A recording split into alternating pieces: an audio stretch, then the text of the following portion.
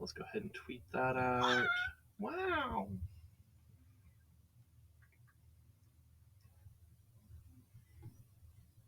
And then check Discord, make sure I have this ready to go.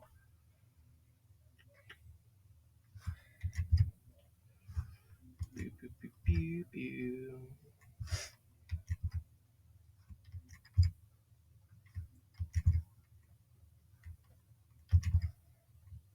And I think that's everything in Discord. It's so eerily quiet. The fucking Breath of the Wild um like menu. Like after doing like Skyward Sword for like 3 months, it's weird just like being here and it's just like there's just some art on the screen and that's it. Not even ambient sounds. It's kind of weird. Anyways, just doing final checks to make sure everything's looking all right. Looks like they are, so I'm gonna go ahead and step that aside. All right. Well, I think I'm all good to go. So, hi, welcome to Master Swords Sunday, where I do Breath of the Wild on Master Mode and talk about Zelda lore and other things as they become relevant to my brain. Yeah. Last week, I made my way to Kakariko Village. I ended there after talking to Impa for the first time. So we're going to be starting off in Kakariko Village, do some of the side quests and stuff around there. Then we're going to make our way to Hateno Village, and yeah, I think that's a rough plan for today.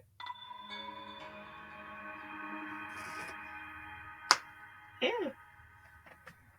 I hope those of you watching are having or had a good like Easter weekend or whatever you celebrate or don't celebrate. I hope you just had a good weekend, even if you don't celebrate anything.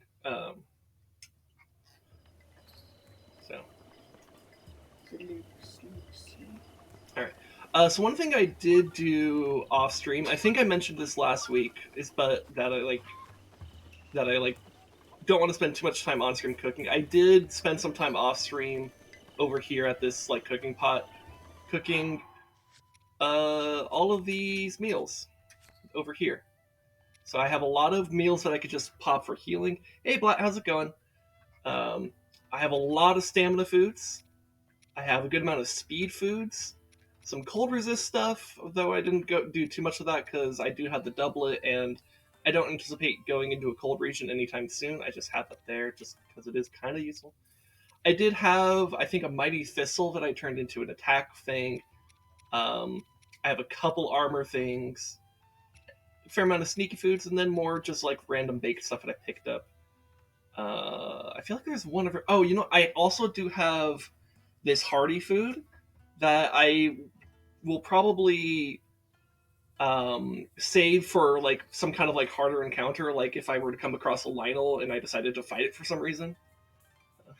Hey, hey, Sword, how's it going? Glad you got exactly what I was going for with the title. Hell yeah! Is sneaky food sneaky because you don't know it's food, or because you don't know you ate it? These are the real questions that we should be asking ourselves every day. It's like the whole idea of like empty calories. All right, where like there are some foods like a lot of like snack foods are often described as having like empty calories because like because they it's like really easy to eat too many because they don't fill you but they could still contain a lot of calories. And the real questions are all right. Yeah, let's talk to this painter guy. Are you sorry to bother you, but are you a fellow traveler? As for me, I just love art. In fact, I'm traveling the world in search of beautiful landscapes. Just between you and me, I hear there's a great fairy fountain somewhere near this village. I hear it's breathtakingly beautiful. Aesthetics aside, they also say the place could bestow some kind of mysterious power upon people.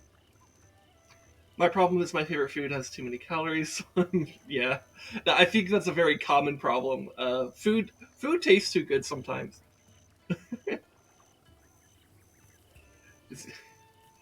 Yeah, noble, noble goddamn price statement that makes a 0 calorie peanut butter. Yeah, it is kind of wild how calorie intensive peanut butter can be. Um, but like, I suppose there's worse ways to consume that amount of calories because at least that does come with like protein, um, and some relatively healthy fats. But like compared to like maybe some other things. But like yeah, though a lot of peanut butters, especially like brand name peanut butters, will add like a fuck ton of sugar. And that makes it like kind of not so healthy. It's also where a lot of the calories come from. Because sugar, my god, is that a way to just add a fuck ton of calories really fast.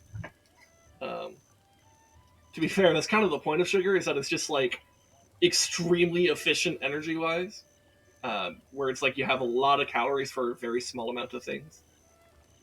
Um, anyways, however, since I'm an outsider, I can't get anyone to tell me any more details on that. Oh, so this guy hangs out. I forgot this guy actually isn't Sheikah. He hangs out in Kakariko Village a lot, but he doesn't. He's actually Hylian. I forgot about that. Hmm. These village people, I mean, these villagers never leave the safety of the YMCA. I mean, the village. So travelers like me are often treated with suspicion. I've been on a zero sugar household rule for decades. Wow, that's actually really hard to do, especially in America. I'm impressed. Uh, okay. No, it's all right, man. I don't mind. I mean, I actually love talking with you guys in chat. It's just like there has to be a balance, right? Okay, there's ads. Yeah, that would do it too. Uh, but I won't give up. Oh, and if I manage to find out anything, I'll be sure to let you know. Okay. I guess let me know when you're back from the ad so I could say what I was saying. Assuming you hear that. I don't know. The ads shouldn't be that long because I deliberately turned the ads to be as infrequent and as short as possible. So you're just back. Awesome. Yeah, so you don't have to feel bad about like talking in chat. I actually love talking to people in chat. It's just like there's like sometimes like it's hard for me to pay attention to because there has to be a balance between talking to chat, talking to, and like playing game. Especially if I have to like read character dialogue, which because I don't have to read it out loud, but I like to because basically because my wife suggested I should do that like in the middle of my Wind Waker playthrough. No, I'm talking. I'm not talking shit. I'm sharing a good idea you had about reading character dialogue. Because you told me to do that at some point during my Wind Waker playthrough, and I was like, oh shit, that's actually a good idea. Even though I suck at reading. Get you a wife. Yeah, get you a wife. No,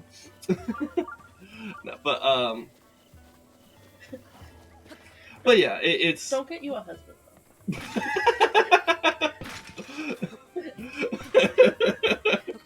If you're cool, you're a wife. Everyone's a wife, as long as you're cool and not an asshole. Okay, how does a wooden boat compare to a traveler's bow? It is worse. Okay. If you're cool and support human rights and women's rights and LGBTQ rights and aren't an asshole and support the rights of people not dying and getting care that they need, then you're a wife. The Curious Quiver. They probably have arrow stuff here. Ignoring me. Hey, I can. You can explain everything you said to another time. Also, I was listening. I was just also paying attention to a different thing. I can do that sometimes. Anyways, we have a lot of fire arrows. Yes, please. I'll take your entire stock.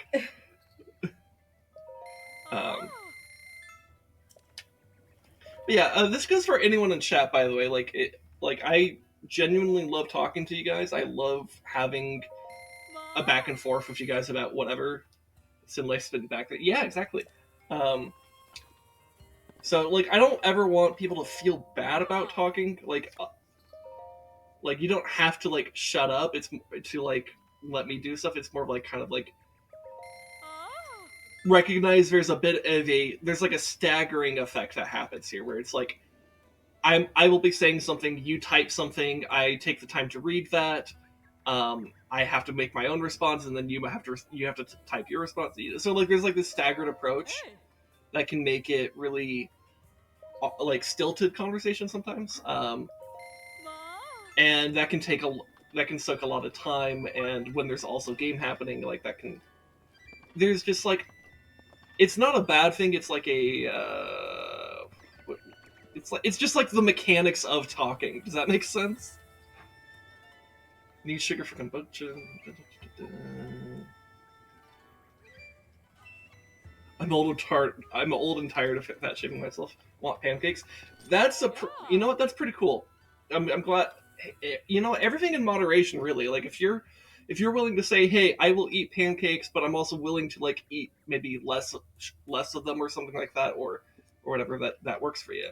Like it's your life. You live it how you see fit, right? Anyways, I can't remember the last time we had a customer in here. Young folks in this village don't have much use for a bow. It's a thrill to see a young lad like you come into the shop. Well, don't mind me. Take your time looking around. I literally bought everything in your store. But maybe I could sell you something? I think I sold most of my gems. I do have some amber still. Do you think? Oh, I still have some Do you opal. think? Let me explain why I'm saying this. Okay. You said, I wonder if I could sell you something. I saw the lizard, and then my brain was like, a rat! And then my brain was like, do you think they'll have rats in Tears of the Kingdom? Because in the very first teaser trailer, there was a rat. And so I'm like, do they keep rats? Are we going to have rats? And all of this is because you wanted to sell something, and I saw a lizard. And so my brain makes no sense. Alright. So this is a food shop. So they got butter, egg, swift carrots, and bokoblin guts. Okay. Hi.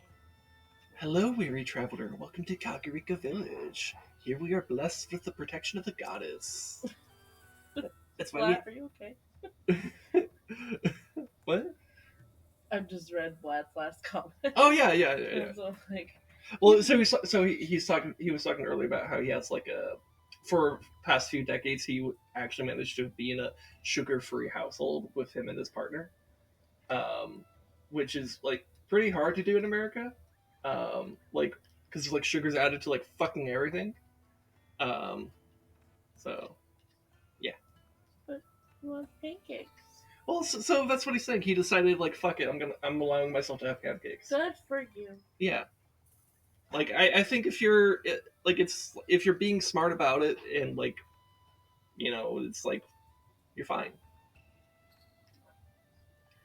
Sugar's from a plant. It's not unhealthy for you. That's how my brain works. It's not exactly true, but okay. If there's only one visible sugar, then it's okay. If there's more visible sugars, then it's not okay. Like the crumble cookie I have in my room right now, it has brownie, that's 1 sugar, and then it also has chocolate ganache, that's 2 sugar, and then it also has cookie, that's 3 sugar. That's too many sugar. But if you have a pancake, that's 1 sugar. And syrup comes from a tree, so that's a healthy sugar. So it's okay, it doesn't count. And if you put fruit on it, it takes away 1 sugar. You're actually adding sugar, though. No, because it's fruit sugar, it doesn't count.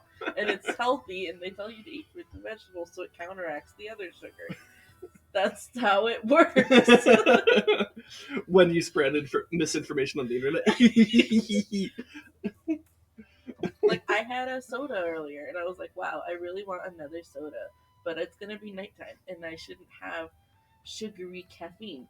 I'm going to have sugary juice instead, because it's not as bad. Just kidding. I'm not having this on camera. I'm having this totally different drink. That's Mountain Dew. It's code red, but it's green. That's why I just said Mountain Dew. This is just tall Mountain Dew. What are you talking about? Anyways, on the note of talking about healthy people, That's why we have so many healthy, happy animals and an abundance of fine crops. Bless you. May highly bless you. My products are locally grown, fresh and seasonal. Truly choice goods that bring something special to any recipe. Dude, imagine if we had seasons in Breath of the Wild and this shop actually changed what it sells based off the seasons. That would be cool.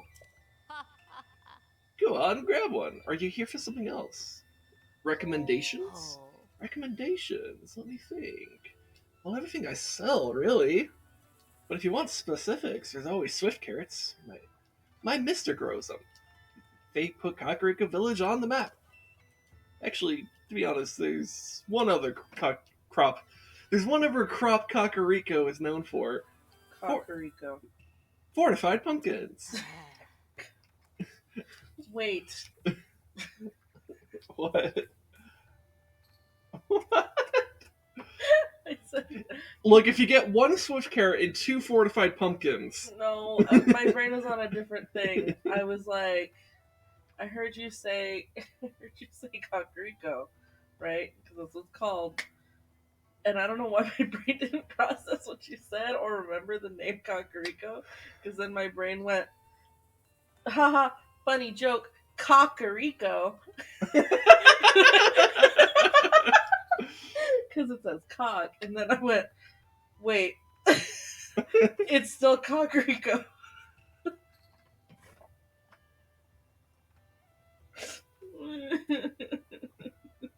I love you. Oh shit! I just remembered I did respond to Rezdog about in Discord earlier. Whoopsie whoopsie. He posted something and I forgot to respond.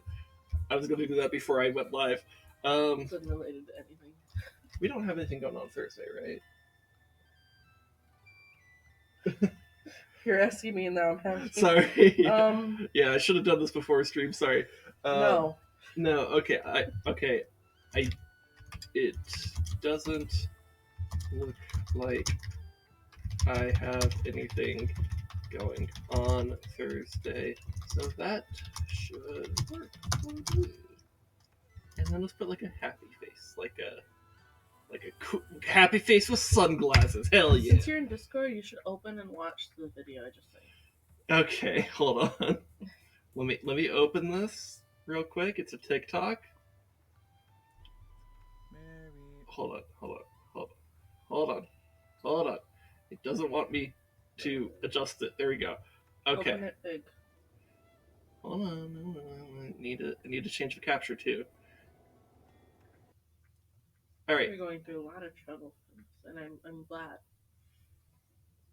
All right. So let's see. It looks so. I've never made such a face after sight reading something in my head. And this is Just play it. okay.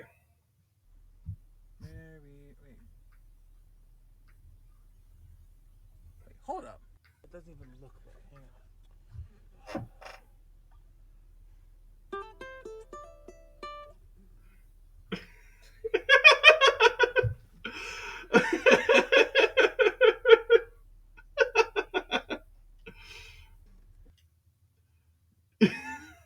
That's pretty good, actually. Hold on, I'm like trying to like pause it on that like fucking frame. Hold on. Oh, like I don't know, fucking technology. There we go. That's what I'm trying to do. This face. It's just like, oh no, like he figured it out. Because you know what that is, right? That's the terminal. Did you just ask if I know what that is? Yeah. That? Yeah. I'm just confirming. I sent it to. I'm just confirming. I'm just confirming. And then I made a I'm comment. just confirming. I'm not like suggesting you don't know. I'm just like making sure before I run with an assumption. Yeah. Okay, I had And assumed made a you comment knew, how but I wanted to double check. I made a comment how I'm fact checking myself in real time. I made a comment how I was glad that you were going through a lot of trouble to watch this and made it funnier. Okay, here, let me. It might not have been so clear with the instrument he used. You should just play the Let song. me shove some of the shit I put on top of my keyboard over here. Hold on. Just play the song on stream fully. Indulge to play the song on stream that it is. That'd be hilarious. Hold on. I think I need to plug this in too. I'm going through a lot of work for this stupid thing. Hold on. Okay. And then turn this on. And that's a weird ass key. So that is This is so much more trouble. yeah, that's an A. But is that A or A? Well, if it were A flat, I think because it should be it should be B E D G or B A. Wait, hold on. So B flat. Okay, so so wait, so we should be all that should be all the black keys then, right? Should be involved in that because that would be B. Did this? Did my keyboard just Blat kill is itself? like, I have no idea what's going on. And like you're like going max music nerd over here. I am. Let me be a nerd. Letters make sounds, sound don't make letters. You sound like you're in a cult right now. I had to plug the keyboard in on both sides. Letters make sounds, sounds don't make letters. So yeah. Okay, so yeah, so if that's a B, okay, so that should read as no. So yeah. Okay. Oh, but that key actually doesn't work. So I'm going to lower this an octave, but hopefully this will still get the point across.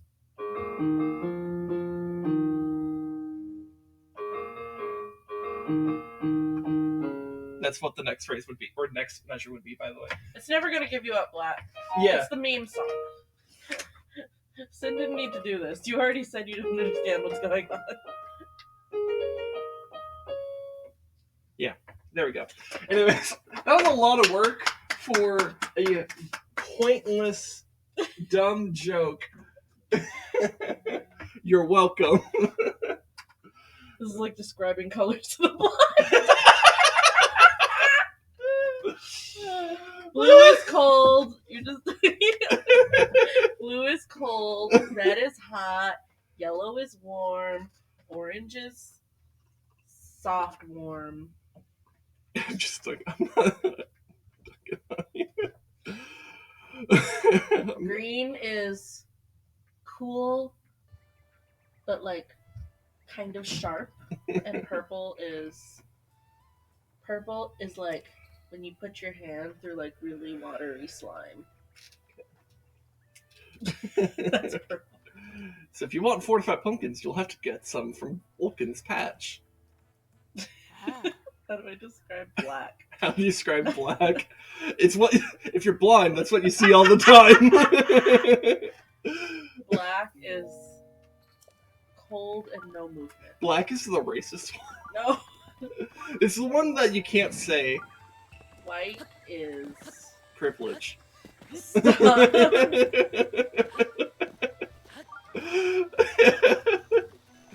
Did I go in this shop? I don't think I did. White is have a nice day, sir. Black is stop resisting. Am I wrong? This is us right now. Okay, hold on. Blat says you're never gonna give you Hold on. Yo, Dad. Oh, yeah. Dude, I love Daniel Thrasher. He has good shit. Alright, this is absolutely worth watching. Wait. Okay, I need to open stream here so I can hear what's going on. Oh, yeah. I have it open over there, but I open it here now. Okay.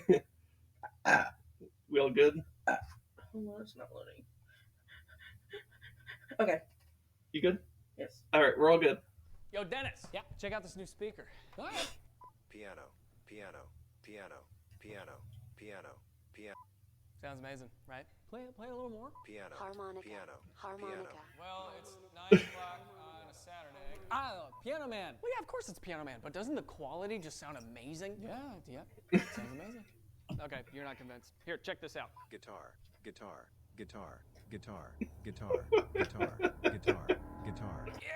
I'm gonna take my horse to the Old Town Road. Old Town Road! That's a great song! Something up with you? Yeah, hoodie guy, I'm gonna tell you something I've never told anybody before. Okay. I'm tone deaf. Okay, so you can't sing. That's fine. No, it also means I can't hear music like everybody else. That's just a myth, man. Come on, here, try to match this pitch that I'm singing right here. I can't. Come on, man, just try to match this pitch that I'm singing right here. I can't. Match this pitch that I'm singing right here. No, stop. You're gonna have to try harder than that. Just match this pitch that I'm singing right here. Give me an ah with your voice. Ah. Ah. Did I do it? Just What was that? I can't do it. Okay, I'm broke. Let's go simple. Here, turn around. Why? I'm gonna play 2 notes, and you're gonna tell me which one is higher than the other one. Ready? Hold on, slow down. Turn around. Okay. First one. Second one.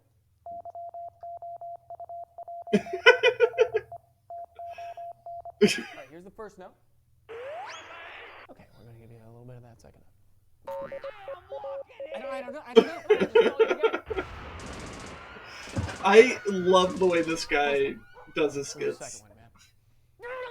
I must be punished. He becomes a flagellant, a musical flagellant. I don't even know what that means. Does it sound happy or sad? Can I get a large pepperoni? It sounds like neutral. This is my family's favorite pizza place. Happy. But I'm gonna poison him. Okay, sad? What is it, man? I can't tell. Come on, push your brain, man. Is it major or migraine? Mars bar or monopoly? Is it Morgan Freeman or Morgan Freeman? Morgan Freeman, Morgan Freeman, Morgan Freeman, Morgan Freeman. I can do it. Play it again. Morgan Freeman. Wait. Forget it, Dennis. Let's just try again later. No. Something's off. Hold on. Hello? Hi, sweetie. It's your mother. Can I call you back? Why, yes. I was in Shawshank Redemption. Today's video is brought to you by the Savannah College. Okay. All right, we're not doing the sponsor part, but I love Daniel Frasher's stuff. It's fucking I'm trying to like show it on screen right here. Daniel Frasher, he makes a lot of skits that are about like being a music nerd, basically. I love his stuff. It's good. Go watch him. Anyways.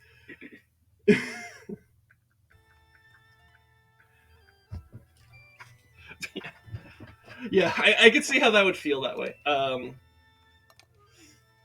I try not to do that to people, but like I think that's kind of a byproduct of being a nerd about certain like topics and stuff, is that like you're just gonna talk to someone about it and they're not gonna know what the fuck you're talking about. Like Rez is kind of like that with me, where it's like he'll go off about some gun stuff and I'm like, some of those were words, I think. You good, Liv? Dropping. Okay. Because it's like, I'm not interested in like gun mechanics, but he's like a mega nerd for that shit. And hello, who are you? Rez talks about guns and same Person- Pew pew pew pew. This is how this is how people die faster. That We're is a true. little unhinged tonight. Dude, this guy's name is Bugut. I don't like It's because he has a gut. I don't know. That girl at the Kakariko Village clothes shop is a real cutie pie, but she's out of my reach. Like a flower. Hold on, should I be speaking with? Should I have a fedora for this? She's way out of my league. But you know what? Not out of my league, baby. Like a flower on the high peak. She has a nice stealth chest guard. But it costs a pretty penny. Makes it harder for monsters to find you, she says. Alas, I'm too old for her, and too poor for that outfit. Why are the men in Breath of the Wild, it's very few men, but why are the men in Breath of the Wild attracted to the really young people? It's because if we want to make a political compass meme, someone has to occupy the bottom right. Too niche. At Okay. least he knows he's too old for her. Not like the guy that's dating the Zora. Oh god, that one's weirder. Can we say that if it's a spoiler? But you probably Yeah, won't do well, it. it's fine. If people know, they know. If they don't, well, then keep watching.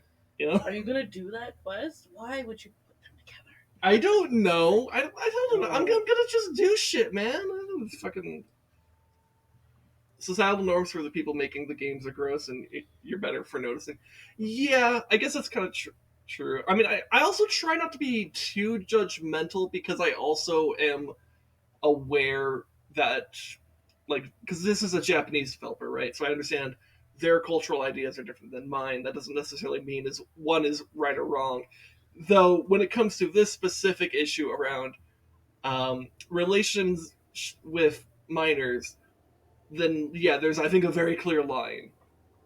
Um, but yeah, anyways, Don't fuck the Zora children. yes, yes. Anyways, this is, Or the regular children. But that's not really don't happening. diddle That's the not happening kiddies. in this game. I don't know why I said that so weird, but you know. Diddle the I think kiddles. my brain was like, what say diddle the kiddle, and I'm like, That's what I just said. but like it came out weird. I don't know. Um. Anyways, just eat some Skittles instead, um, or don't. I don't know. Just don't. How about that? Anyways, this guy sells some stuff. I guess I could see. I could decide if I want to buy it. Endura shrooms, Endura carrots, and tireless frogs. I think I do want these actually. Because that's like the extra stamina. So, and then do I want more frog? Sure. Ew, I saw a video today of someone cooking a frog in it was like I don't know, it was some kind of like really, really hot, like boiling, like soup, you know? And they took Why is there a child that ran in after we were just talking about that? I'm scared. Sorry, you can continue. I'm just like that was like he ran in, and I'm like, oh no. It's Coco. It's raining now, so she Coco can't cook. cook. Oh, okay. Anyway, why is her proportions larger than the adult male? Like, her head is larger than his head. Shikiro just built different? Did I accidentally ping? I did. Wait, hold on. You just pinged. I did. Okay. This is the. Okay, I think I erased the pink Once spot. you go over the Yeah, thing, yeah, it yeah. takes it off. Everyone's walking in. Oh, wait, I It's actually think I because- talked to this lady before, didn't I? Yeah. I recognize the name. I was talking about frog. Orange gems. I'm sorry. Yeah, no, you can They keep. they took a whole frog, like with no head. How you prepare it to like eat, which is fine if people eat frog, and like you know how when you rub salt on like some like frog legs and like other types of like meats Frog. and stuff, it reanimates the limbs because of the Frog. salt that happened. But they didn't put salt on it. They had it on like they were holding it with his tongue, like it was all 4 legs and feet, and they dipped it, and it was like long and stretched. And they dipped it, and its toe touched the soup.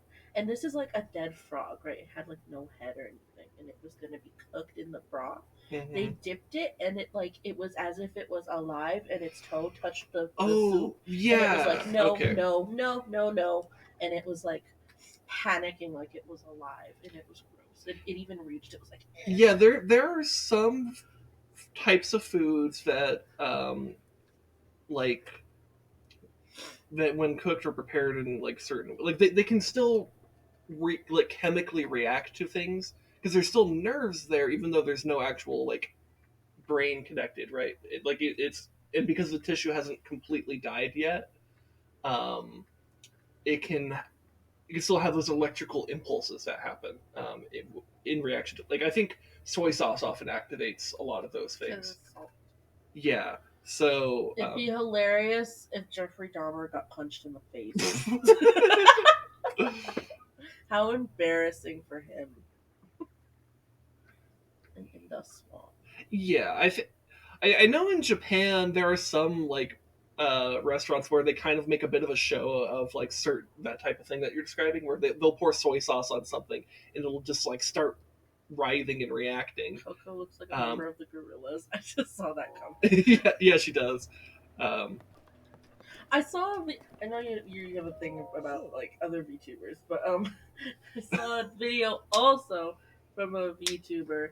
It was funny. She didn't know the gorillas was pronounced gorillas. Wait, She what did she thought think it was called Gorilla Z.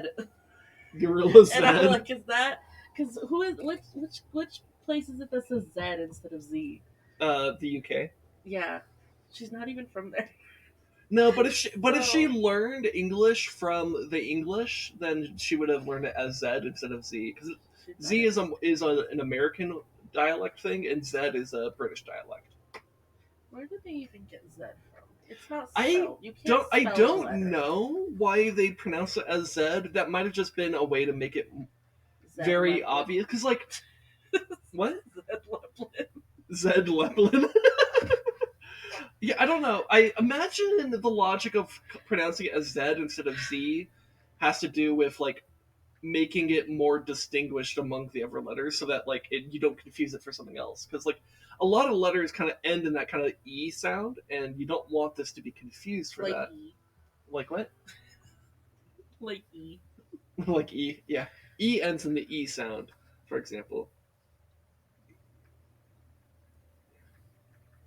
Yeah, but no, yeah, I agree, but no. B, C, D, E, G, P, T, V, Z. Good job, Blat. Anyways, I woke up Ollie, and he's like, "You scared me half to death." Changing just one of them was more confusing. Yeah, that's why I was staring at your comment for a while. That- I'm like, why would that's- they only do one? That's the part that I find weird. So I'm really not sure. Like I'm just throwing that out there as a guess. I don't actually know. There might be some other reason in these. Why does British? British? I don't know. Anyway, Frog Imagine does unironically dancey being dance. British. Frog does dancey dance at the end. This is actually a lot of rain. Did you know the puddles fill when it rains, and then after it's not raining, they evaporate? This guy's name is Steen. Steen. Hmm? Do you need something?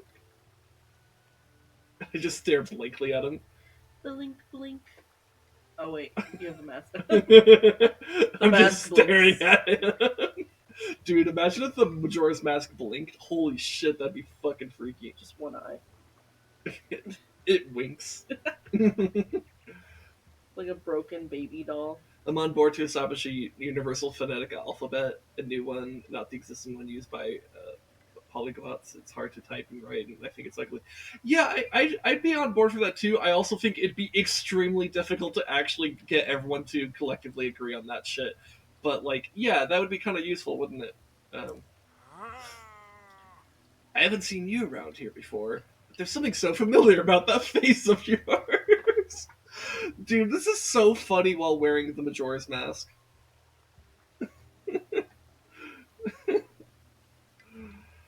Like, where has he seen this mask before? My phone updated, and now all my notification logo buttons, like if it tells if the logos for YouTube Mm-hmm. or for Twitch or for Twitter or whatever, he changed it to all purplish blue, and now it all looks like it's from Twitch, and I keep getting confused. I'm like, Oh. how is so many people going live? I'm like, oh, never mind. Oh, okay. Oh, yes, I remember now. It was long ago when the calamity hit. But you look just like the swordsman who was about to stop it. Or who was trying to stop it, or whatever. That was me!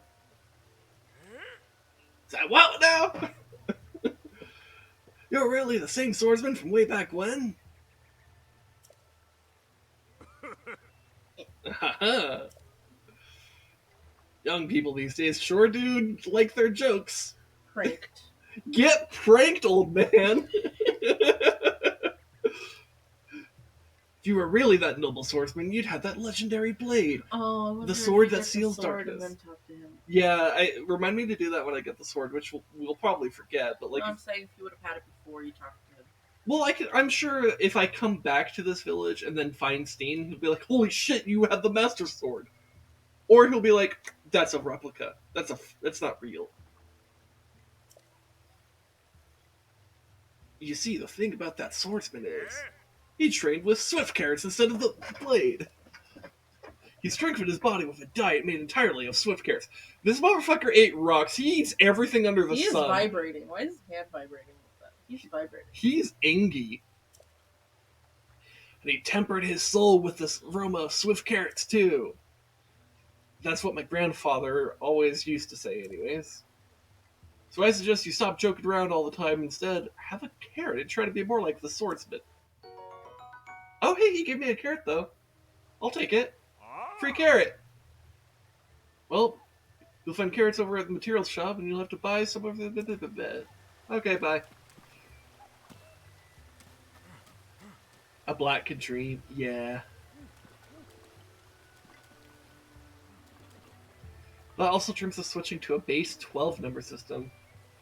That would be interesting to imagine. I feel like you could make a pretty good like fantasy or sci-fi story with like that being like a detail in it, where it's like imagine like an alien race that has like let's say they had 6 fingers on each hand, and so they had a base 12 system. Like you can make it kind of. I think that could be kind of interesting to try to imagine. Because I think the only systems of counting that we've really established in with at least with humans, as far as I understand it, and bear in mind I don't really this is not a specialty of mine by any stretch, but I think the only ones I know of are like base 10, which is what we have now, and a base 5, which I know the Romans used. But maybe there was something else that existed, I don't know. I'm not a number history nerd, so. Plums symbolize endurance and prosperity. The way they persevere through harshness of winter and flower at the sign of first spring, despite the fact that you suck at reading this on stream. We Sheikahs strive to live in harmony with our environment and consider plum trees the silent guardians of our village. These plums were planted by Impa on the day I was born. They're special to me, so I keep a close watch on them. Well, just like you can't hear music like of people, I can't read numbers like of people. I don't know what you're saying. Oh, you actually do know about that. Okay. Alright. I don't know how to read Blat.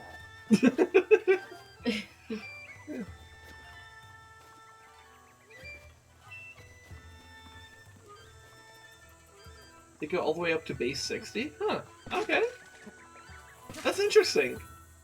That's actually like new information to me. I wonder how that would work, like in terms of like how to think about that.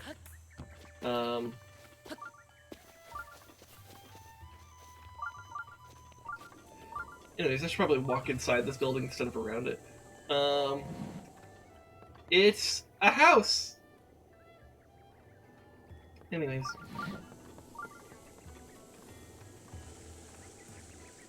Base 12 and 60 are why we divide the time the way we do. Oh! Oh, and that's a Babylonian thing. I did not know that. Okay. That explains a lot, actually. Yeah, okay. Cool.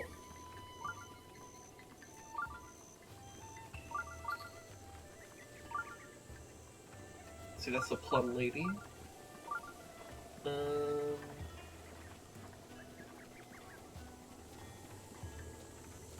Trying to make my rounds on who to talk to. Because I know there's stuff to do around here.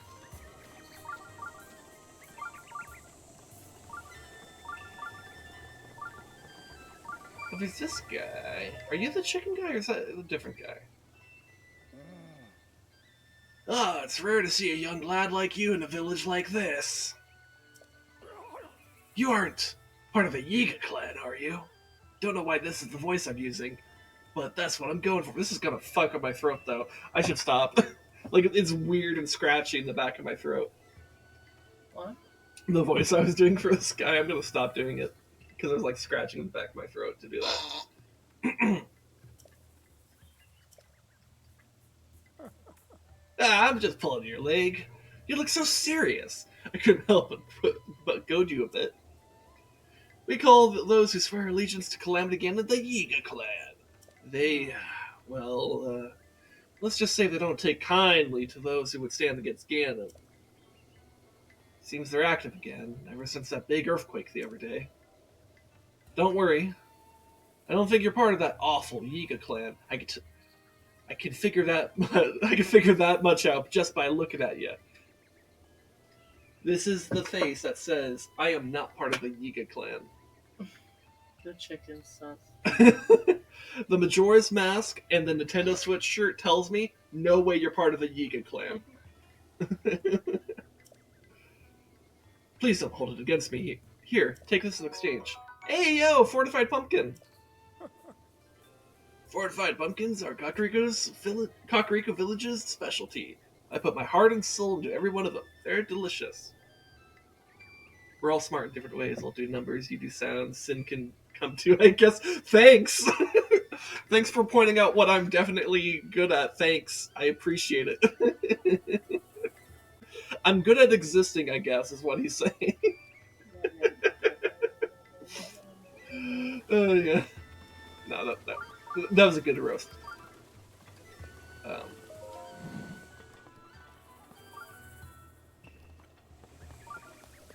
Okay, there's pumpkins down there if I want more. I actually might want more fortified pumpkins, but I'm not going to worry about that right now. Yeah. New clothes, cute outfits. Oh my god, I forgot how cute she is. Holy shit. Enchanted is open for business every day of the year. Oh my, look at that face. You are totally my type.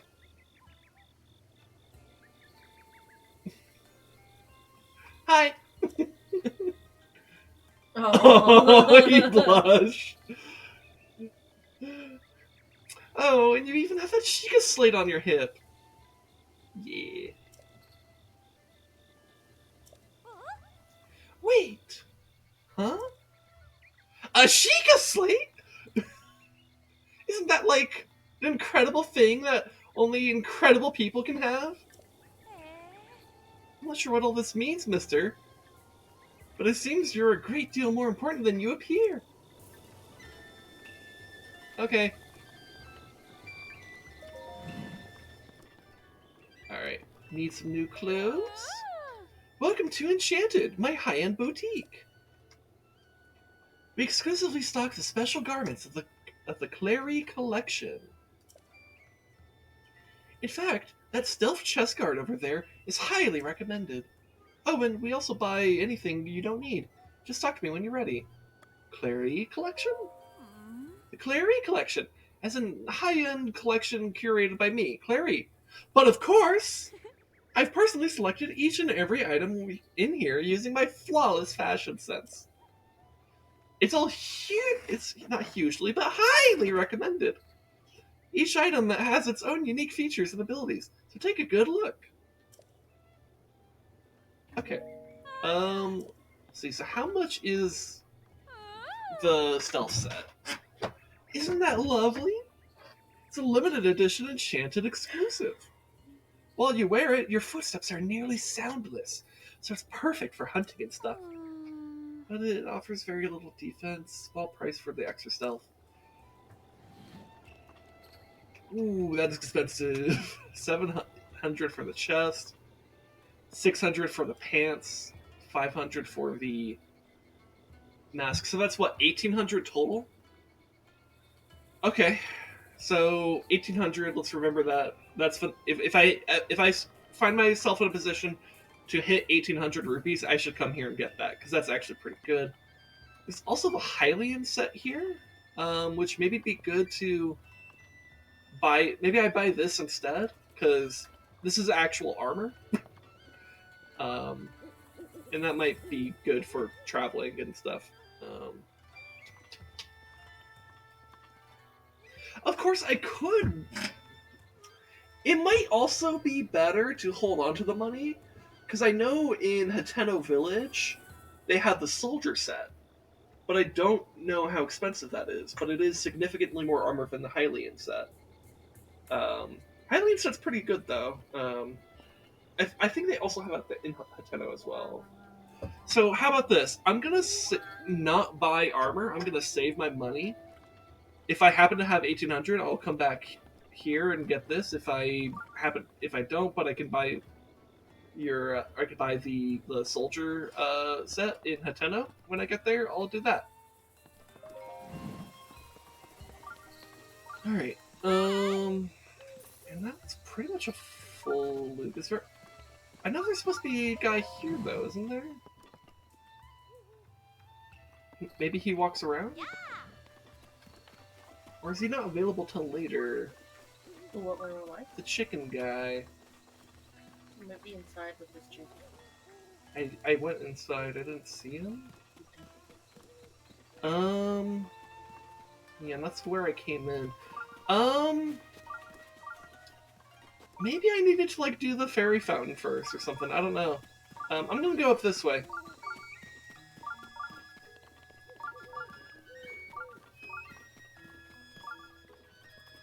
There's one of those chickens. Oh, you can see Hyrule Castle from here. Or at least part of it.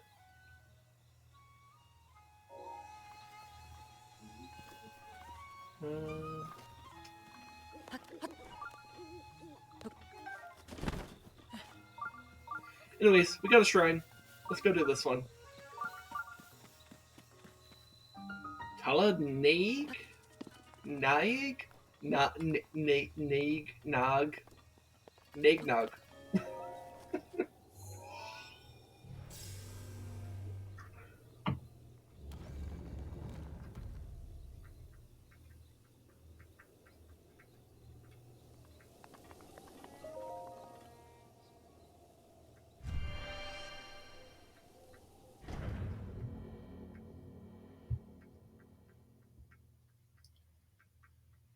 Beep, beep, beep.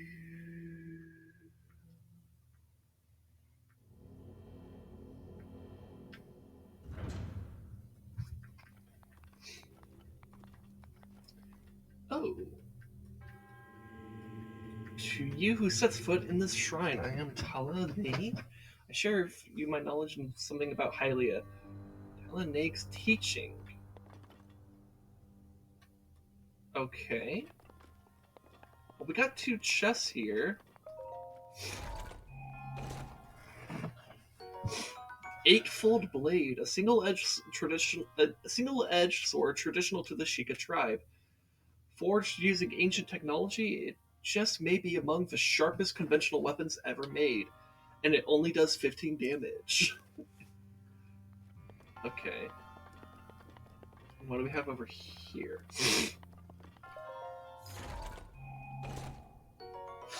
Shield of the Mind's Eye, a small Sheikah made shield. Excuse me. Its design is intended to decrease blind spots without sacrificing too much defense. But my inventory is too full. I guess I dropped the shield I'm currently using, because the Sheikah shield is better. Even if it's just by 1. Let's see, what's this other one? Durability up. Shield guard up, shield guard. Okay. Alright. Anyways, this looks like the setup to a combat shrine.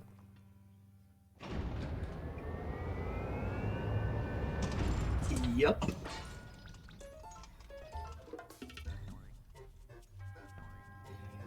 Use a side hop to avoid enemy attacks. This will create an opening that you can use to strike back. Okay. So basically, this is just like trying to teach you some stuff about combat.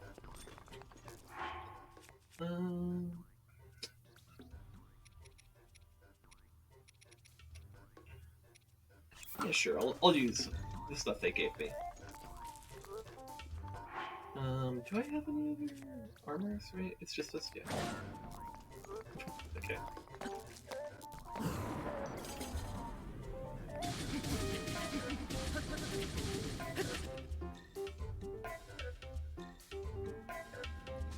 Do a backflip to avoid enemy attacks and create an opening to strike back.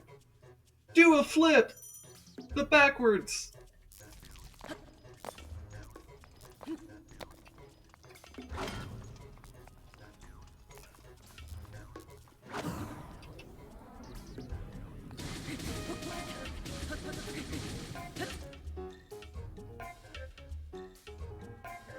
You can repel an attack if you parry with your shield at just the right time. Strike back in the opening you create.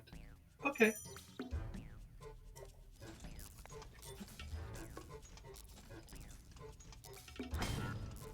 Okay. I am pressing the right button. I'm just bad at timing. Why am I so bad at timing this? There we go.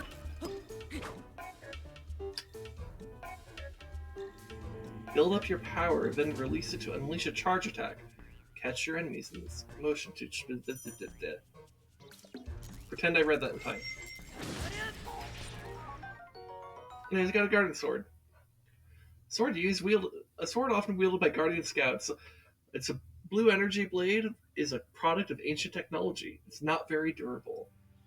So I love how the guardian is just perpetually exploding right now. It's beautiful. It's very beautiful. That is interesting that it's not, the glowy is not affected by the pausing, but everything else is. I think it has something to do with the way certain effects are processed and animated in games. Because it's not like a Breath of the Wild thing. It's just a lot of games have stuff like that. So.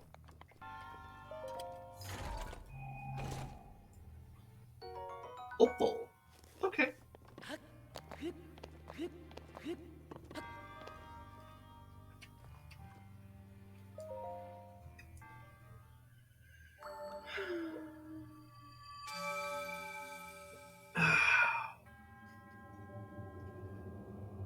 Your triumph over the test of strength subverts the prophecy of ruin from something.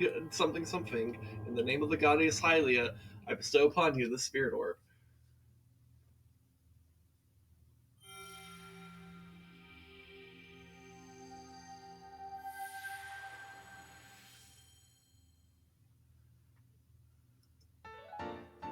Yay!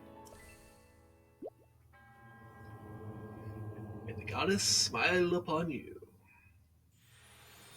Okay, bye!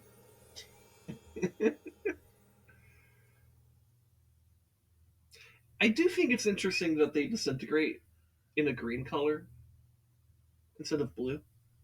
Wow. Because, like, I don't know, it could be... I wonder if that has any connections to Zonai stuff or not. It could be coincidence. But... anyways...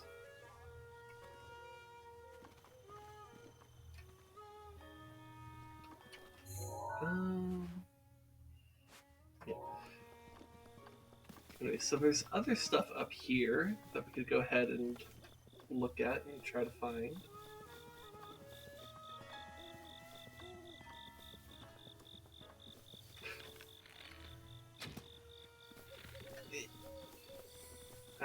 Faded away.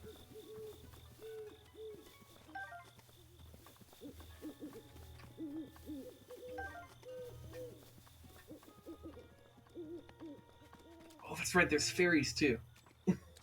I forgot, You're a fairy fountains will have fairies. Isn't that so nice? Fairy.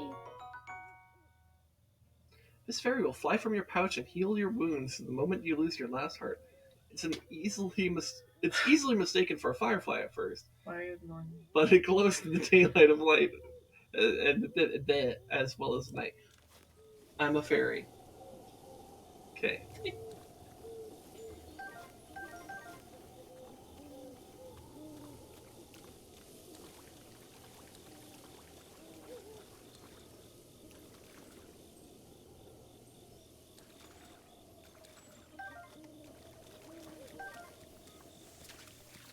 Look how intensely these mushrooms glow.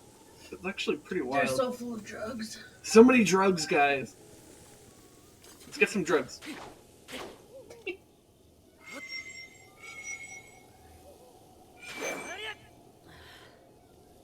I did too many drugs.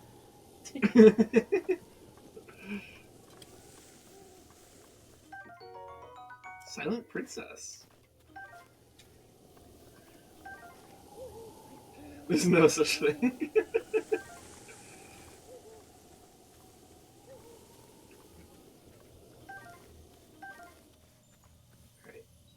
This one's like flying like directly above me, basically. There we go. So how many fairies did I just grab? 4 fairies. That's really good.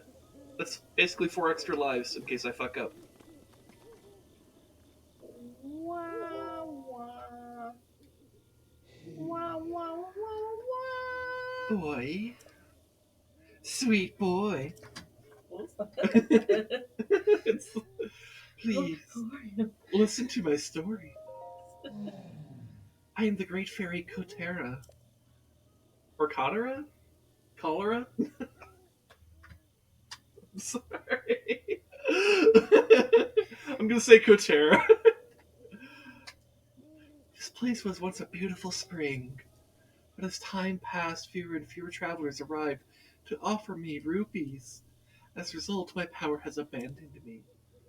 I'm nearly powerless now, so I beg your help. I need rupees to become whole again. All I need is 100 rupees. Money, please! I love you. Once my power has been restored, I can help you do great things, boy. This chair makes me look fat in the camera. Oh. I guess if you're wearing black, it does, because like they can't tell where the chair ends and you begins. Like there's just like this. I'm like looking at the camera and I'm like struggling to find where the border is. This is just my massive titty. Share-sized titties. Dude, imagine.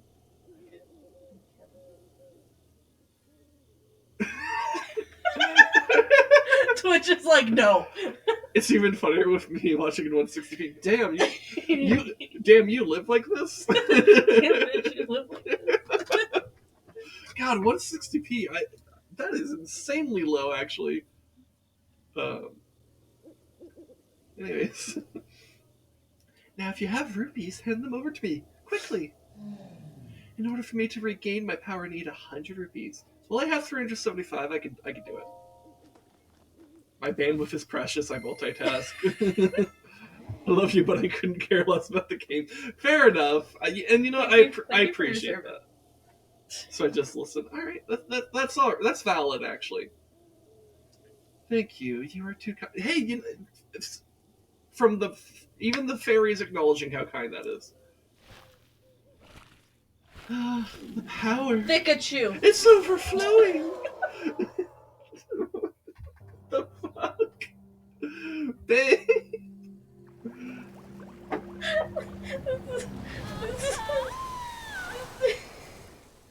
This is why I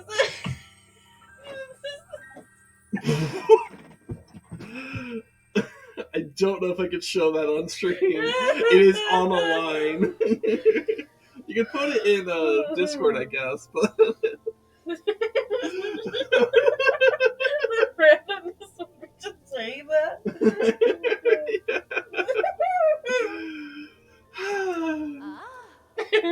Oh, what a feeling.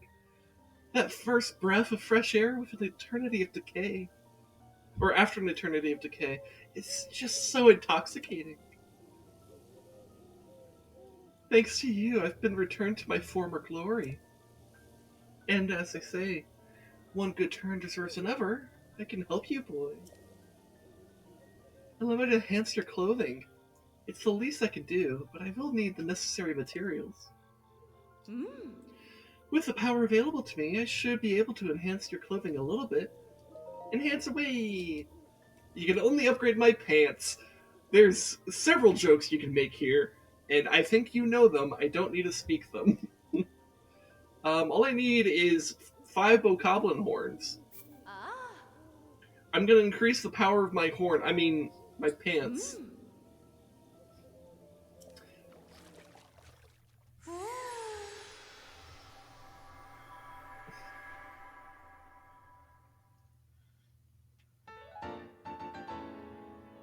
Y'all ever read or watch Jonathan Strange and Mr. Norrell? I have not. By far my favorite among fairies. They're much more true to the myths and so much more interesting. Yeah, I've never read or watched anything with that, so yeah, I don't know anything, but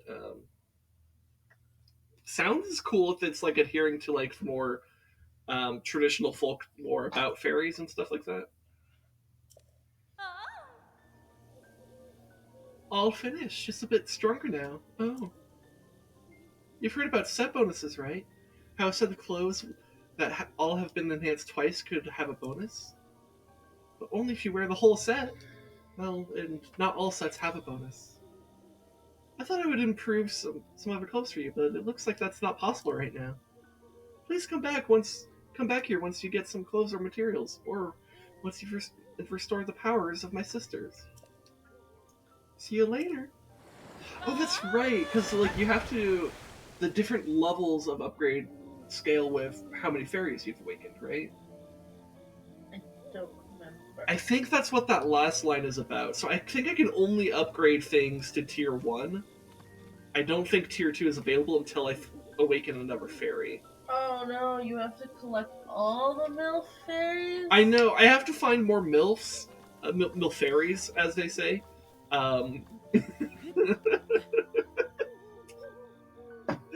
Okay. Not that I mind.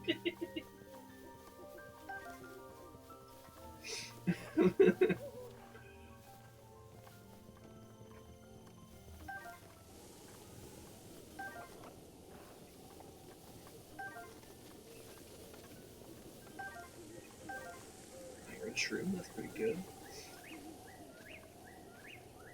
Oh, I saw something sparkle over here. What are you? What are you? You're aircorns. And oh, I'm so sorry.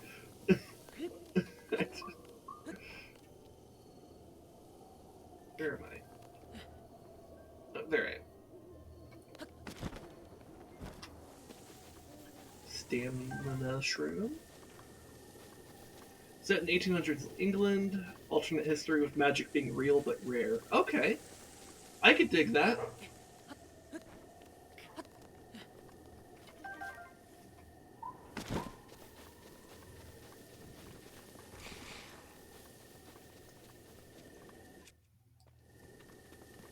And we group these bokoblins together.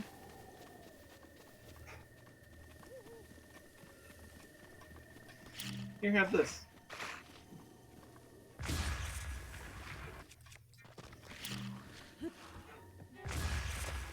Nice.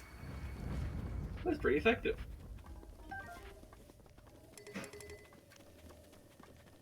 And there's a bit of shield surf here. I see a rock.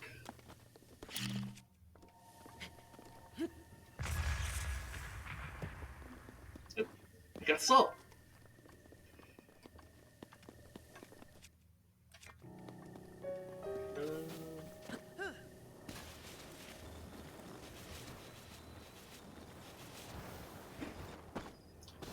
Oh, that's right. This area leads to Lanayru, which I don't want to do right now. So we're gonna go back. I think I can climb this cliff.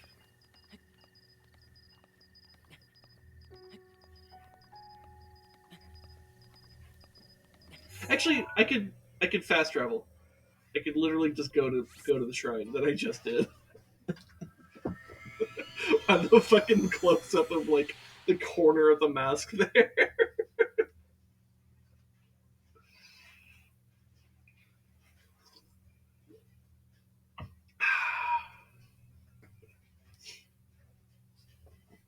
Oh, you know what? I have 4 spirit orbs. I can get either another heart container or a stamina vessel.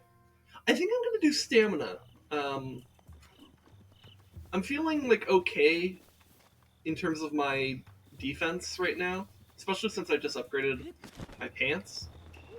So let's upgrade my ability to climb things, basically. Um, Stamina vessel.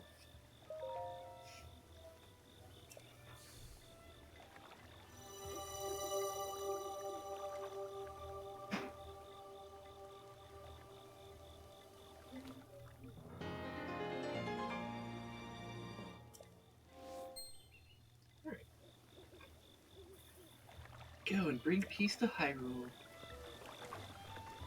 Alright.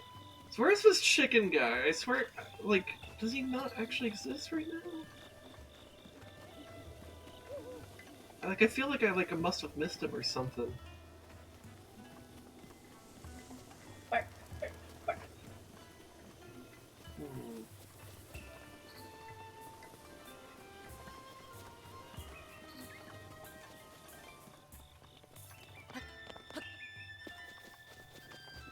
See, I mean, there's this lady that I encountered when I walked into the village last week, but I'm confused. I know there's supposed to be a guy concerned about all his chickens. He's not here?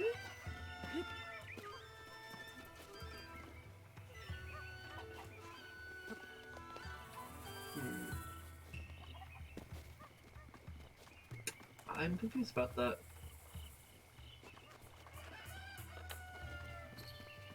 Maybe I need to go, like, grab a chicken and kind of throw it in and so he just magically appears or some shit? I don't know.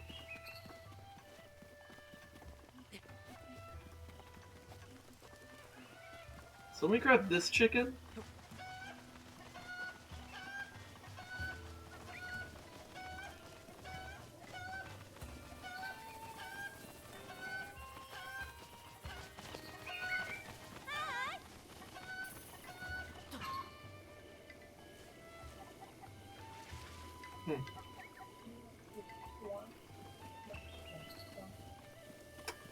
I don't know.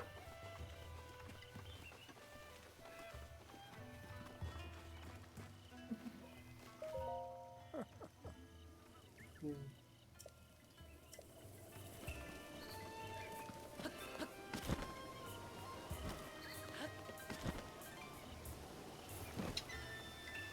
Yeah, I don't know what's up with that.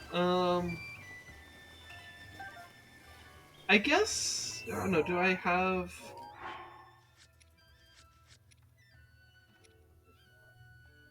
See, I think all the side quests are just the DLC stuff. Yeah, okay. Wait, did I not? I did already talk to Impa, right? Do I need to talk to her more? I thought I already talked to her last week. Maybe there's more I need to talk to her about? Let me talk to her again, I guess, because I didn't talk to her enough? The words that the princess risked her life to impart to you. I cannot pass them on to someone who lacks conviction. Are you prepared to risk your life for the greater good? I am. Ah! Not a memory to your name, yet you are as intent as ever to charge forward with only courage and justice on your side. You have not changed a bit. Once a hero, always a hero. Very well. Since you have lost your memory, I will recount for you all that has happened. Did you not do this last time? I did, but like I guess I needed to talk to her again. No, but you didn't get the story? Maybe not the specific one. I guess, but I walked in and she was like, "Oh, it's you." And I thought that was this, but I guess there's more. You didn't actually go up and talk to her? I shut up. Let the cutscene play. Back time and time again by a warrior wielding the soul of a hero and a princess who carries the blood of the goddess.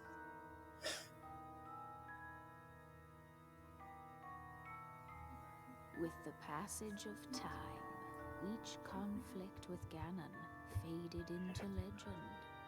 So listen closely as I tell you of this legend that occurred 10,000 years ago. Hyrule was then blossoming as a highly advanced civilization. Even the most powerful monsters posed little threat to the denizens of the realm. I assure you, we were completely secular in our orthodoxy. Okay, Rez, we're watching the cutscene real quick, okay? Technological prowess to ensure the safety of the land, should Calamity Ganon ever return. Player 3, yeah.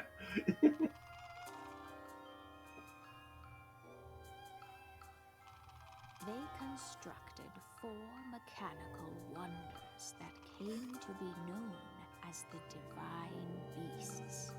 They also built a legion of autonomous weapons called Guardians.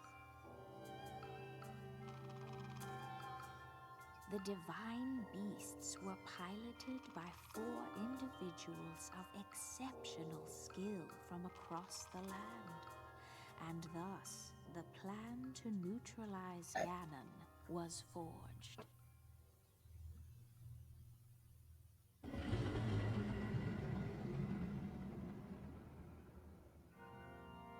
Upon Ganon's inevitable return to Hyrule, the princess and the hero fought alongside these 4 champions against this ancient evil. The Guardians were tasked with protecting the hero as the Divine Beasts unleashed a furious attack upon their terrible foe.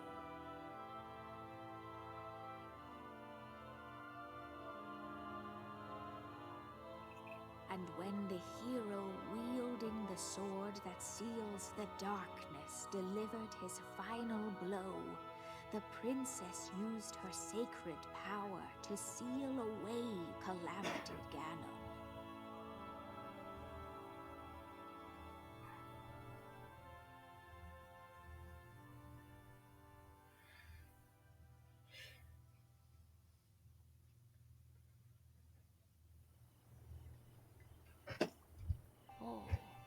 So basically, 10,000 years ago, we used the power of technology to destroy a demonic god. That's what that cutscene is. What is this? I just realized earlier when I said there was a YouTuber that I saw that could pronounce gorillas correctly, and she was like, "Oh my god, what the fuck?" Yeah. It was Cotton. Oh, okay. That's kind of funny. Anyways, 100 years ago, in preparation for the foretold revival of Ganon, we strove to follow the lead of our ancestors of 10,000 years prior. And then we fucked up. Well, sort of. But, in the end, it didn't even matter. Boom, bam, bam, bam, bam, bam, bam, bam, bam, boom. Despite our best efforts and careful planning, we underestimated his power. Why am I changing my voice for Impa like every fucking line I read? I don't know. Imagine being consistent. In order to avoid ever making that grave mistake again, the princess left you these words. Oh, Free the 4 divine beasts. That is what she said. 4 divine beasts? The 4 divine beasts are ancient Sheikah weapons wielded by the 4 champions who Ganon's defeated. The divine beast Va Rudania, controlled by Daruk of the Gorons. Divine beast Va Meadow, controlled by Rivali of the Rito. The divine beast Va Ruta, controlled by Mipha of the Zora. And divine beast Va Naboris, controlled by Urbosa of the Gerudo. It would be extremely ill-advised to face Ganon without the power of the divine beast to help you. You must infiltrate the divine beasts that were stolen away by Ganon 100 years ago and bring them back to our side. More information about these divine beasts can be found by locating the 4 races scattered across Hyrule.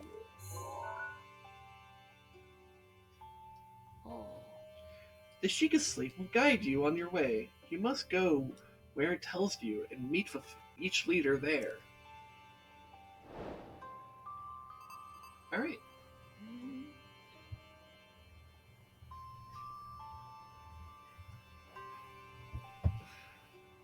I just read Blat's comment, and man, that was a very poorly timed comment.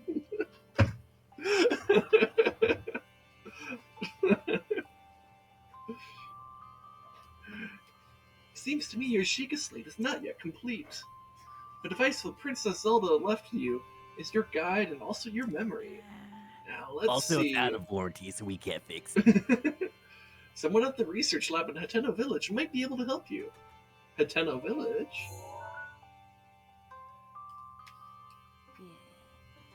The location shining on the eastern edge is Hateno Village.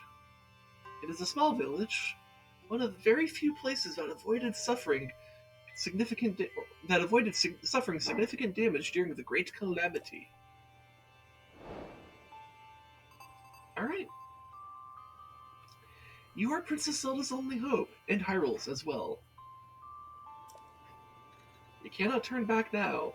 Follow your heart and seize your destiny.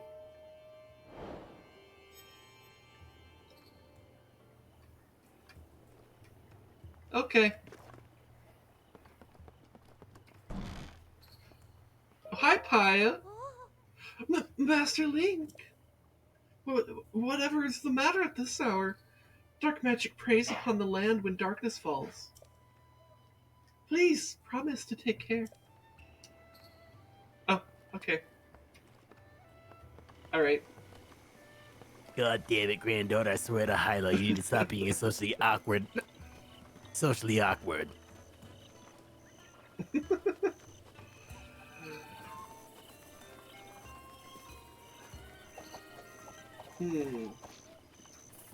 So I wonder if the chicken guy now exists because I talked to Impa? He's not here though. I don't know.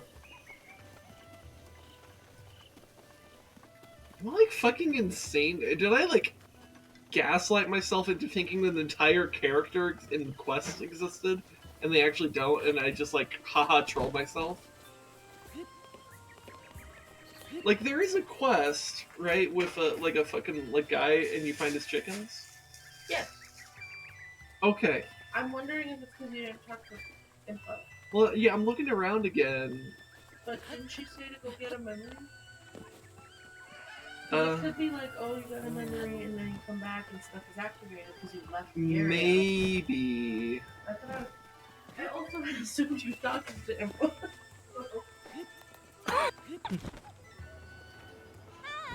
Okay, well... Yeah, so maybe we can't do stuff in Kakariko Village, and I just spent like an hour just kind of running around doing like... Kakariko, that's the joke I was thinking. Fucking an hour and a half ago when I said Kakariko, and I was like, wait a minute.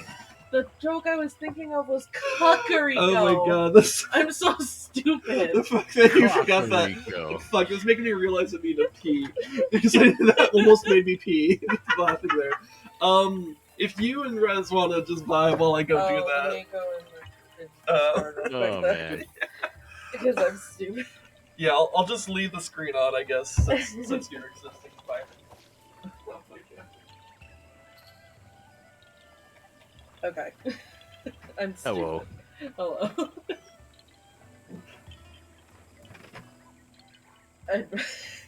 Yeah, an hour and like basically an hour ago I made a dumb joke in my head that's not a joke.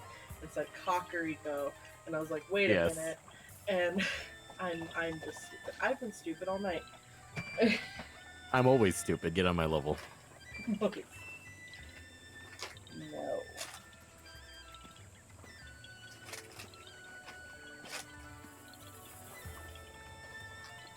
I think I burnt my popcorn. F. F for popcorn.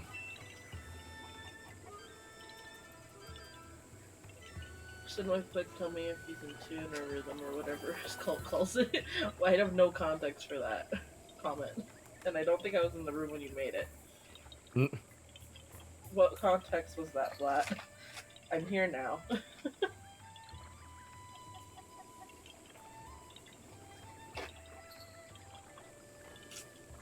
I was being a wife and cleaning and making popcorn, as wife does. Sin made sounds. Sin always makes sounds. But don't give Sin the idea to try to figure out what note his sounds are. Because then I'll never be able to... what? Note. What key did you come in?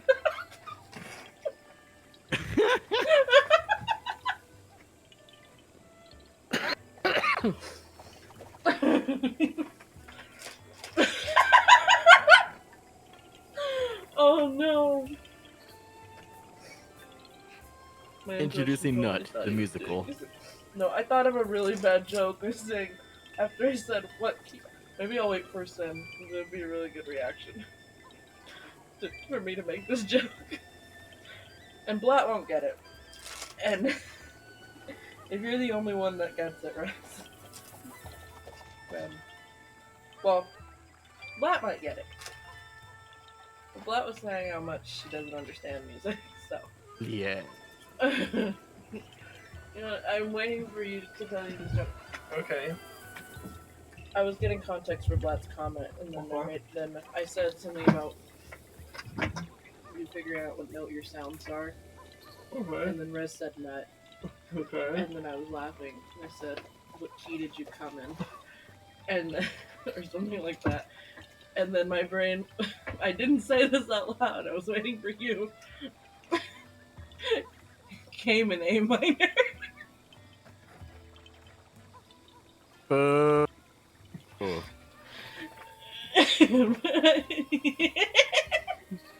What?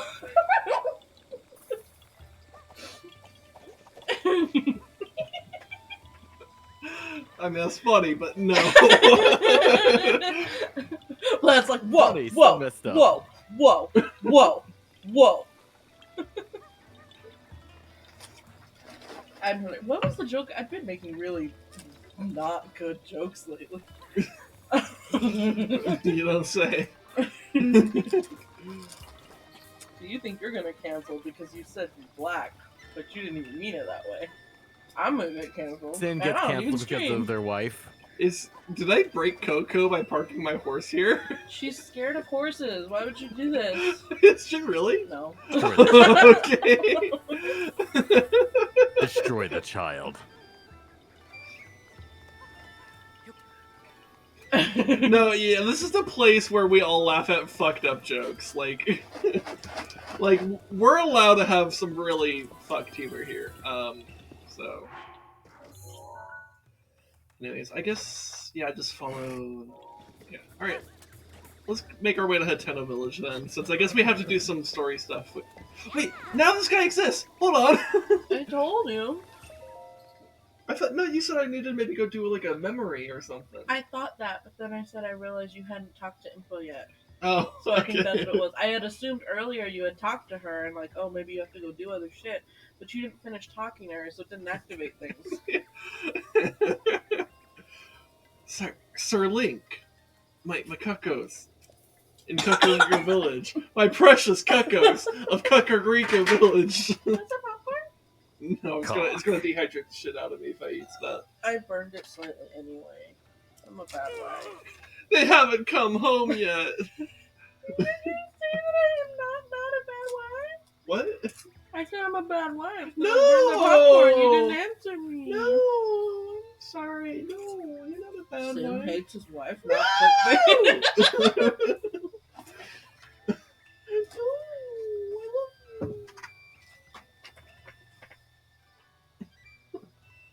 Thank you. Okay. Immediately dehydrates after eating one popcorn. Oh my god. Speaking of your wife. Now that my wife wants nothing to do with me, my cuccos are my only emotional support. Yo, get your cuck friends to support you when your wife leaves you because she cucked you. There's so many ways to take this joke. Holy shit. Tucked you with the cuccos. Whoa. Whoa. Whoa. Whoa. Whoa. Whoa. Funny. Whoa. Whoa. Wow, what do I do? Not the soundy man. I'll come back. My wife left me a while ago. All this time I've been waiting for her to come back. Oh my god, I don't remember this. I don't remember this either. This guy's like fucking... Ha! Joke's on me. All these cucking jokes. Jesus Christ.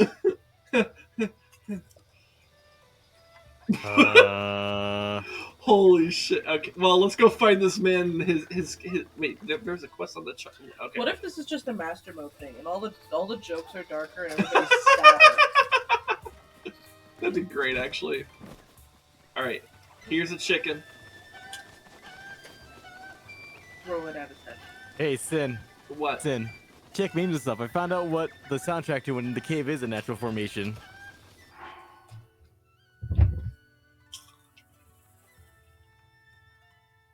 Memes and stuff. It's not copyrighted, is it? Oh, the Halo theme, but it's really distorted. Yeah. When the cave is a natural formation. Yeah. Here, I'll just. I'm a little worried about it somehow still. I don't know if it's. I'm gonna put it in chat because I'm a little bit worried about copyright. But yeah, it's funny. Lol. My best cat knows I'm sick and won't stop headbutting me. Oh, I think it's been difficult, so maybe his chances to chime in. Oh, your kitty sounds adorable. Well, we love your pussy. Whoa! Maybe I need to go to bed. Hey, pussy. Hi there, kitty. Oh my god! Damn right you do.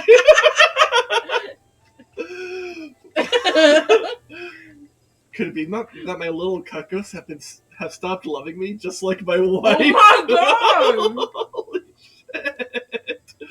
My cuccos, it can't be so. Where are you, my sweet cuccos? My poor cuccos. He just shoots himself in the fucking Go find them. He just pulls out in this. At nighttime, he's in his house with the chickens and it's just empty, and he just has like a weapon in his hand on the floor. He's. We're in this like fantasy universe, right, where people use swords and bows and shit. He pulls out a fucking shotgun, like a double-barreled shotgun, and just like, it's like, all right, time to do this. No, you know what'd be even more fucked up, because this is Nintendo, and it's like at nighttime he's in his house when there's no cuckoos, and he's just on the floor like sitting like they do, like kneeling on the feet, and he just has a sword in his hand, just like ready. Oh my god! Really leaning into the Japanese-inspired culture. And here's in Kakariko Village actually does specifically lean into like Eastern architecture and culture and like Shinto stuff. Oh my god! I mean, they're ninjas, really. In like, master mode, everything's actually timed, and you have to do all these quests before the people kill themselves. Dude, could you imagine? Like it's what the fuck? Holy shit!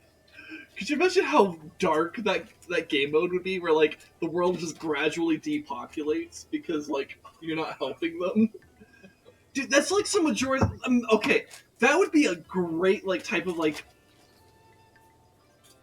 It'd probably be too hard to do like a ROM hack of this, but like I guess maybe a reimagining of something like Majora's Mask, where like people just like kill themselves if you don't help them with their issues. Dude, that would be a crazy psychological horror game. Like you have a bunch of side quests. Well, you have a bunch of quests, not necessarily side quests. And like the whole message is like help who you can. You're not gonna help everybody. Ooh. And like it's a psychological like awareness type video. That'd be crazy. Yeah, I think like kind of taking into making it more like Majora's Mask, like I said here, where like you have this like Groundhog Day effect, where you can loop like the past like day or week or 3 days, whatever time scale you want to work with here. And so that way you can learn like everyone's story, but like you still in any given like cycle you only have a certain amount of time to help a certain amount of people. That's exactly what I mean. Yeah. Yeah, no, I'm just clarifying like that you would still have a cyclical aspect to the game, this hypothetical game that doesn't exist, but rather than like in Majora's Mask, if you don't help someone, they don't kill themselves. At least I don't think there's any suicide in that game. There's like some fucked things, but I don't think they have suicide as like a consequence for any of those things. But like but like watching them, yeah, like finding out that they just like off themselves off. Like, This guy would love Little Chucky Parade. oh, Unrelated. And yeah. try to make everything happier that I fucked up. Yeah, I love the Oh my chicken god, I was at a fan art. That'd be so cute of him leading his chickens in a chicken Oh my parade. god, that would be so cute. Give him like What's a his little name? Kato? Kato, yeah. Kato. An avocado! Thanks! We appreciate that I hit A as soon as you said that, and this is the next dialogue. Thank you so much! I have 10 cuckos total. Hopefully you'll be able to find them all. Alright, so how many cucks does this guy have? 1, 2, 3, 4. Alright, so we need to find 6. I think there was one near the shrine, so I'm gonna go up there first.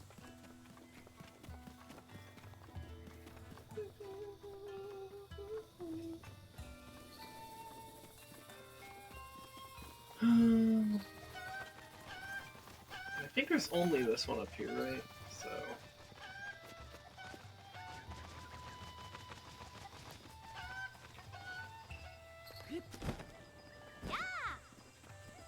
Alright, so where else could they be hiding?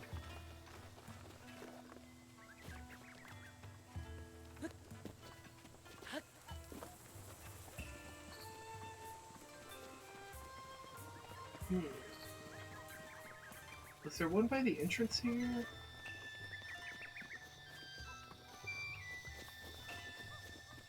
There's a child. There's an old lady.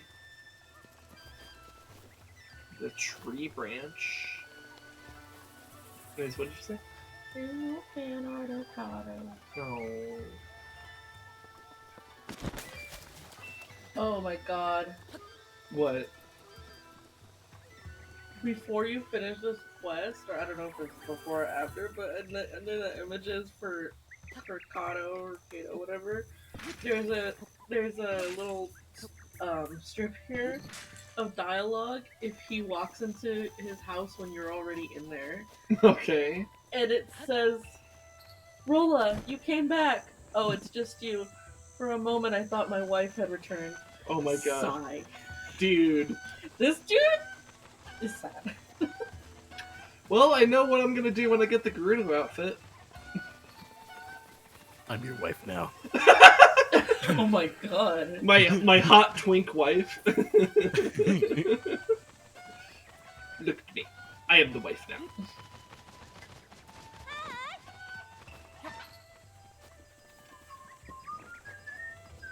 Anyways, there's a chicken over here.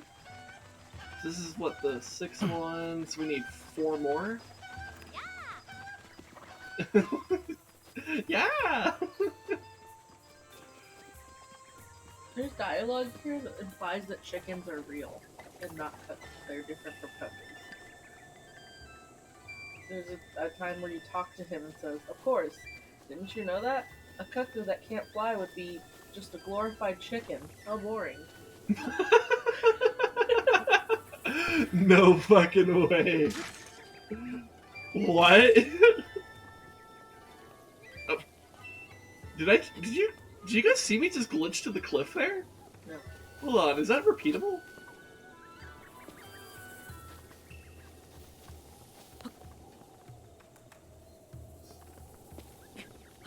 It was like, I went straight from like the boardwalk there to like on the cliff rather than like falling. Jump. Maybe I jumped?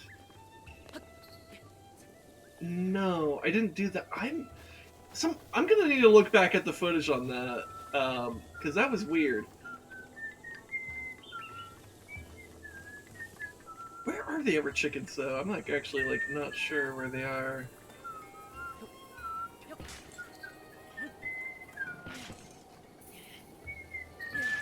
I love how these pods tend to not have anything, but I'm still going through and breaking them. because you know I am the Zelda guy that does things like break pots. I am the pot smasher.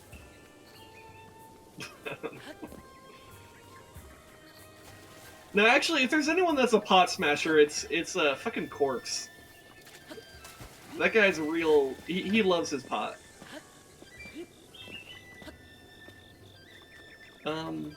Where the fuck are the other chickens though? Oh wait, aren't some of them on buildings? Maybe I should climb on top of the buildings.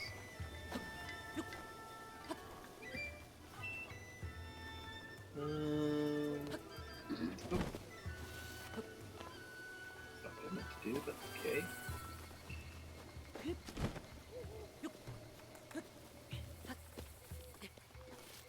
Wait, did I see one here? Yeah, I found one here! Yay!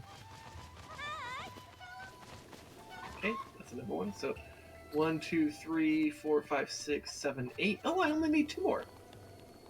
Cool. 2 dos más. There's one in the plum area! And the lady's not here, so she's not gonna yell at me.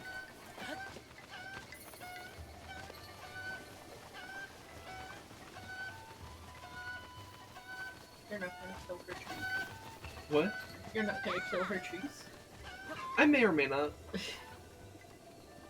She threatens suicide. Or implies it, more like. Okay, so where could the last chicken be? Could be on another rooftop or something. Might be a little bit harder to get on these rooftops while it's raining, but that was actually really easy. Never mind. I just don't know if they're on these.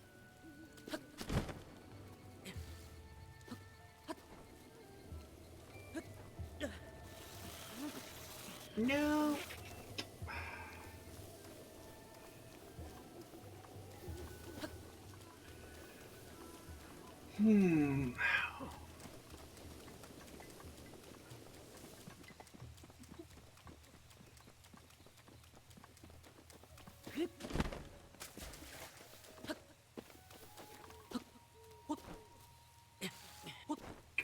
Link, you can do it. Rain. God, how did I get up this building so easily, but I'm like not. I'm struggling with all the other ones. Yeah, that was so fucking easy. What the fuck?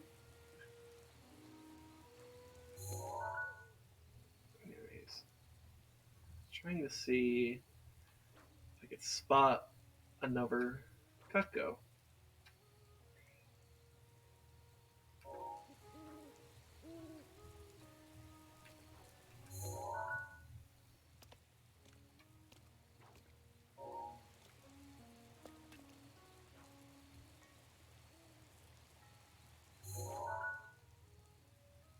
I wonder if there would be one near Impa's house. Because that'd be kind of clever. What was I that? don't know.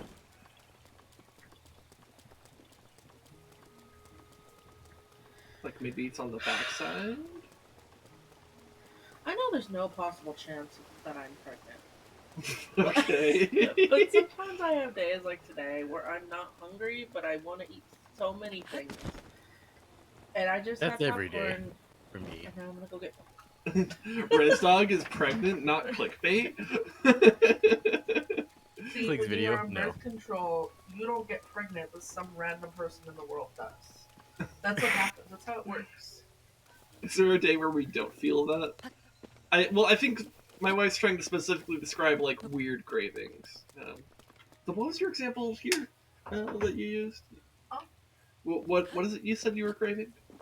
I just went from wanting a little bit of popcorn, and I barely ate any of that, and now I'm gonna go get milk for some fucking reason. Oh, okay. Got milk? Do you want any of this? No, because you don't want salt. Because if not, I'm gonna pack it, take it to work tomorrow. Oh, you might as well take it to work then. Because it's like, if I have it, I'd probably have it, like, maybe as a snack after stream, but, like, I'm not even sure if I would. And, oh my god, babe. Stop. That's so much noise next to the mic. Why would you do that? I found the chicken!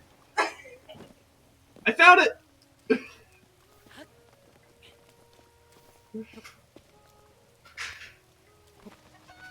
ASMR. Stop yelling over the ASMR, jeez. Fuck you. It's my stream. More like ASMR. Got him!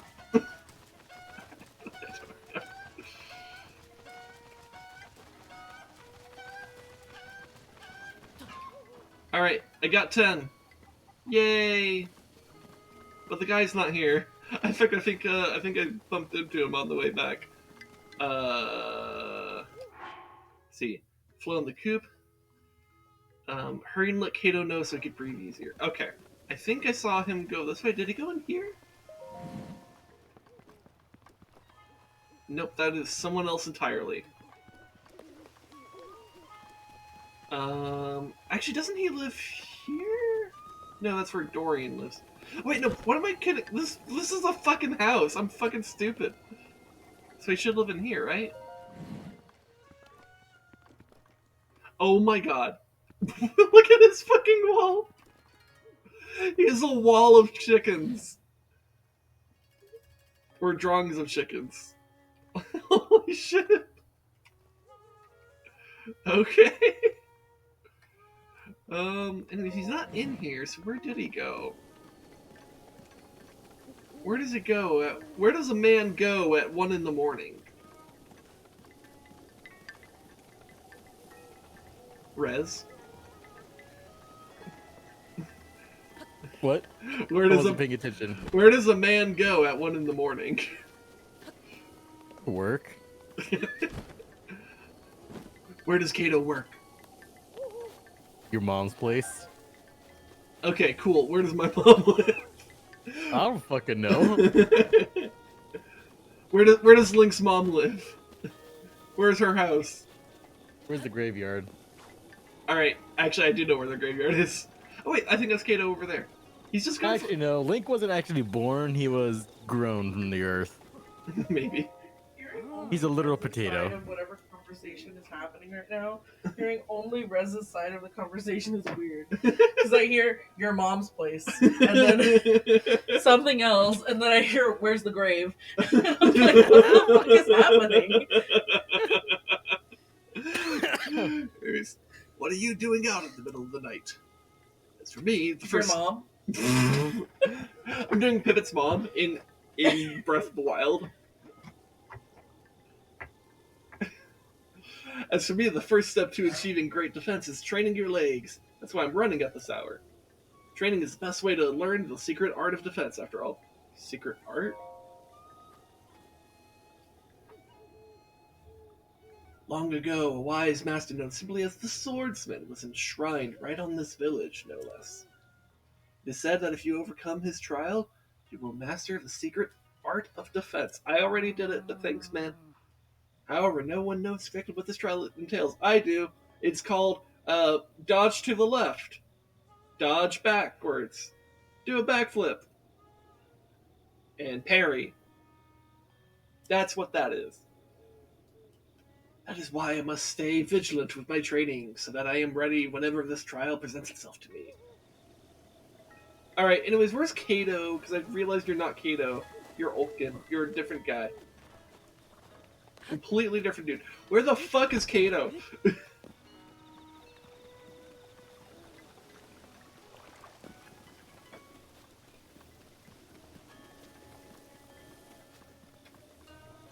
Like, do I just have to go into different... I could have sworn...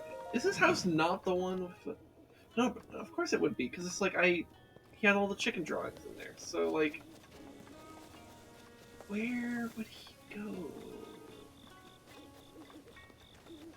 Where did he come from? Where did he go? Where'd you come from, Naeg? Kato?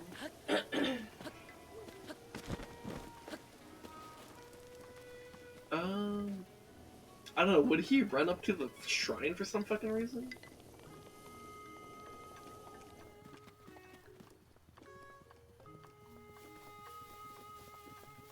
No?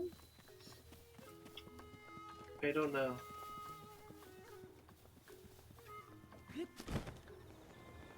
I don't know where he is. I've literally been spent the past 2 in-game hours, like, running around looking for him. What the fuck?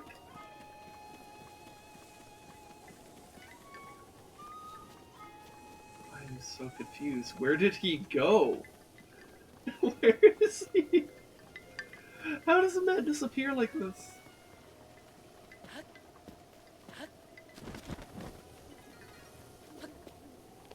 I need to put out a search warrant for this guy. Where the fuck?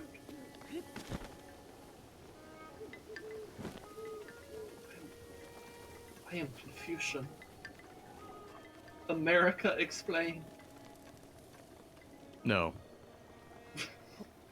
Well, fuck you too. A man is missing.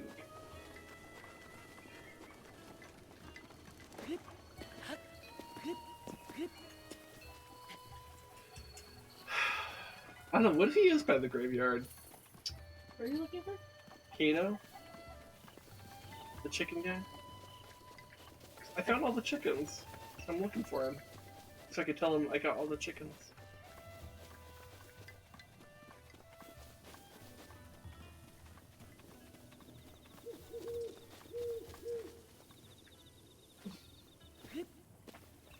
America's in a real country, it's 300 countries in a trench coat. Where's Valai, though? Doesn't he go in his house at night? No, he wasn't in there. It was just a bunch of drawings of chickens on the wall. He's a feathery, like you. What? He's a feathery, like you.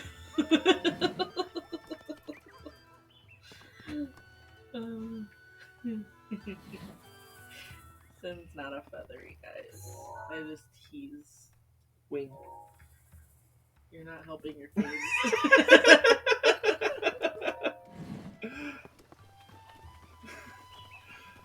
Yeah, I legitimately don't know where he went. What?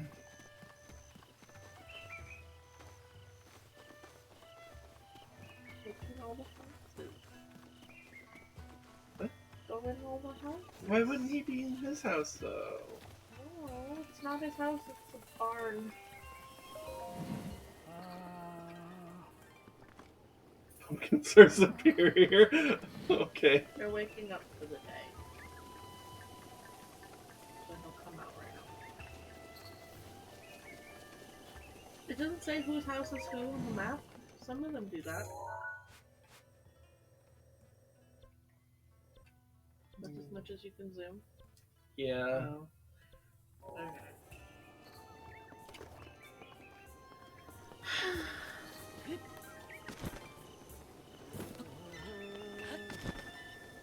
You didn't follow him home? Well, no, because I was looking for his chickens, and then I found them. Found the last one in the middle of the night. I don't know where he went.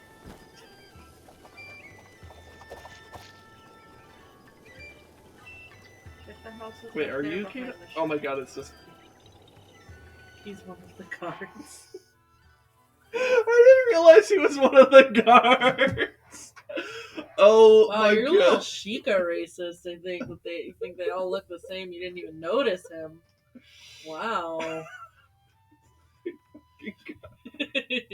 I'm like he's seeing this kid like run around like, where is he? Where is he? Where is he? Where is he? Ah!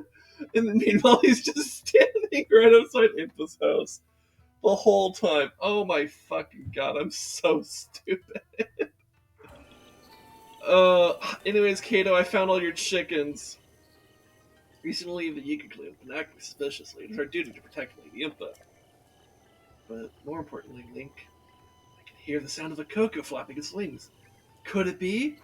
Brock, is that the same Squirtle that Gary originally received for Professor Oak? Yeah, that's the one. Yep, I found him. I knew it. I knew it.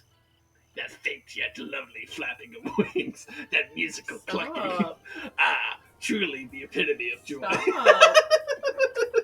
Could you imagine if I just did like... Could you imagine if I did like a Palpatine voice for like every male character? Every female. Slurp. I had a dream. In the dream, there was a boy from the forest. And he was singing of fairies. And then also in the forest was on fire. There were crabs. Crabs came out and said, "Fuck your father. Fuck your father." It was really weird. I love how I change that story just a little bit every time I tell it. Goddess? Goddess! It's the goddess! The statue of the goddess. I'm so eager to get Stop! Oh, Link, I'm so happy everyone is safe. Thank you so much. I'm afraid this isn't much, but please take it with my thanks. A purple rupee. Thanks. I'm ready to get out there again, though I do wish my wife would come back to me, just like my Cuccos did. Alright. Anyways, I did the chicken quest. Let's go to Hateno Village. Or at least make our way vaguely in that direction. Yo, you good, horse? Horse? Horse? What? Okay,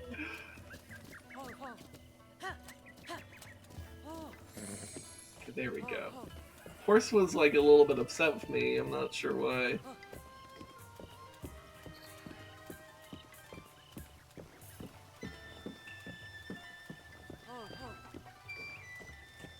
You know what? Let me do something. Let me feed it some apples before we go. Here. Consume the Cuccos. I am feeding my horse. Do you think he'll eat wheat? You think he'll eat Cucco? I think I don't know. Bites your head. Get apple. Eats Link. You know, thinking about it, the horses in this game are just fucking thick. Oh yeah. Which, to be fair, actual horses are pretty thick. Yeah, but I think they look like definitely look like the thicker breeds of horses. Like, I guess in their shape, they look more like draft horses than like. Well, I suppose draft horses and war horses would be a similar build. I'm not a horse. We must consult the Ted Cruz. He knows what they taste like. He knows how it feels going down. For he is the vorer of horses.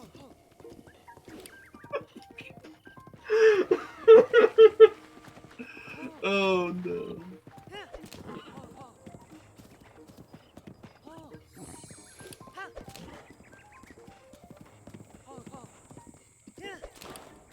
Oh, that's right, there's a little balloon thing. Oh yeah, didn't I do a drive-by last week? Also, there's a radish over there? Maybe that's a bird. It's not a radish, it's a bird. It's dead now. Would have been cooler if it was a radish. I love how my wife just didn't acknowledge anything I just said right now. I was listening to something. Why would you do? Wait, what is this guy doing? Hello? He's a Yiga. Yeah, he's too friendly. This guy is way His too beard doesn't match. What were you saying? friendly. In like a span of like 30 seconds, I was like, oh hey, there's those funny things. I think I did a drive-by last week. And then I was like, oh hey, look, a radish. Actually, it's a bird. It's a dead bird. Because I killed it. I shot it. It's fox, it's fox, it's fox, it's fox, it's fox, it's fox, it's fox, it's Purah. Never mind. I can tell you've trained your body well. Ew.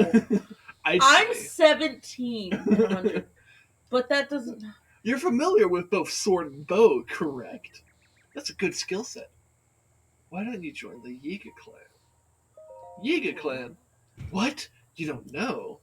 Fine, I'll tell you. The Yiga clan, it's a powerful, brave group of warriors founded by Master Koga and dedicated to defeating a hero thought long dead. I will take your life. What is this? A meme I posted? I want you to read this to the class. Hold on.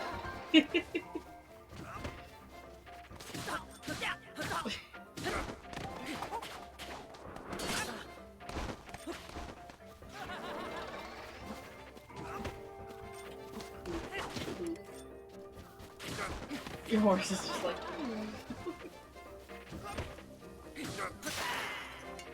Got him. Wow, now you got a skin. Oh no, you got a sickle. I got a vicious sickle. The grim weapon favored by the Yiga. The half-moon shape of the blade allows for the rapid delivery of fatal wounds and serves as a symbol of their terror. Its durability is low. Why does that voice match the whole, like, shtick of the Yiga clan being nerd losers? Mighty bananas. This fruit grows mainly in tropical forests of the Farron region. When it's used as an ingredient, the resulting dish will temporarily increase your attack power. Oh yeah. Anyway, read this abomination to the class. Alright. So this is this is a Pornhub comment. Oh god. From an account that has a picture of Sheev Palpatine.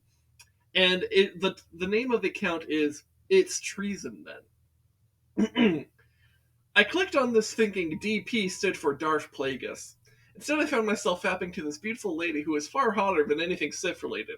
A surprise to be sure, but a welcome one. Welcome.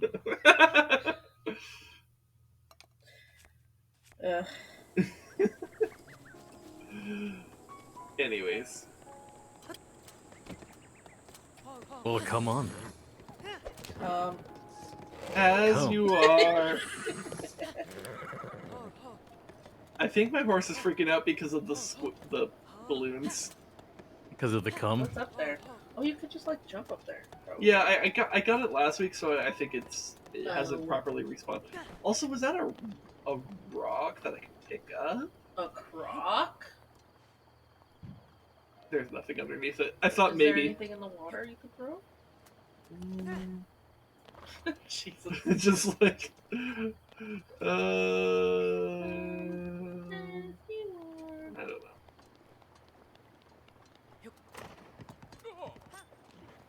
I can. Stop. Hold on. Confusing the shit out of your horse. Oh, it's Bugga. Anyways. Isn't that the same model of person that you just fought? Oh in my the Yiga god! clan? I think it is. Do they just impersonate actual other They might. Hylians? They might. Sir? Did you know your identity's been stolen? You can give it to Beetle! This valuable beetle can live up to 10 years. When cooked with monster parts, its impressive vitality transfers into an elixir that will greatly restore your stamina. I like that this guy is all stamina themed. Here's a tree you can go to in Breath of the Wild that has a shit ton of beetles on it, and I got so excited because I'm like, oh my god, I'm gonna make Beetle so happy. So we're gonna buy this beetle so we can give We're it to gonna use Beetle. half our money to give Beetle a gift. Yeah.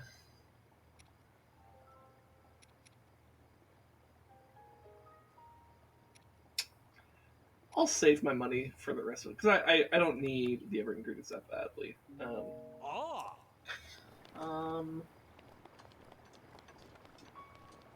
As you are.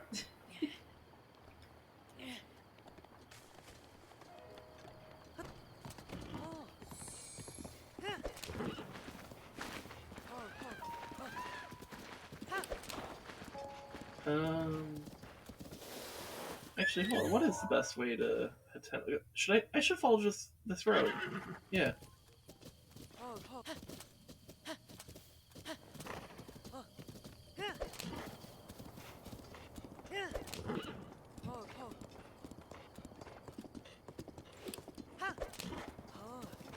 Anyways, Rez, how are you enjoying this Easter? Also, those were shoes that just dropped out of a tree. It's Easter. Yeah.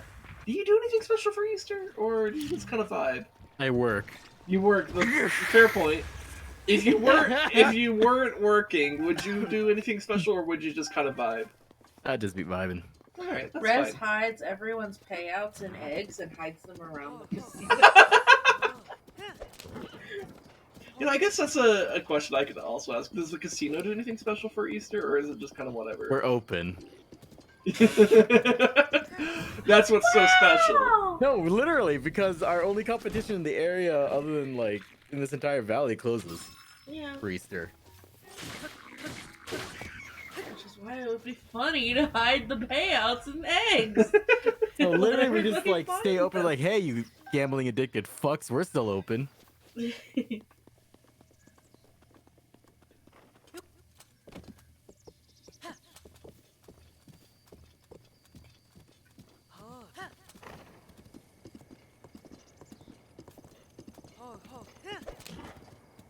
You know, I don't know if I've ever actually taken this road from Kakariko Village to Hateno, like this specific road. Wackerito. Because I think normally I actually go like basically like from the stables across, and so like I actually like pick up all the stuff in the swamp.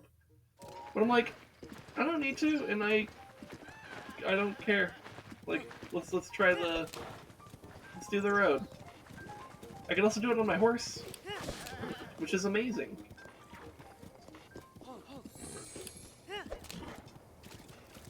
Ooh, there's a person.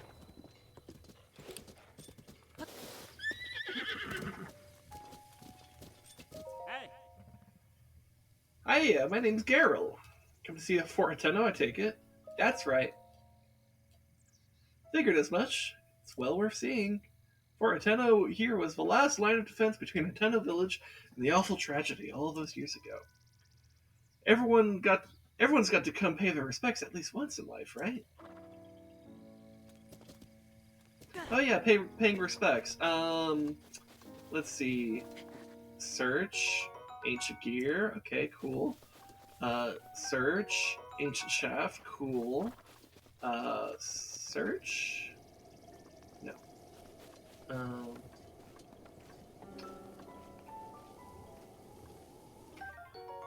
Ancient spring. Oh my god, I'm gonna be a girl for a second. Look at these shoes. You are a girl? I married a woman. Shoes. Oh my god, shoes. Oh, that's a. Hello. I just saw something that was a really neat attention to detail in the game. What? So spoilers for Resident Evil 4, but there's a scene where Big Bad tries to make Ally kill Leon. Okay. Thing is, though, they're fighting at the entire time, and they're trying to basically like shoot him with his own gun, essentially. Okay. So while fighting it, they discharge the firearm and miss, but they're fighting it the entire time. Then when they go to fire it again, it won't go off. Then when the scene ends, Leon's inspecting the pistol. It has a stovepipe jam. That usually Okay. happens because you're not holding the pistol right and you're not fighting the recoil enough. Because when they Okay. fired the gun, they were limp wristing it. Okay. So since he didn't fight the recoil enough, the gun could not cycle properly, therefore leading to a stovepipe malfunction, rendering the gun jammed. Why did it do that? Because the character who was shooting it was limp wristing it because they're fighting the mind control. Okay. This guy has a cool shield. I like just found a post, someone put a bunch of pictures of AI generated photos. What do you think they asked for? Just from looking What they at this asked stuff. for? What did they ask? The AI yesification for? of Jesus Christ. No. It's just drag queen Jesus. Just drag queen Jesus. Okay. They These just are spanked amazing. Jesus. The yesification of Jesus. What the fuck, man? Like, I wonder if it'll come up on my phone. Yeah, let's see how well will it come you on know what? camera. I realize why my small mammal, my mammalian predator, keeps meowing. I forgot to feed him. Yeah, I fed him last night for you, by the way. Or not last night, 2 nights ago. Yep. Hello, kitty. I realized I forgot to feed him because I forgot to feed myself. Literally comes home, forgets to eat. Oh, I should probably do that. Kitty, yeah, you Like that fucking one. jackass. Oh my god, what's the yes, Jesus? instead of saying yay, like as a form of praise, you say yas. Yas, King of the Jews. Slay. Slay, king, slay. The yesification. Jesus. I Oh my forgive them, God. forgive them, Daddy. They know not what they do.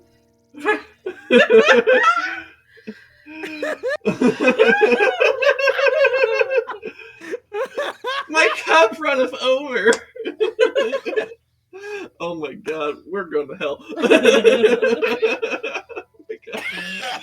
We are going to hell. I didn't tell everybody yesterday what I did on Friday. Oh yeah. Oh, You want to it's share not that, funny. or It's not that funny anymore. yeah. I've kind of told it. I've told it out too many times to people. Okay. Yeah.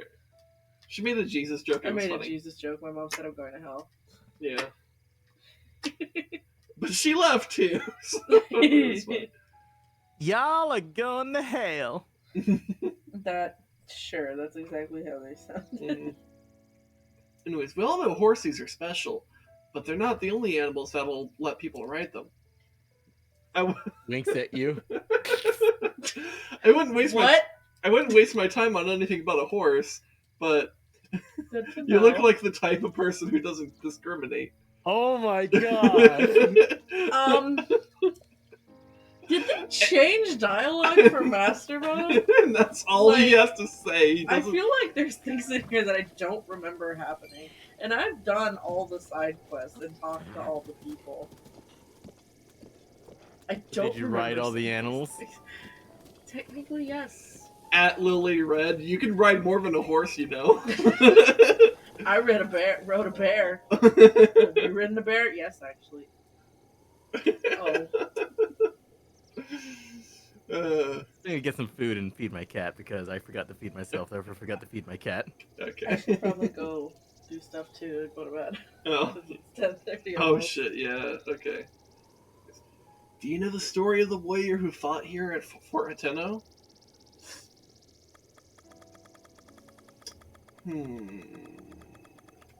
Tell me. Ah, So 100 years ago, we had these special warriors called champions. The warrior who fought here was supposedly one of them. I heard the others all died in the big fight. The warrior, though, some say he gave his life here too. What do you... Oh, you're trying to... That's canned air, love. That's not, like, raid. I know. Okay. Where'd it go? I don't know. Babe, you can leave it. Don't. Babe. The warrior, though, some say he gave his life here too. Oh, I already read that. But others think he went into a deep sleep to prepare to fight another day. You good, love? I sprayed it into the side of your computer desk. Why would you do that? Because Okay. murder. Okay, I'm going. Okay, I love you. Goodbye.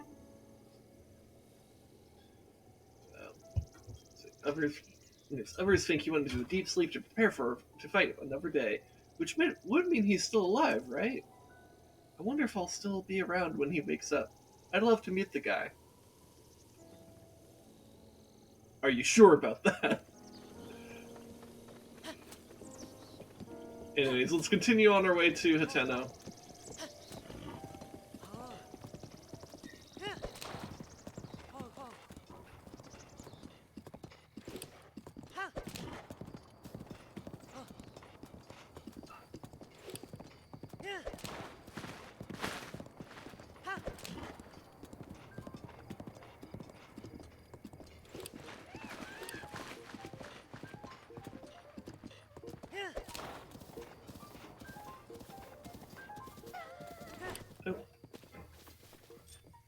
A scared lady. Oh, it's a traveler. Okay. Sniffle. What's wrong? I want. I need. What do you need? I need grilled salmon. You. What?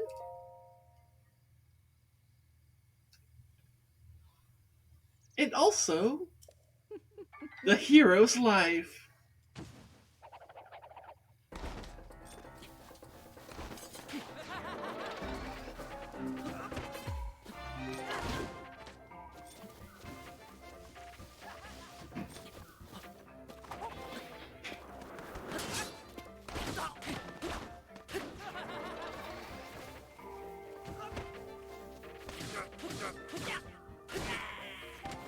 Got him.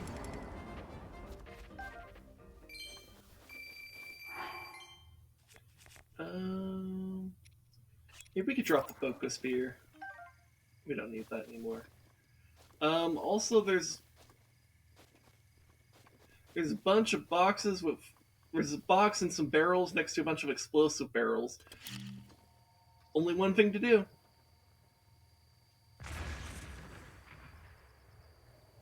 Cool.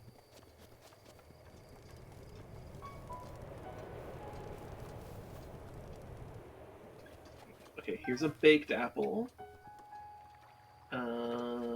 Was that it? Is that the only thing that survived? Just one baked apple? Huh.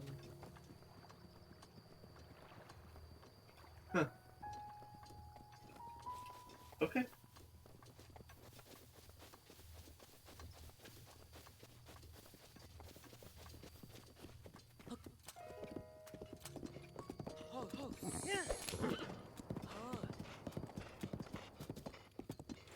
Oh, lady.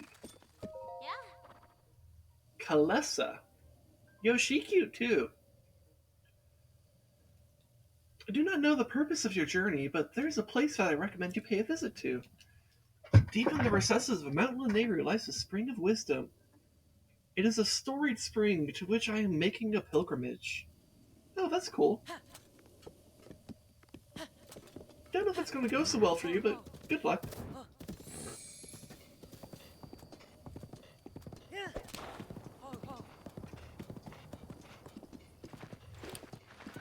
Oh, there's the tower. Okay. Oh, and I think I need to get across right here.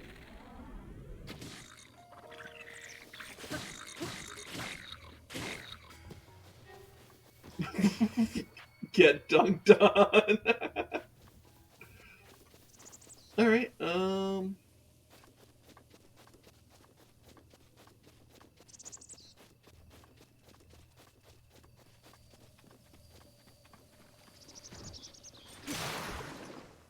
okay, a bit unnecessary, but okay.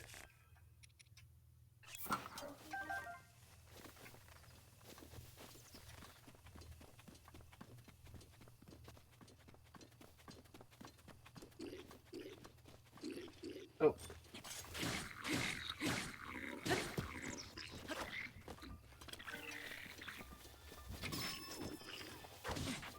Ooh.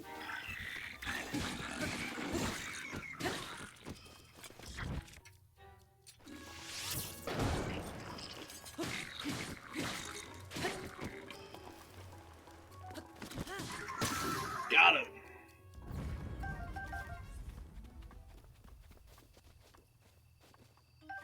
He had a pitchfork. Alright. A moblin.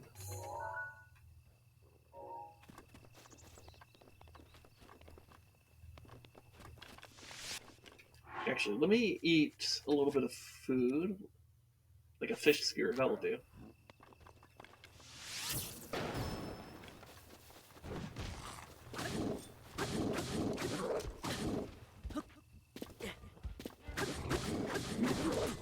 Ah, nicked me in my backflip.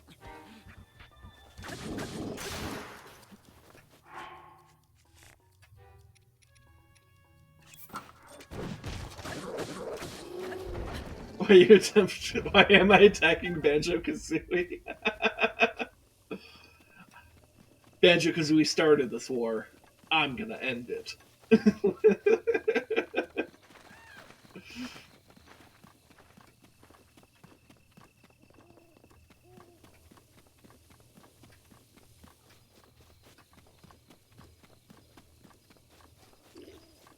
Oh, there's Moblin hanging out there. And there's this guy. Just a silly little guy who doesn't realize I'm an enemy because I have Majora's Mask.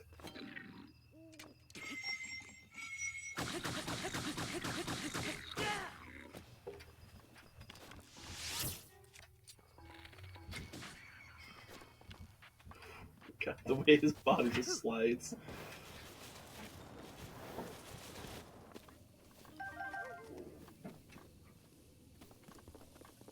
Oh yeah, thanks for fixing the rug, love. I forgot to do that earlier. Thanks. Thanks for fixing the rug.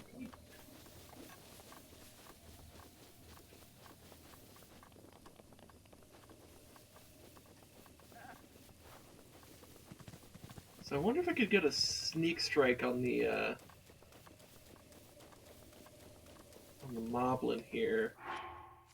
And if I'm gonna do that, it'd be better to have a higher damage weapon. We'll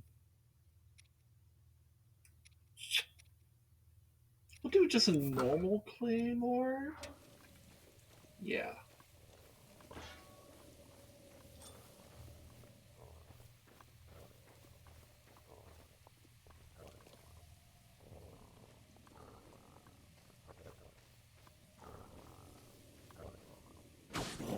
Ooh, yeah, that one shot him. Nice.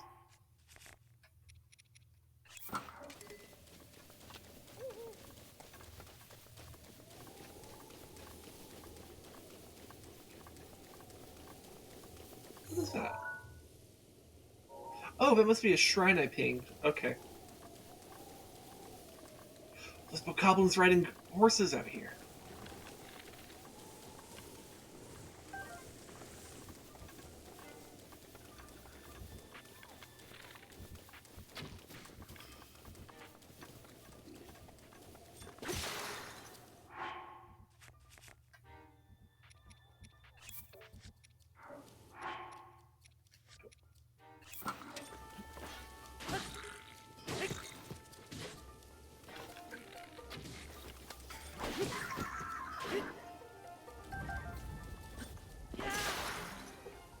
God.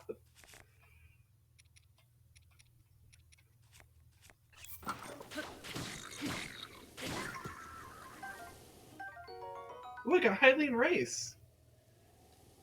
I guess I'm technically in a rice field? Okay.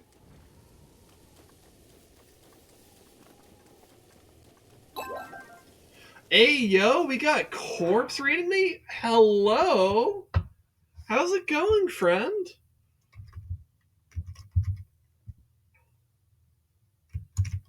See, what were you doing? You're doing Risk of Rain. Hey, yeah, that's a really fun game. I hope you had an awesome time with that game. The game is a lot of fun. I actually do play that a lot off stream. Or I don't know if not a lot, but like I play it. I've played it a decent amount in the past month. It's actually a very fun game. Oh, you ended with Elite. Okay, also a really good game. Elite Dangerous is also very, very good.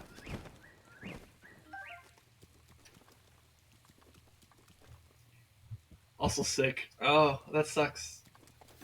It's no fun being sick.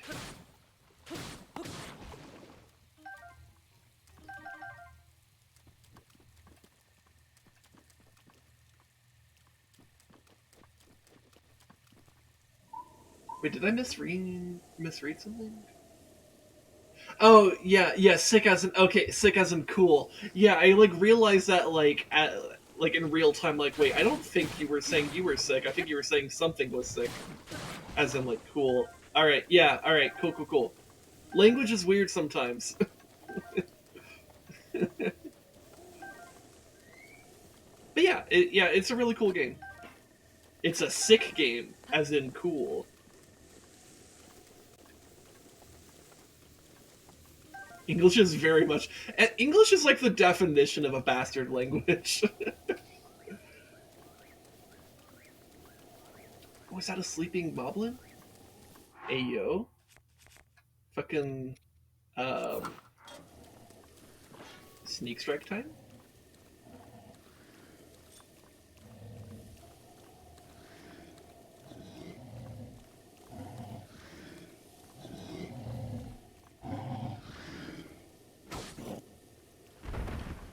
Rip. I love how the corpses just start sliding. But yeah, anyways, how you doing, my friend? Playing some really cool games. Risk of Rain. Elite Dangerous. Cool shit. Damn kids in this, like, yeah.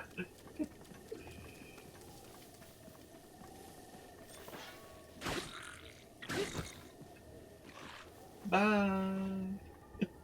Oh shit, he lived.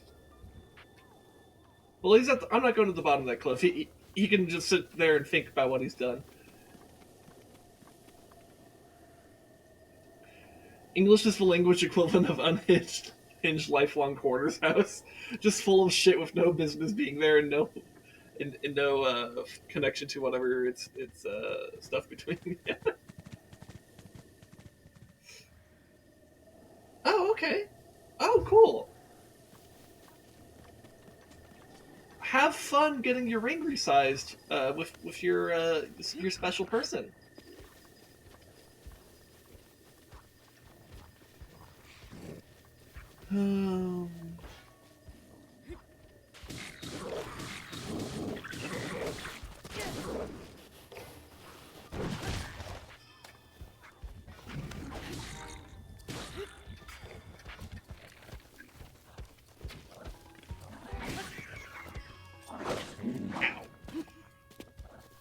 Okay, I should pop a little bit of healing here.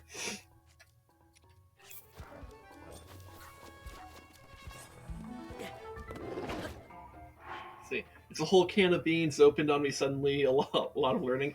Yeah, that's kind of how I felt a little bit, because like I've been married to my wife a little bit over a year now, and like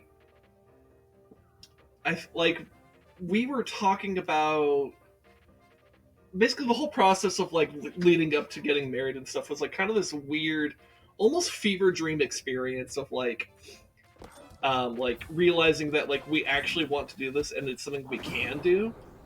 Hey yo, I got a flurry rush. Get fucked, Moblin.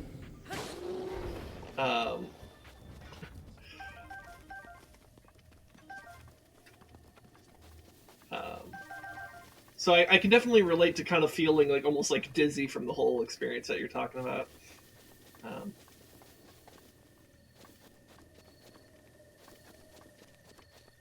But I think it's well worth it. Like if you have a person that you genuinely enjoy that much, I think it's worth it. So there's definitely going to be hardships. So I'm sure you know.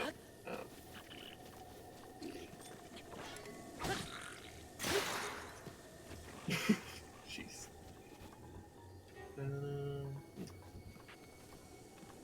I don't know how to set up weddings. We don't want it in the church for sure, and we hate the diamond industry.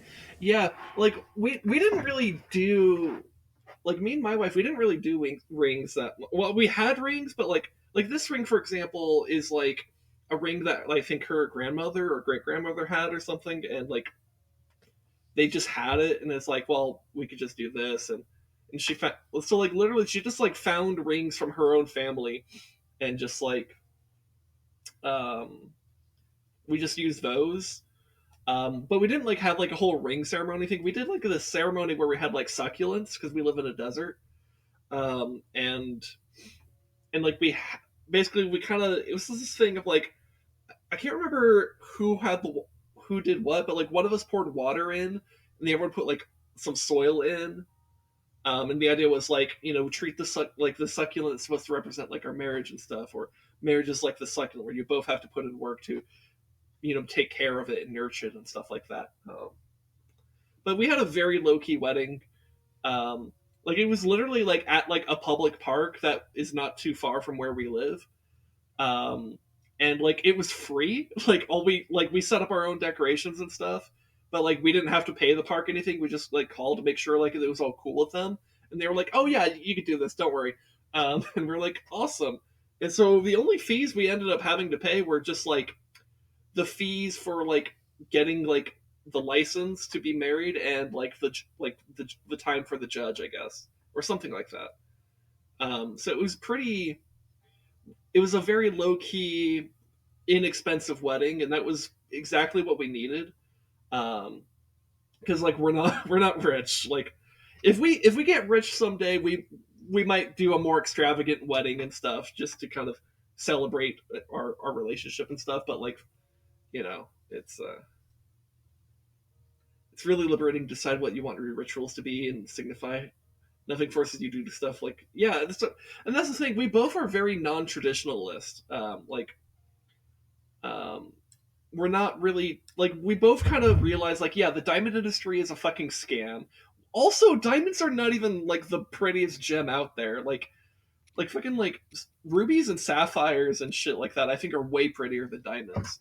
Um, so if I was like, if we were gonna like seriously like look at rings with like gems and stuff, I would probably want one that has like a ruby or amethyst or a sapphire or something like that, because I like color. Like these colors are really pretty, you know. One of my homies got chaos emeralds. Hell yeah, that's fucking dope, dude. That's awesome.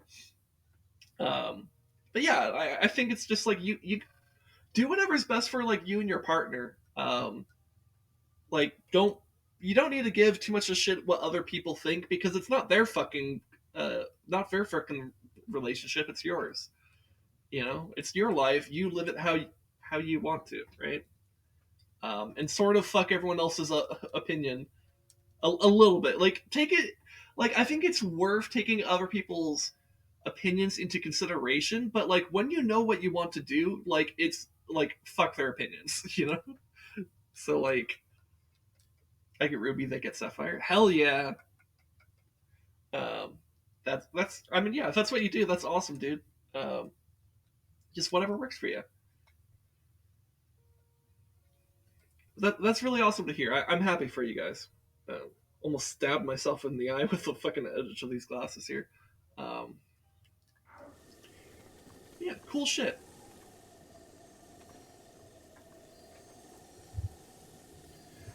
I have two hands or two. Of course, you have two hands, but you have two bands because your hands started changing sizes. Oh yeah, okay, yeah, I could see that. Never fit, never above. What is metal? And I had a friend make it for me. Cool, nice. Already asked my mom, hey, what fan members aren't homophobic? Yeah, yeah. Thankfully, we didn't have to worry about that for our wedding, because it's like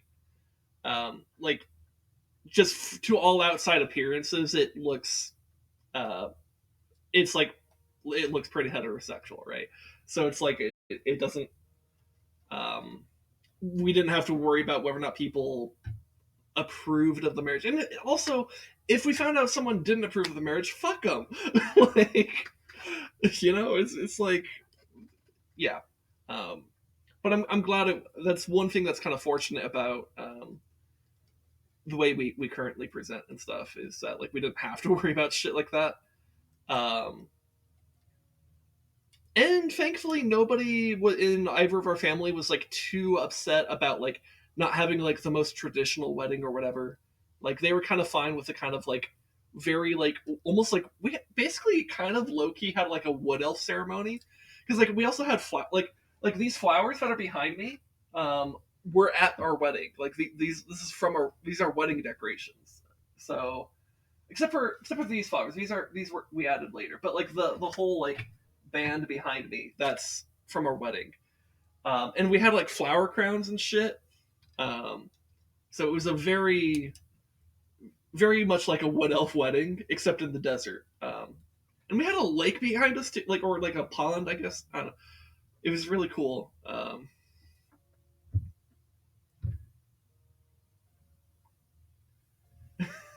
What I'm hearing is that for this year's Sinfest, we gotta throw the gayest late wedding reception for us all.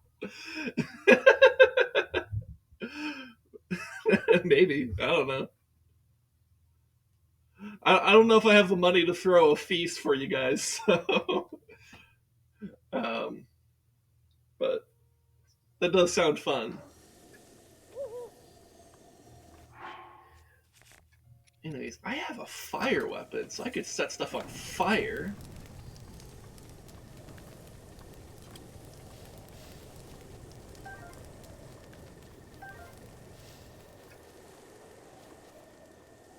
So I guess that's showing that you could remove apples by just setting the ground on fire, but I don't know why you ever would. That seems weird, but okay. Anyways. Make Rezdog bring the meat, I'll bring the veg. You just have to bring the booze. Maybe.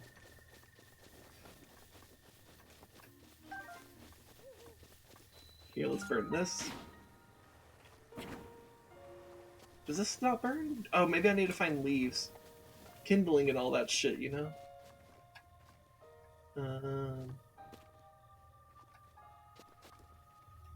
Hey, you know, if I ever do like a Twitch wedding or some shit, I'll let you guys know.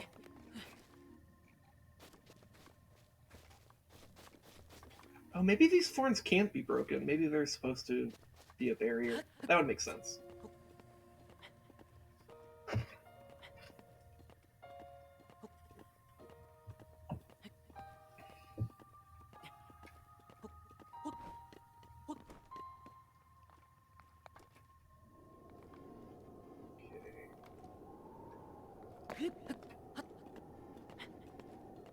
So I could go left, but I think I can make it if I go further up. Ow. That could have been worse.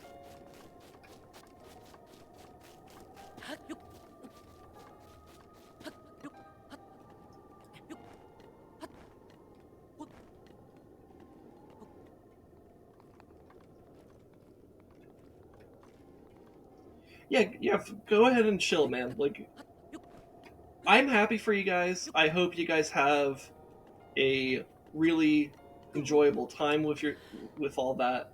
Try not to stress yourselves too much. I think that's one stress or one piece of advice I would say is like with like, you know, doing a ceremony is it's really easy for people to stress themselves out with that.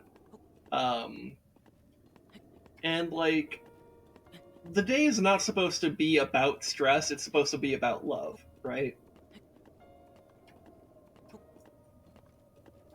So try to focus on that.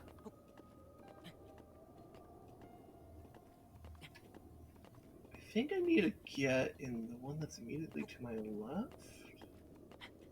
I don't know. I could probably make it across there. That might be able to get me up. Oh, yeah.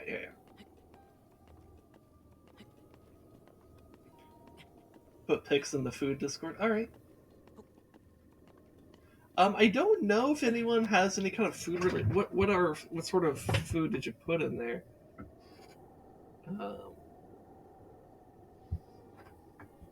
See, it looks like you got some raspberries, maybe blackberries, maybe, and then like,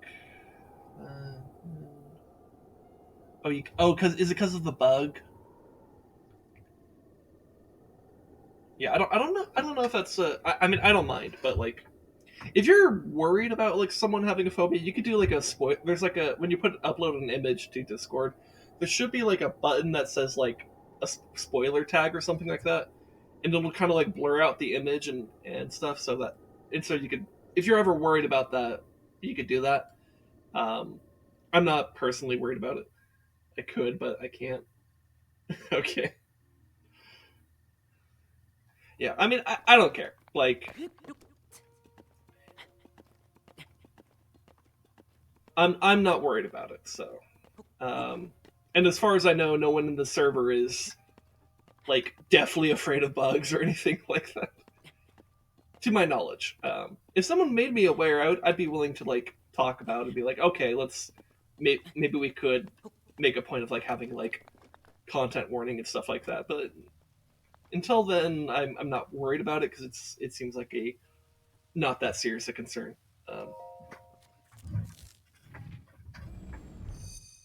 Those things are wild though; they get so big. Yeah, I do know yeah, because that was a locust, right? That you put in there. Come out of the ground in these massive swarms, dozens or even hundreds of clumps around you. Yeah, no, I'm sure that's. I mean, that's definitely a farmer's plight. All right. Anyways, I got the tower.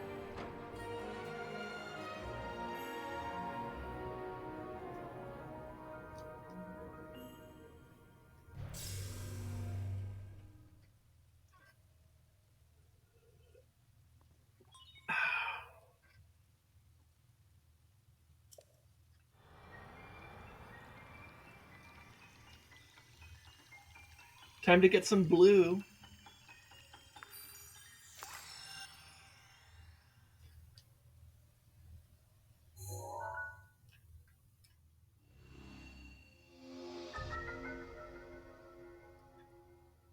Wow, this actually covers a pretty huge area. All right.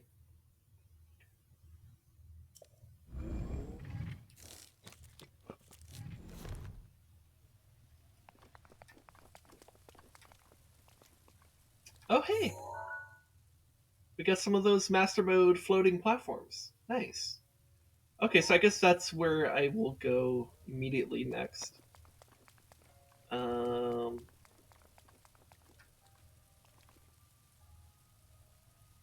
to see if there's anything else I really want to focus. Because there's that Bokoblin fort down there, but that'd be a better thing to go for. Alright, let's do it. Probably should have saved, but that's okay. I think there's an autosave with the tower, so should be fine.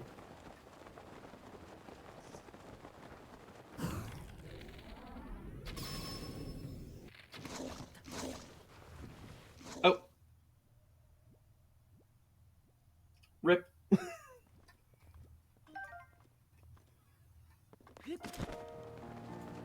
I guess after I get this chest, I could go to his body and pick up. The bow looked a little bit interesting. So maybe the bow could be useful? I don't know. 8-fold long blade. A single-edged sword seldom seen in Hyrule. This weapon is passed down through the Sheikah tribe and has astonishingly sharp edge, ideal for slicing. Cool. So basically katana is what I just got. That's a two-handed weapon. Isn't that like a tachi or something like that? God, I don't know my sword super well. Like I'm enough of a sword nerd to know that there's a difference, but like not enough to know exactly what is what.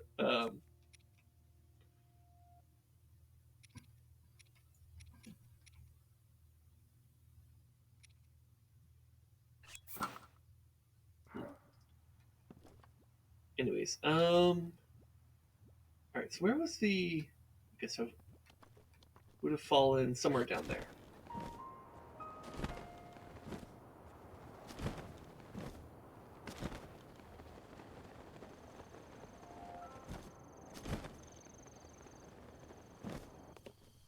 This looks like a target range.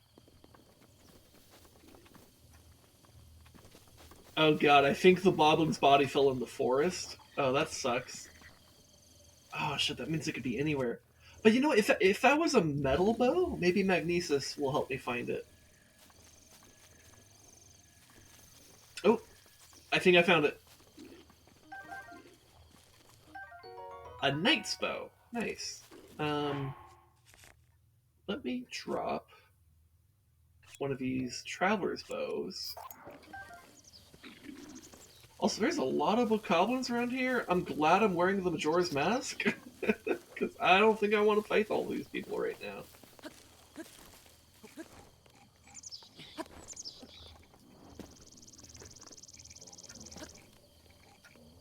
I do want to get the eggs at the top of this tree, though.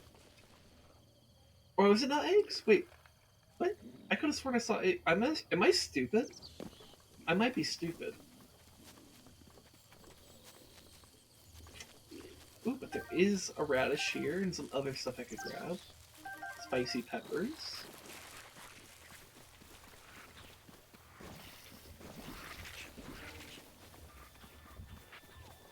Hmm.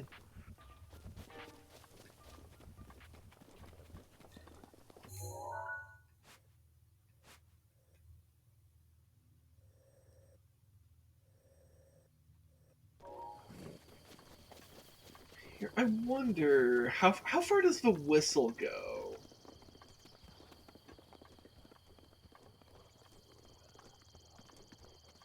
Like if I get over here, where the road continues to Hateno Village, and I whistle from here, can my horse hear me? I guess so. Well, that's cool. In the meantime, I'm gonna get this honeycomb by blowing it up.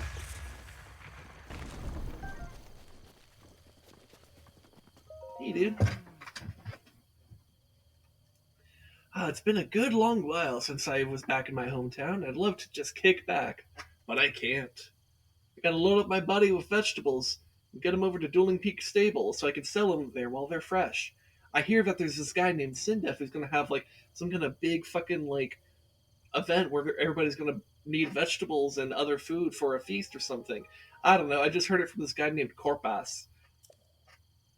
But first, let's talk business. I'd love it if you bought something, but I mean, I'm happy to just show you what I've got for sale. The rest is up to you. Let's see what he has. Goat butter, milk, and eggs. I don't think I need any of these. Like, these are... There's some recipes you can make from that, but they're not special. They don't have special effects. So I'm not too concerned with that. Hey, look, and there's my horse coming to me. Nice. Oh, I forgot I blew up this tree, so I need to get its wood. That would be good.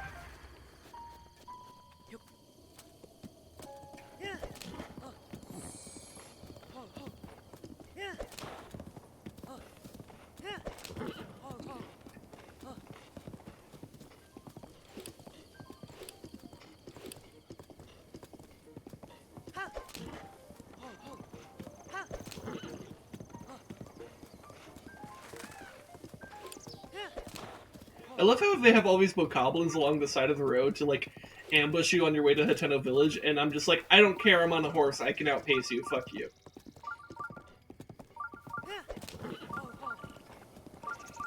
Oh, but it looks like someone in the forest needs help!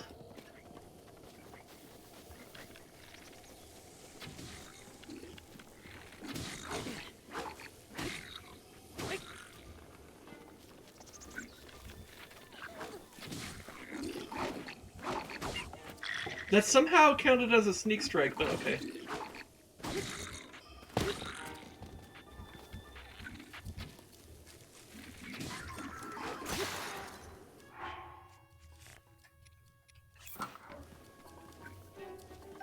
Okay, let's steal their weapons.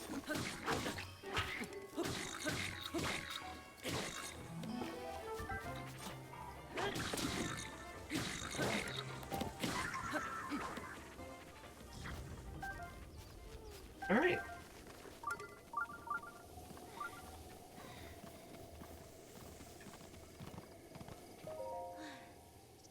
Ow, ow, ow! And here I was just telling Megan to be more careful for her surroundings. Still, for hearty truffles, I'd put up with worse. And then must be Megan over here. We were minding our own business, hunting for truffles, and then wham! Monsters out of nowhere. I blame my sister, really. She's the one who refuses to go home until we find hearty truffles. They're just blaming the fucking truffle sisters. Getting in trouble. Truffle trouble! Ha! Got him.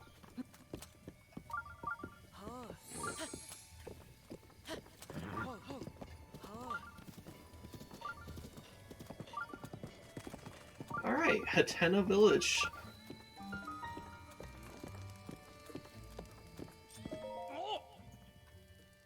Who are you? Be on your way, you suspicious man. I'm a traveler. Hmm? You certainly do appear to be highly unlike the rest of us. Indeed. Hylians are generally good folk, so sorry for getting all worked up. You're free to go. Just a waypoint on your winding road, huh? Ah, the life of a great traveler. Well, you can get most things you need at the general store, and the inn is just back there. Thank you, Thad.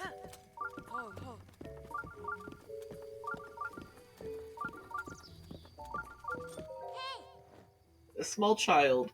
That is a very small child. Tebow is his name. Hey, mister. What is it, buddy? You'll never guess what I found. Want to see? Sure I do. Okay, follow me.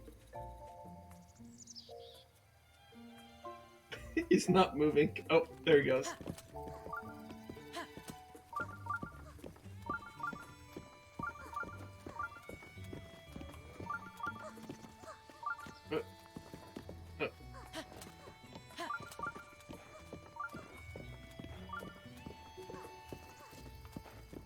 Where's this kid taking me?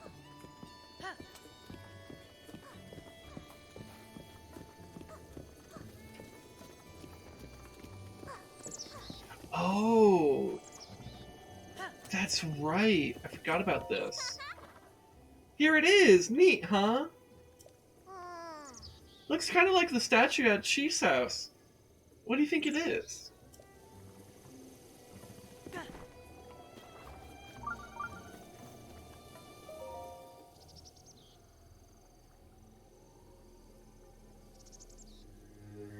Ah, so there are some who still pay me homage. You can talk? You don't say. You can hear my voice? Yes. Now that is a surprise. What were you praying for? Long life? Wealth? Like so many of your kind? Whichever it was, you came to the right place. A dealer in life and power. That was me once. Alas, my life for money bargains didn't sit well with the goddess Hylia. She trapped me in this stone statue long, long ago. The villagers here call me the Horned Statue. Don't even bother to wipe away the bird droppings. One would think years upon years of such treatment would have made me mend my ways. One would think wrongly.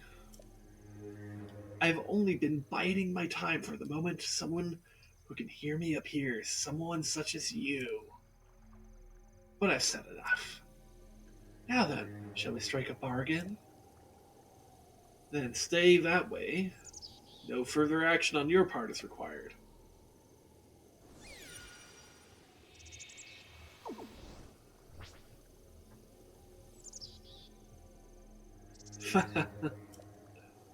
My touch is as subtle as ever. Note how I took that essence from you without leaving a mark.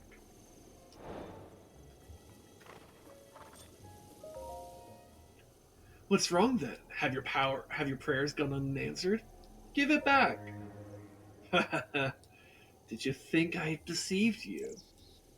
Perish the thought. I hope that ours will be a long and profitable relationship. So which will it be? As I may have mentioned once or twice, I'm a dealer in life and power. I can provide a valuable service to you. I take heart containers or stamina vessels from you, and then, for a price, return whichever of the two you like. Give me a heart. A wise choice now. Remain still. The kid's just watching this like, the fuck is going on?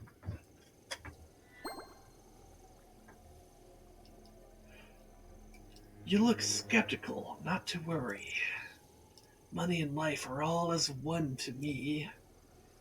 You're ready to begin. If you're ready to begin, then first you must sell me either type of essence for 100 rupees. If you want to buy an essence back, the price rises to 120 rupees. Before you cry foul, know that you may choose which one I return to you, a heart container or a stamina vessel. I'm eager to help tamper with your essences anytime you want to return and pray here.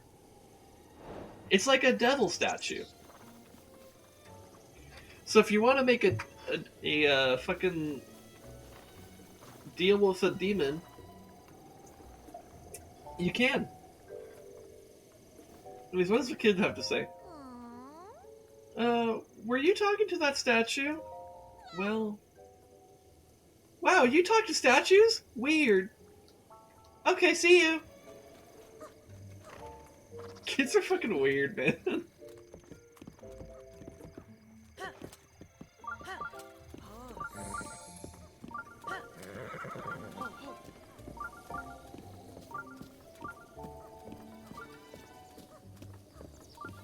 Anyways, there's a shrine over here, so let's go ahead and start this. Start with the shrine so that it like stops beeping at us, and then we can kind of go from there. Myahm Agana Shrine.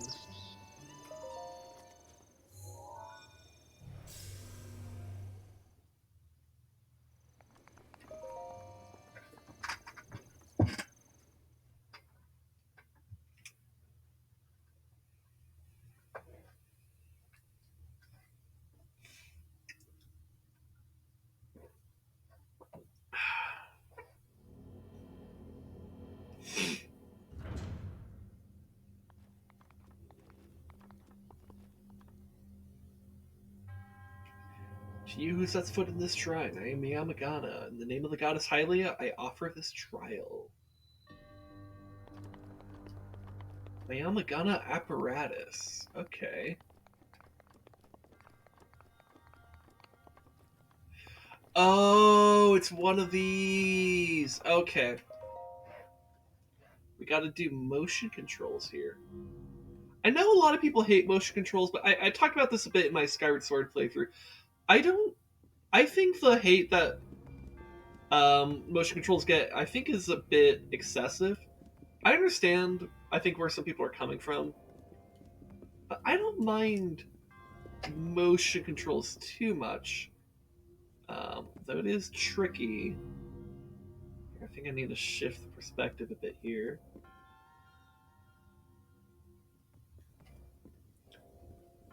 But, like, I also understand, you know, this type of stuff is just not for everyone.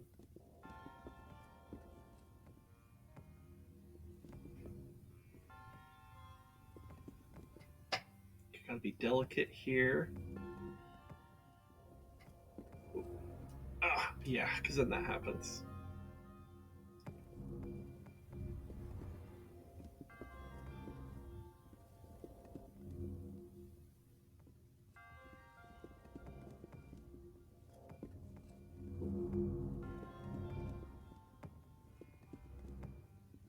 But I kind of like these types of puzzles. It's just a bit tricky. That's all.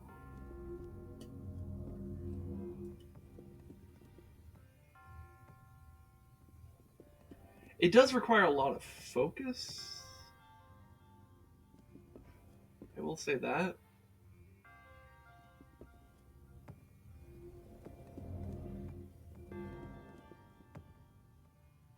I need to kind of gently get it this way, and then I need it to start tilting towards the right. And something like that should be pretty good.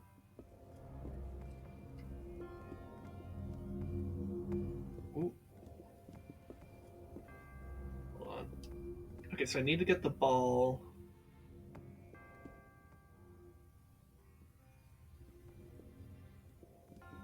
So I need to tilt to the left, but I need to lift it up as it comes that way. Okay, so I need to give it momentum as it's tilting, and then kind of flick it up. Like right. No, that was too soon, and I lost it. Damn. I had it, and I fucked it.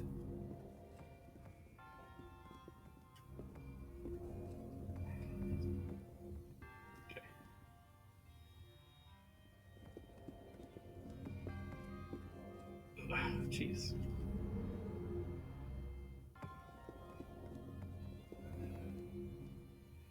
It's a shrine that sucks. I don't hate it too much. I think it does require a lot of focus.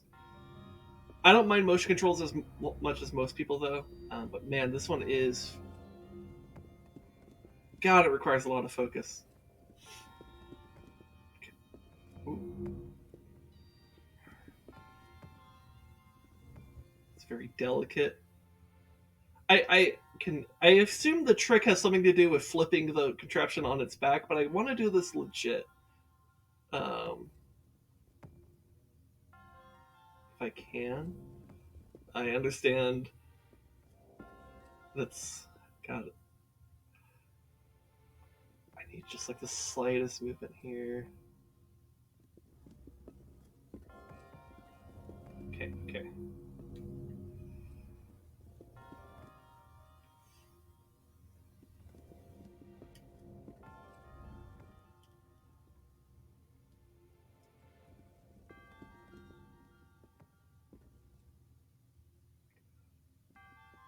Sorry I'm not saying much, it's just this actually does require focus.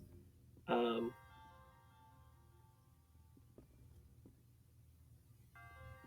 a little nudge, and then get in there. Then I need to kind of rotate this way. Oh, that's too much. Gotta fall that way. Okay. Okay. Let me get it lined up. Tilt that way.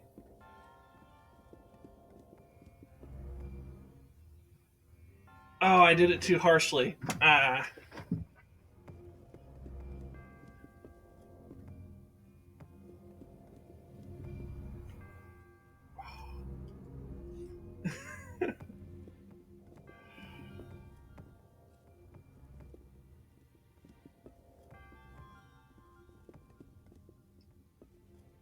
One thing that is weird here is I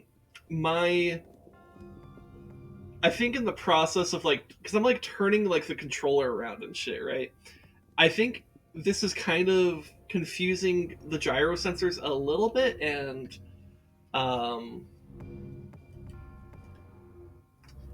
here I almost wonder if I could position this to like catch it in there. Yeah, okay. Okay. So I kind of have to like, because I can't just hold it straight here. Maybe if I put myself at an angle, I could kind of hold it more straight. And that might make things easier.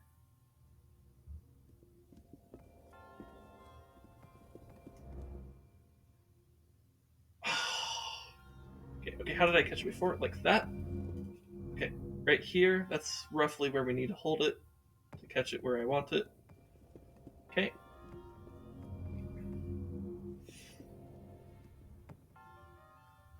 Okay, so I need it, I think, a little bit further up than I think I did before. Okay. I can do this. It's within my power to do so. It's just really sensitive.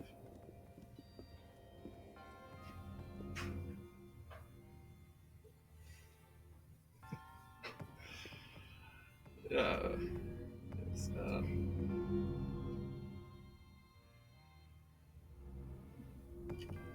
okay.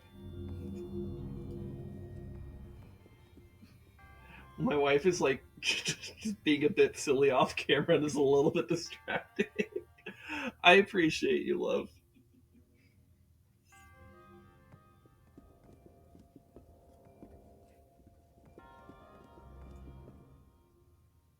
I'm not getting enough momentum. I think I need to be more downward tilted than I think, and that's not how I do that. That is the wrong motion.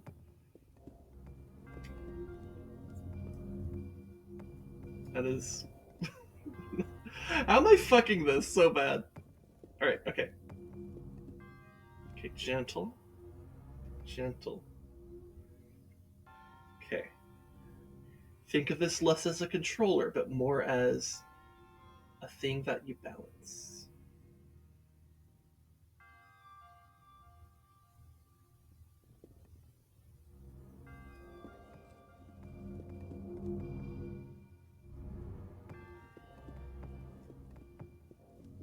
Okay.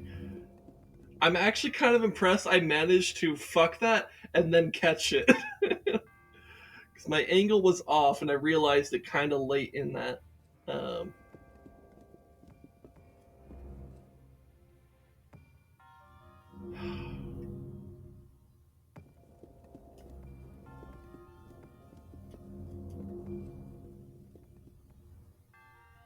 okay. Like this. Tilt.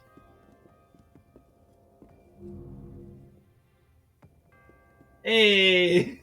Alright, I got it.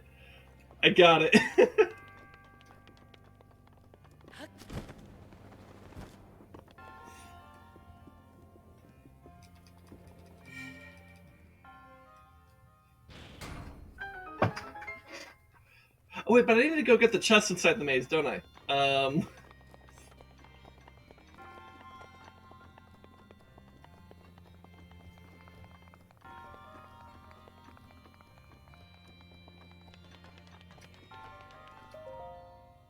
Okay, so I think I need it to be like that. Maybe a little bit lower?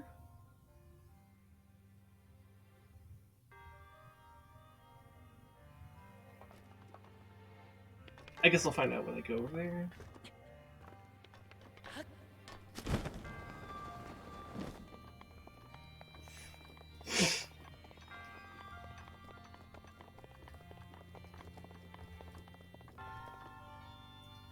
Ooh, I actually might need that tilted even lower.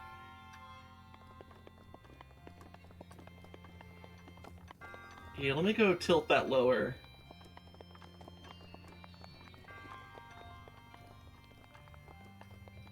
Because I don't want to make the... Well, it might have auto-saved, actually. Also, I could manually save, come to think of it. Yeah, I think it auto-saved when I solved it. So I think even just with that, I shouldn't lose the success. But I'm still going to do this anyways, so we want this, like, a lot lower than I think. Something like that?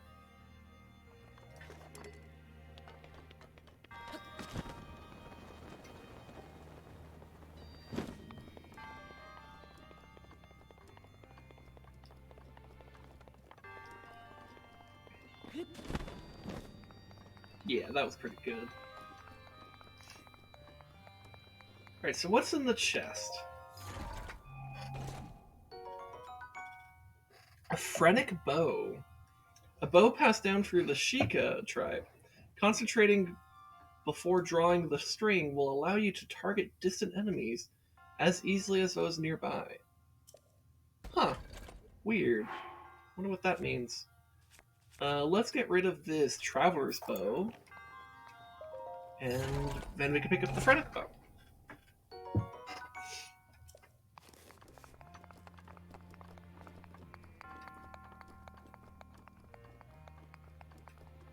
Oh wait, but how am I gonna get back? I didn't think about that.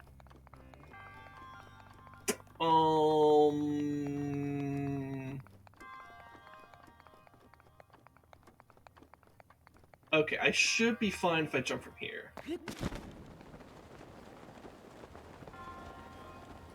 Alright, excellent.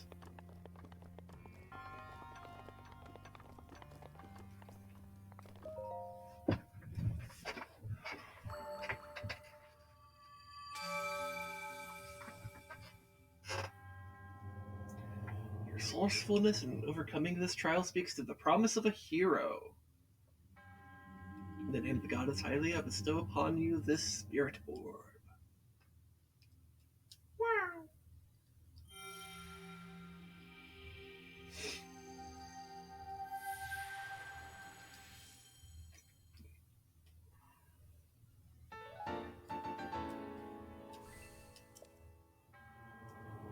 May the goddess smile upon you.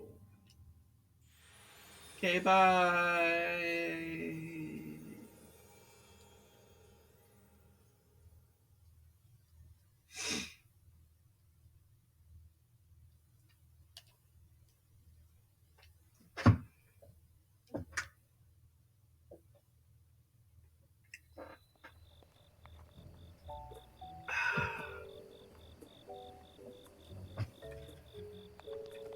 Alright. I'm gonna leave my horse there so I can just walk around the town. I believe this is where the construction guys are, right?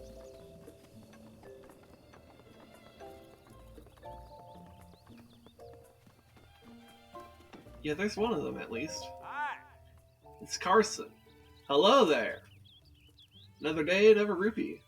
What you doing? Working, as you can see. This old house here has been abandoned. Everyone in Hateno Village agreed we should demolish it. The old owner apparently went off to the castle to report for service. Never came back, never wrote, so away it goes. I'd buy this place.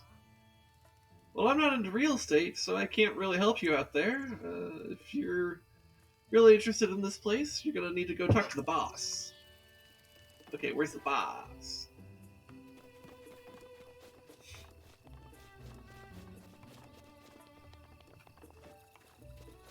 It's got an apple tree in the backyard. That's cute. Ah, this is the boss. Bolson. Hey! Need something from me? What you doing? In case it's not obvious, I'm demolishing a vacant house. Times are rough, not a lot of buyers, you know. So the village decided it was best to just tear it down. I can buy it. I probably can't actually, but well, get a load of young money bags. Just wants to buy it, huh? Okie doo. Let me lay it out for you. See this house? Been vacant for years. So the villagers had a meeting, argued, voted, and decided to tear it down. The demolition costs with associated fees, permits, and other such details come at 50,000 rupees. So when you say you want to buy it, you're also you're talking about 50,000 rupees. You got that much on you? Impossible. Figured. When I was your age, I had serious money problems too, so I know how it feels all too well. Alright, look, here's the deal. Just for you, I'll cut a special price for 3,000 rupees. But in return, I'm going to need you to bring me 30 wood bundles, building materials. You know how it is. Anyway, you understand the terms? Then get to it, and show me what you're built out of. That's a construction joke. Hi. Hudson, Carson, stop what you're doing. Oi. You got it. Alright. How much wood do I have right now? I have 19, so I need 11 more. Okay. What does the inside of the house look like right now? Wow, it's so empty.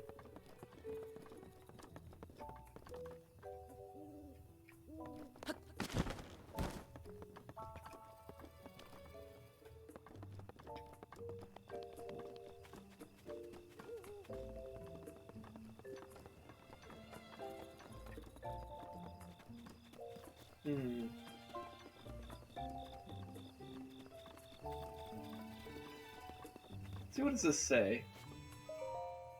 New age of comfort. Bolson construction homes ooze quality from every scene. Explore our model homes today. Okay.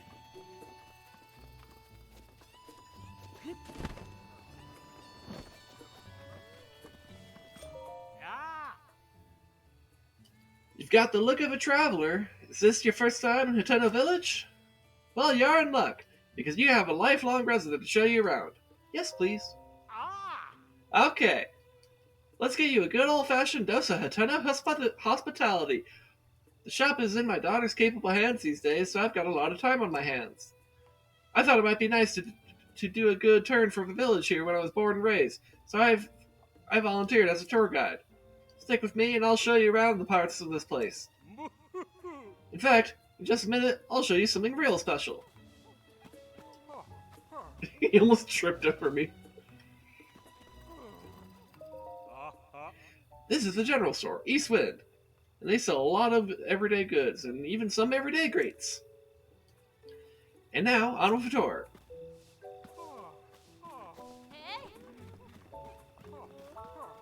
Here, I'll do the tour first, then I'll talk to these other people.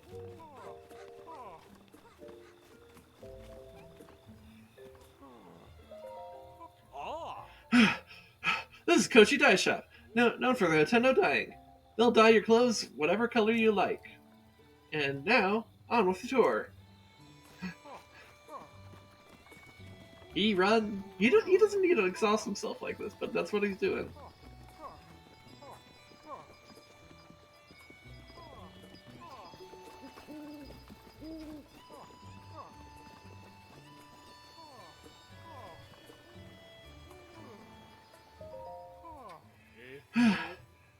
This here is Tanpu Inn. If you need to sleep overnight, then this is the place. And now, on with the tour. Oh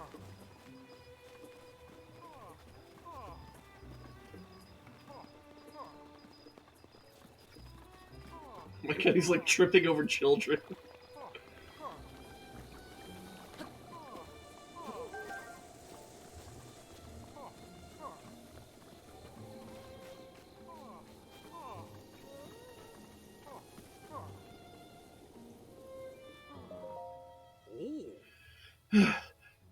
This is a clothing store. Vanta's Clothing. They sell well. I'm sure you can guess what they sell. To be straight with you, this is actually my store. So come hang out when you've got time. So I could be your first thing heading over to Kochi Dye Shop. Phew, I'm pretty much beat. Let's call this the end of the tour, yeah? Just don't have the pep tour for guiding like I used to.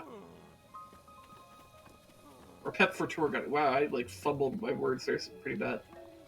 Alright, let's talk to some of the other people here. I've got to grab some sleep. We can talk later if we need to. Oh, yeah. Yeah, maybe I forgot. People sleep. Well, we got a clothing store here.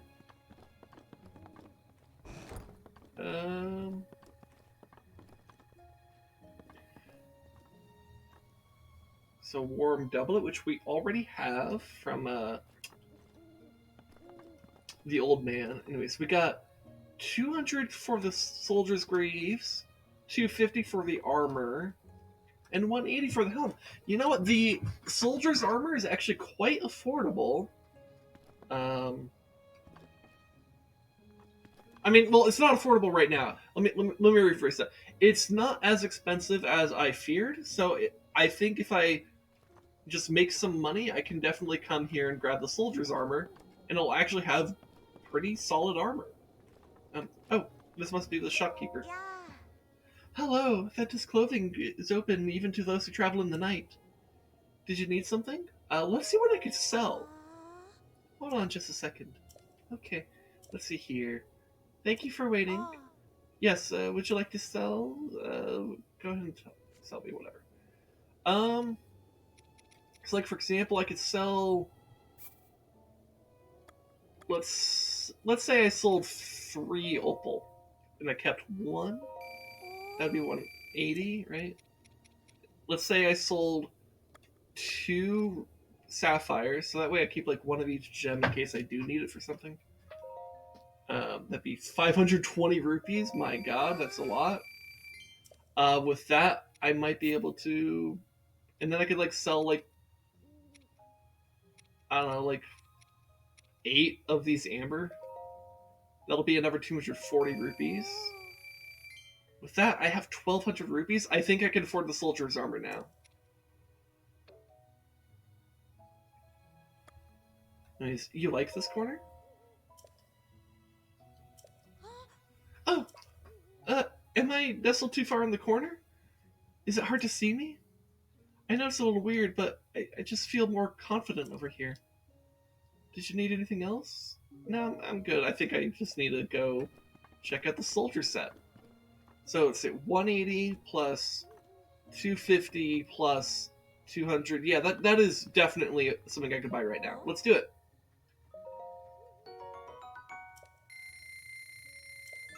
Thanks for your business.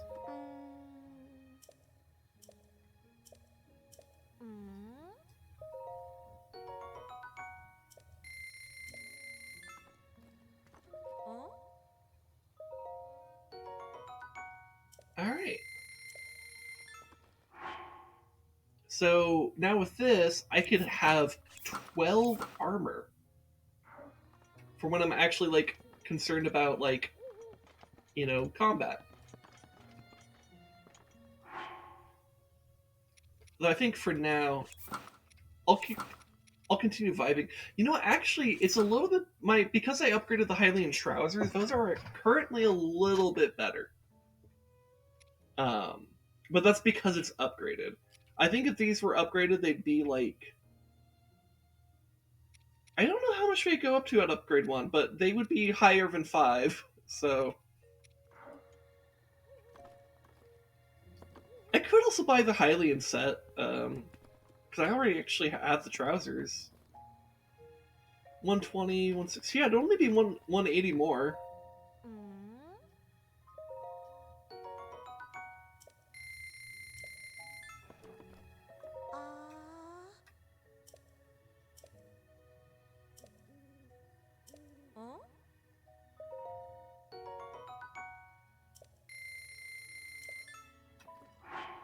And with that, I would then have... So this is the Hylian set as it is, without any, like, alterations. So that's...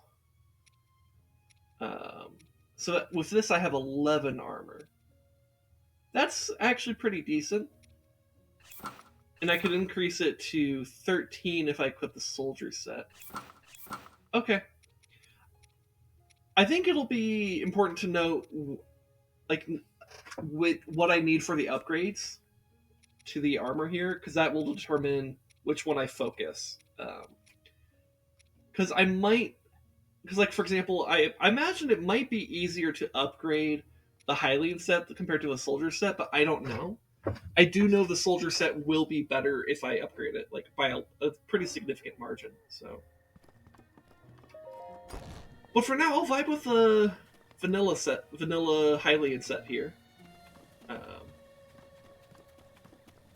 Anyways, this was like a general store, wasn't it? Oh, a customer! I didn't even hear you coming in. Sorry about that. I trust everything is as I left it. He's got arrows. He's got bomb arrows. Ooh, that will drain my wallet fast, though. I didn't know he had bomb arrows. Huh. Okay. How many... I have 5 bomb arrows. Oh, that's so tempting. I should probably save my money, though. Unless it's, like, something I actually want. Like, Endura Shrooms might actually be a good idea here, for example. Because that is a useful food effect. Also, we got Hardy Truffles. That's also a pretty good idea. Because then I can make a hearty food out of that. The others here are pretty basic. I'm going to leave them as is. Oh, we have a recipe here. Rice, mushroom, salt. Okay, looks like I create some kind of rice ball treat. Okay, cool. Maybe I can make that, if I... Okay, we've got people sleeping up here.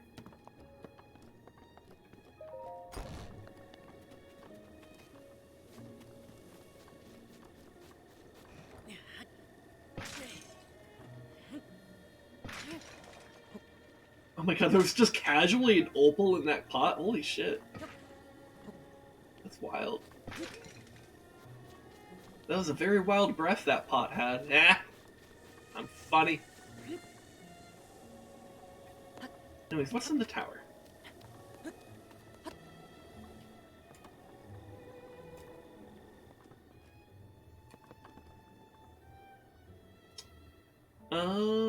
Nothing? Oh, there's a hole. Okay.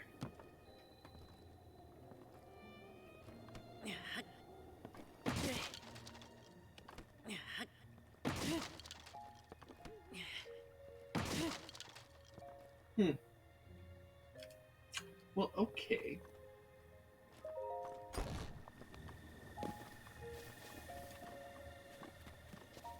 See, and that's the dye shop.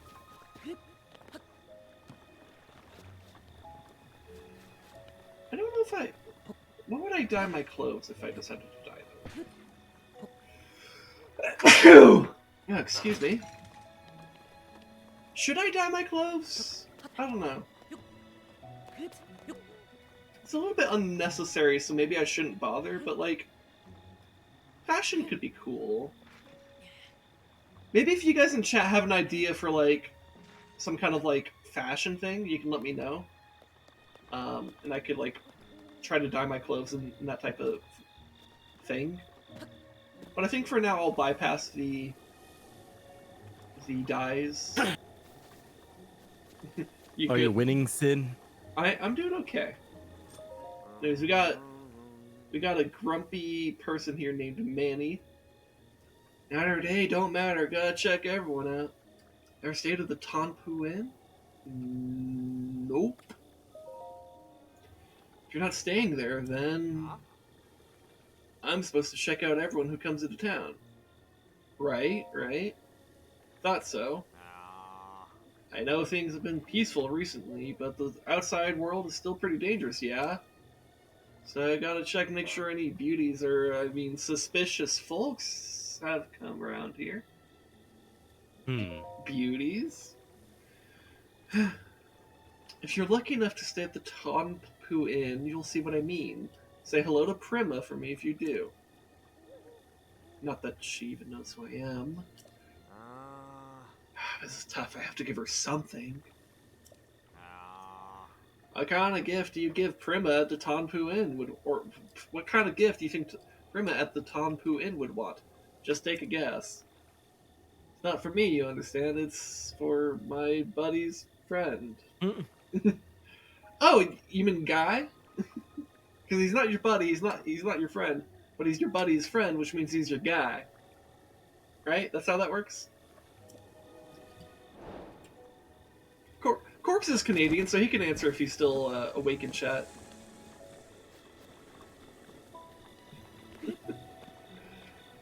Anyways, what does that quest actually say? A gift from my beloved. All you have to do is ask Prima what she loves most. Okay. Let's go do that then.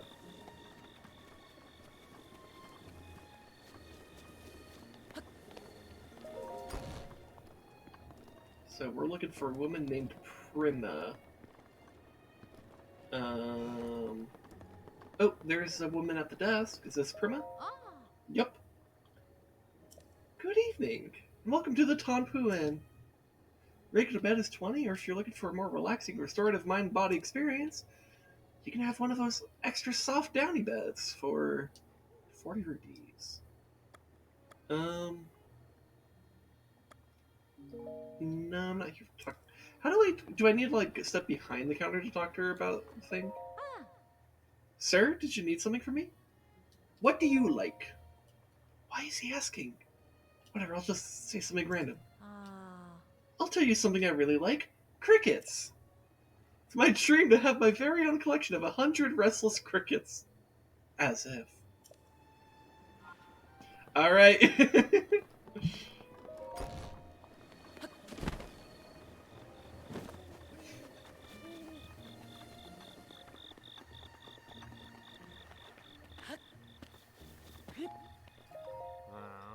Yeah. What is it? I talked to Prima. What? Prima told you what she wants?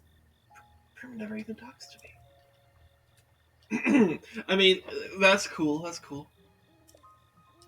So then what is it? Huh? Grandma wants the restless crickets and 100 of them? What a small world.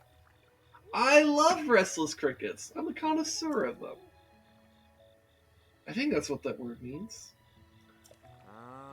Catching 100 of them is gonna be tough. You think you could help me get those started on those? How about you get me 10 of them? I'll get you something nice for your trouble. See, how many do I have currently? Well, let me sort my inventory. Let's see. I have 2, so I need to get 8 more. Okay.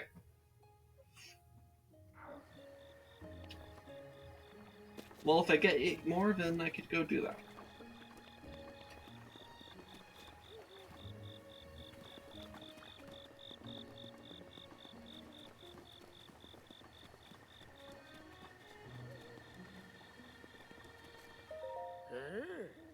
Good to see ya, even at this hour. Best place to rest up is in all of Hateno Village is Tanpu Inn. If you plan to stay, just talk to the clerk across the counter. Okay.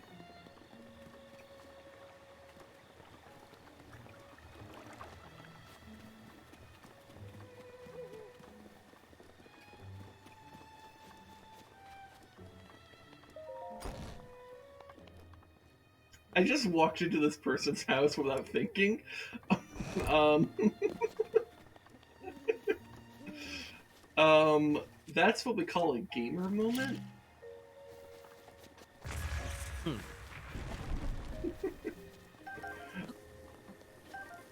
You're a real gamer now. Yeah.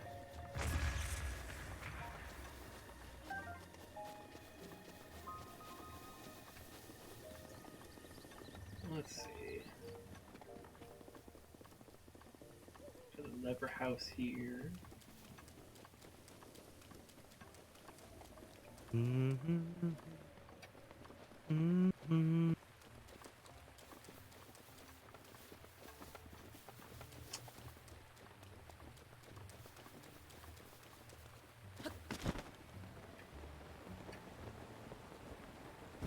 Oh, there's more stuff up there. Okay.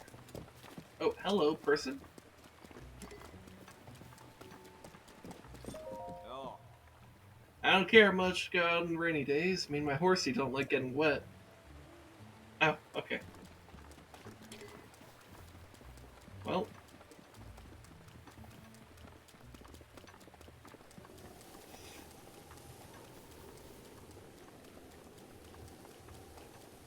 Let's see.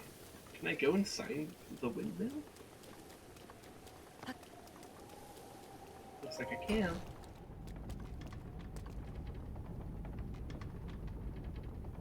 Doesn't look like there's much I can do in here, but that's okay.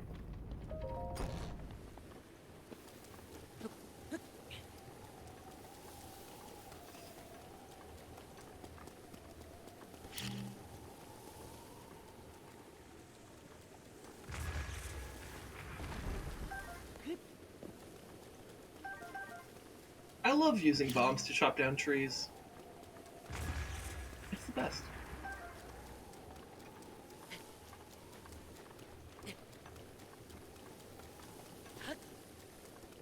Alright, I suspect there'll be nothing in this one as well. Yup.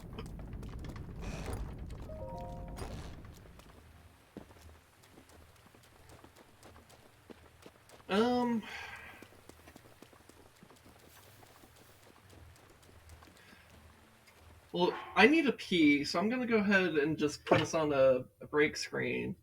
When I come back, I'll do more stuff in Hateno Village. But anyways, I'll be back in a bit.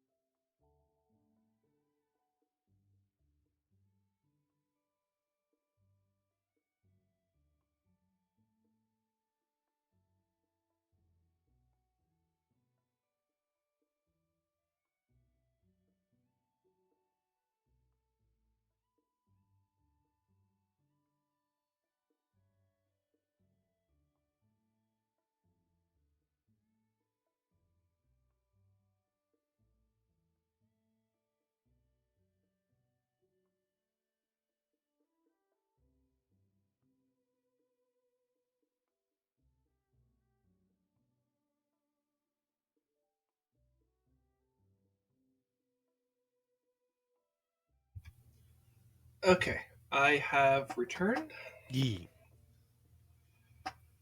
and I feel much better now having gone to the bathroom. Um, and it is so rainy.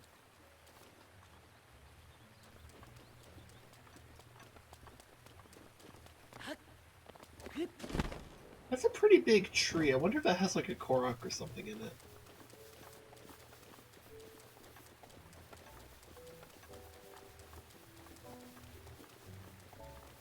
Oh, but you know what? It's raining. I might not be able to climb it. Maybe if I power through it. Because sometimes you kind of can.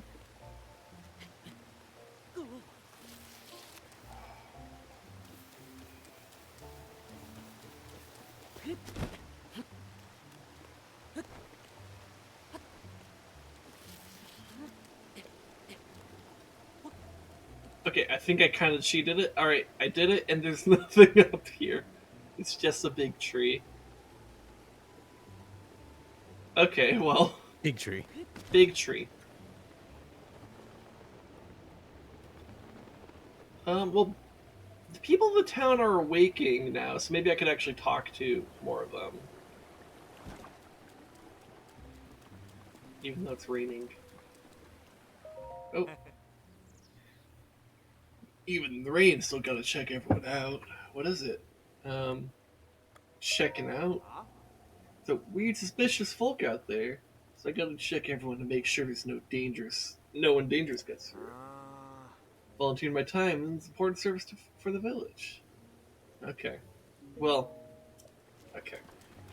I don't know why it had the exclamation point next to him when I already accepted his quest, but because I thought maybe there was like somehow a second one. But whatever. Hi there, kitty.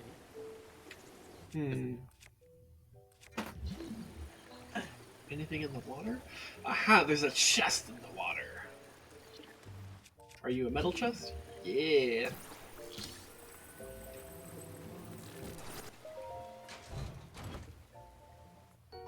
Opal. Nice. I don't remember there being this much opal, like, available early on in the game. 'Cause I feel like I keep on finding it in chests and stuff like that. Though maybe that could be a bit of a master mode thing, where it's like, yo, you're gonna need the money. Like, here's some fucking gems.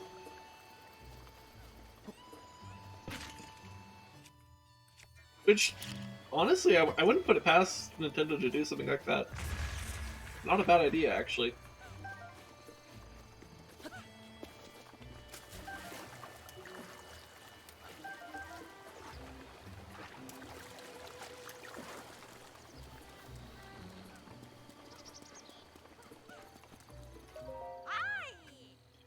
Morning.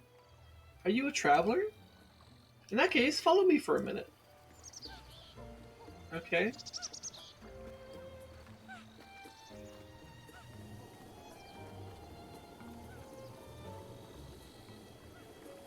This feels like the setup to an ambush. Even though it's not. I know it's not. But it's like, why is she taking me to this dock that I was just at?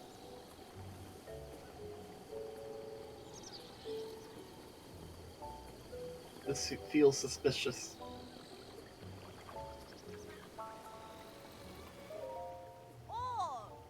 Ah, Hateno. Thanks for waiting, traveler. Why don't you take a moment and let me tug on your tunic for a second? Speaking figuratively, of course. What is it? See those 3 trees up on the top of that snowy mountain there?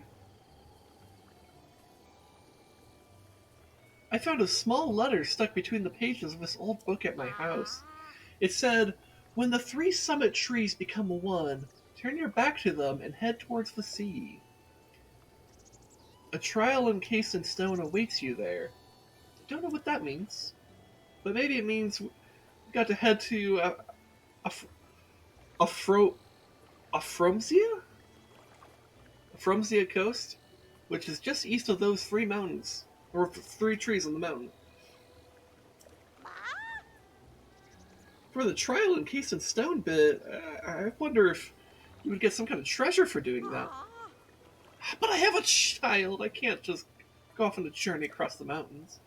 But you can do it, right? You'd be great at that. Come on! Head on out there and bring us back that treasure. Bold of you to assume I'd bring it back to you.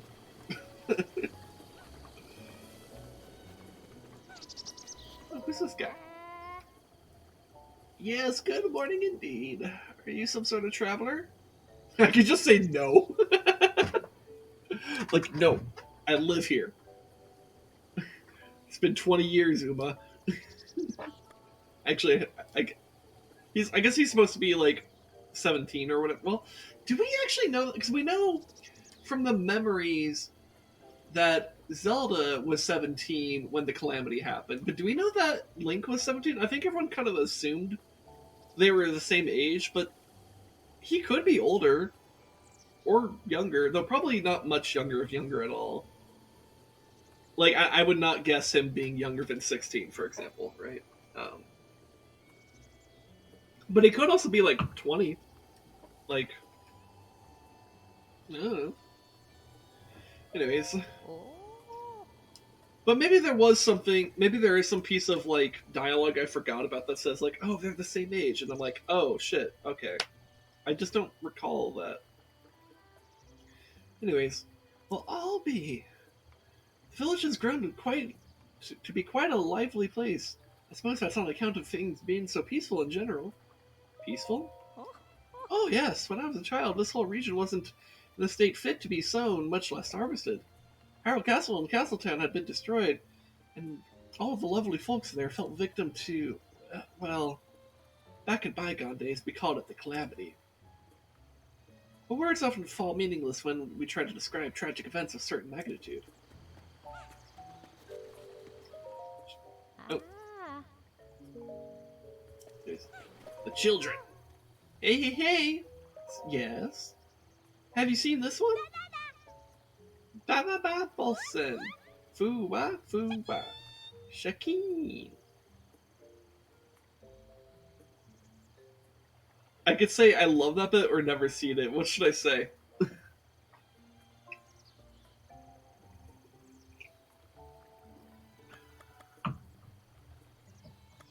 You know, let's just say I love that bit. Let's just make the child happy.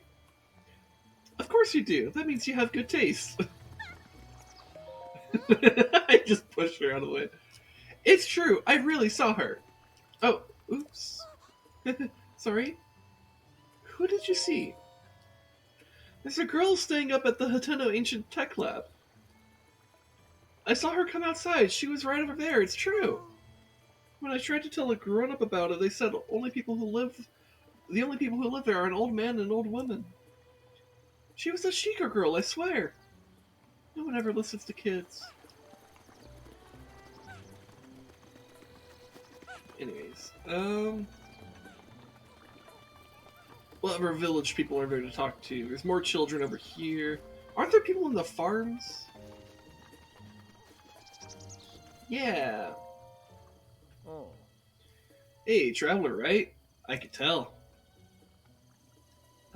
Well, there's not a whole lot to see in this village, but knock yourself out. Nothing of interest? Well, nothing might be going a bit overboard. We have a dye shop, but I don't think they have one of those. I don't think they have one of those in other towns. We also have Mount Lanayru way up to the north. See it? Mount Lanayru? Yeah, Mount Lanayru is interesting. Spring of Wisdom, the princess of Hyrule used for purification, is said to be somewhere up on that mountain. A special fountain? That princess had to endure hardships to visit. I bet the royal family left a treasure there. Well, at least maybe they could have if it shit didn't go to shit and I didn't skip the dialogue on accident. Anyway, Mount Lanayru is a mysterious place and is engulfed in ice. If there is treasure, no one's getting it. Well, if you have some time to kill, feel free to have a look around up there. Okay.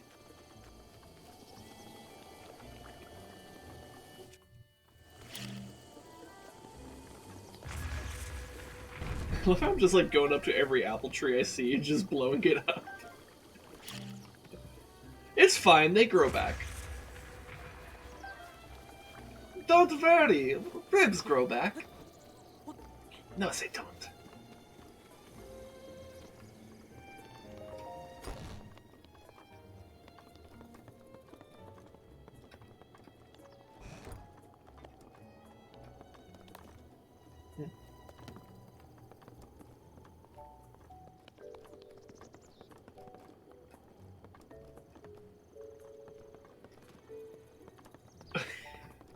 Don't mind me just running through someone's house.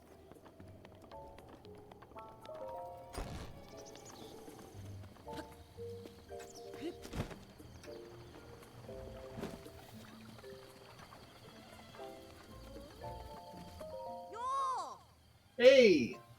Hey, mister, did you come from the big wide world? You look like you're good with a bow and sword, so you must be pretty strong. Are you strong or what? Yeah, I am. I bet you can use all sorts of different weapons, right? So, you wanna help a kid's dream come true? My Gramps is dead now, but when he was alive, he loved weapons, though he never got to see all the ones he wanted. So you bring me weapons and show them to me, and then I can tell Gramps all about them when I meet him again. Okay! Yeah! I knew you'd do it! Where should we start? Have you heard of the Traveler Sword? I've seen it in books, but never in real life before. If you find it, please let me see it. Ha ha ha! Fun to run, fun. I love to run. I love talking. Ask me a question. What do you like? Want shiny jewels, shiny money, love.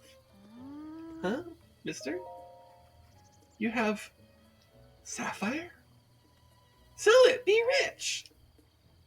Take more, or talk more. Who do you like? I love my mommy. But my mommy, she's always talking with her friend. You're not supposed to interrupt them. The only way I've ever been able to talk to her is when she's with her friend and sneak up. When she's with her friend, is to sneak up from behind. Talk more. What do you like to do? I like catching bugs, shiny bugs. Crouch down and quietly approach the bug. If you do that, you'll catch the bug. Talk more. We already talked about everything, so bye. Bye. Why do they have to make the kids so, like, adorable? In a silly way. Hello. What great weather. The East Wind General Store is open, and it's just as lively inside there as it is out here. Go take a look. And we got these women. What are they doing? What's your problem? How dare you try to eavesdrop? Mind your carrots, Nikki. Okay, Nikki. Is Nikki the Hylian word for Karen? Honestly, young people these days, what kind of scramp just eavesdrop? Like it's no big deal. How rude. Okay. Here, have this. It's a present.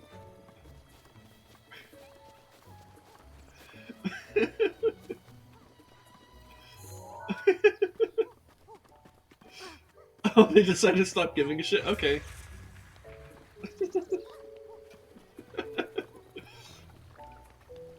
Oh, I didn't blow up this tree yet. How foolish of me.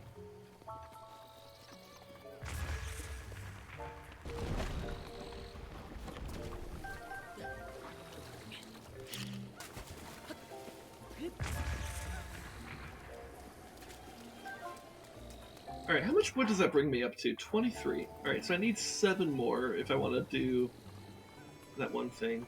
See, I already went up there. I guess I should actually go up to the lab, huh? That's probably what I... Like, I'm kind of fucking around with the village people here, because, like, that's kind of what I want to do for the stream, but, like, I should also try to progress the story.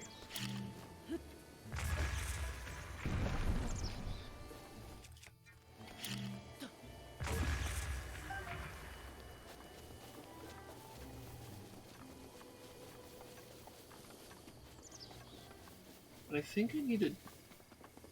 There's something I needed... I think I needed it from the bottom? Or if it's... I see it. I see what I need to do. I remember.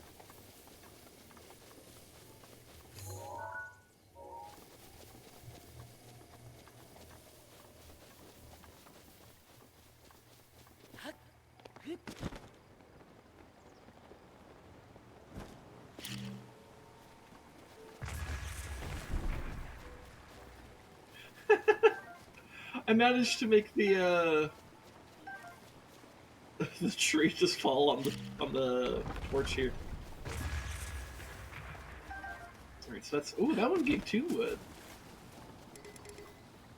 Rusty broadsword.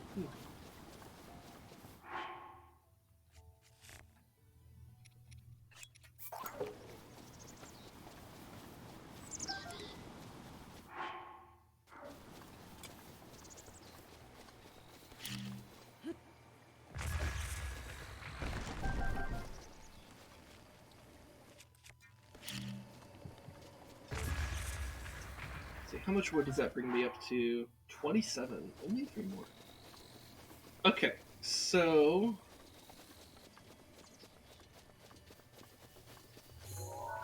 there's a person there.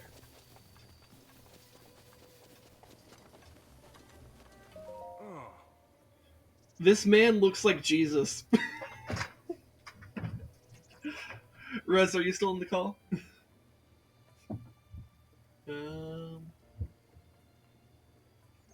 He's still in the call, but I guess he walked away from his desk. That's fine. But like, look at this man and tell me that's not supposed to be Jesus. What a perfect day for this. It looks like nothing like Jesus, white, long hair and white. But you know what? Good point, Blat. Good point. This looks like the character of Jesus. How about that?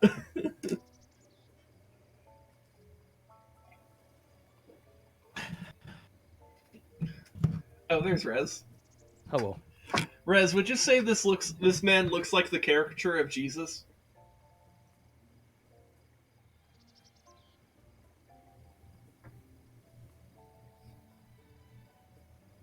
Close enough to the modern caricature of Jesus. All right. How fitting on this day, which I guess technically it's no longer Easter because it's actually 7 minutes past midnight, but like whatever. We just had Easter, so it's kind of fitting. Anyways, are you the adventurer? I am the head of Hateno Village. Call me Reed. Call me Ishmael. Call me Jehovah. Tell him to give you his stuff. He has to do it. Slap him on one side of his face just to check. Isn't this a peaceful place we have here, don't you think?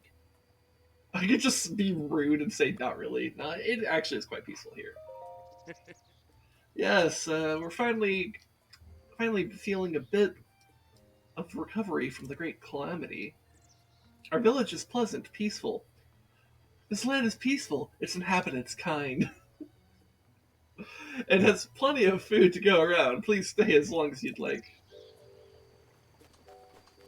You know, when it comes to like biblical shit, I was just like, right now when I was cleaning, I was listening to like audio stuff from the guy who did, what was it, the 40K Texas speech. He does World of Darkness content, and ended up going to a huge thing of like going into the lore of World of Darkness. Mm-hmm. That moment when in that universe, Cain was the very first vampire. Interesting. Basically, he was cursed with the mark of Cain, and then he went out and sought, to even more heretical places to get magic, like even more powers. And as punishment for him not really repenting and continuing to seek out unholy powers, he they then granted him all the vampire weaknesses. Huh.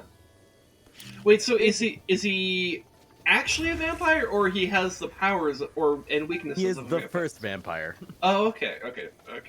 And so him seeking out all the powers that vampires have from, unholy places, God further punished him by forcing upon him all the weaknesses that vampires are known for.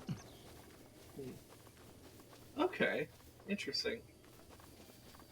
I'm pretty chill, I like to think, but don't tilt easy. I don't tilt easy. Pop culture, Christian stuff ties me nuts. WoD has some interesting aspects to it. Used to play Vampire, had a few friends still. Wait, so what do you mean about like pop culture, like Christianity and pop culture, like tying you in knots? Like, is it like the Like the typical trope of, for some reason, all Christian mythology is Catholic in media. Yeah, to be fair, Catholicism does have some pretty like wild imagery, but it is a little bit to say it's overrepresented in like Media. in media is an understatement. But I kind of understand it a little bit. Like you got some metal stuff there. I went to seminary, right? And trained in the actual history and beliefs, and very little mainstream beliefs come from source material. Yes, so I also grew up religious. I grew up around a lot of religious people. Yeah, so I think maybe those knots you're talking about I also feel as well. Cause yeah, my view like how what's a good way to put this? Oh, so Frollo from Hunchback of Notre Dame? To me, he's like the perfect depiction of a Republican. Because he's he's a politician who leverages his belief in God to be an authoritarian. Or his supposed belief in God. But he also literally lays siege to the cathedral at the end of the movie. Don't know if you remember that, but so he's a total hypocrite when it comes to religious belief, which I think perfectly lines up with Republican politicians.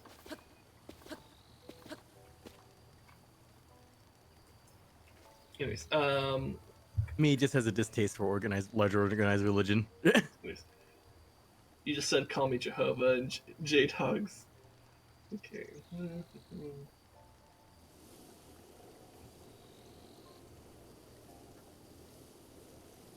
Well, so what you're saying there really depends on your interpretation of it. God, how many different Protestant sects have been created over these distinctions? Yeah, it's like you could create a religion out of this distinction that I could make right now. But single most important fact with any religion of the deity is knowing that who that deity is. How some of the Christians are totally lost on this as well. Well, okay. Let me reread what you said before I respond, because I just want to make sure I understood what you said first.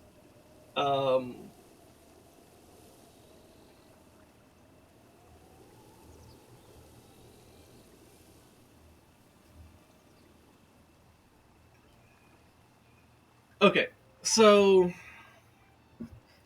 again, it is fair to say this is something that depends on your interpretation. However, I think it's pretty clear from just from the New Testament alone that I would say the core belief to have about Jesus is that he is the Son of God, and therefore and as acting as the savior of mankind in that sense. He, for all intents and purposes, is God. Depending on which version of Christianity you're talking about here, they may or may not distinguish between God the Father and God the Son. But the way I view it is you have the Father, you have the Son, and the Holy Ghost, right? And those three work together for the same goals, right? And so in that sense, that they are one, and that one is God. Does that make sense as an interpretation?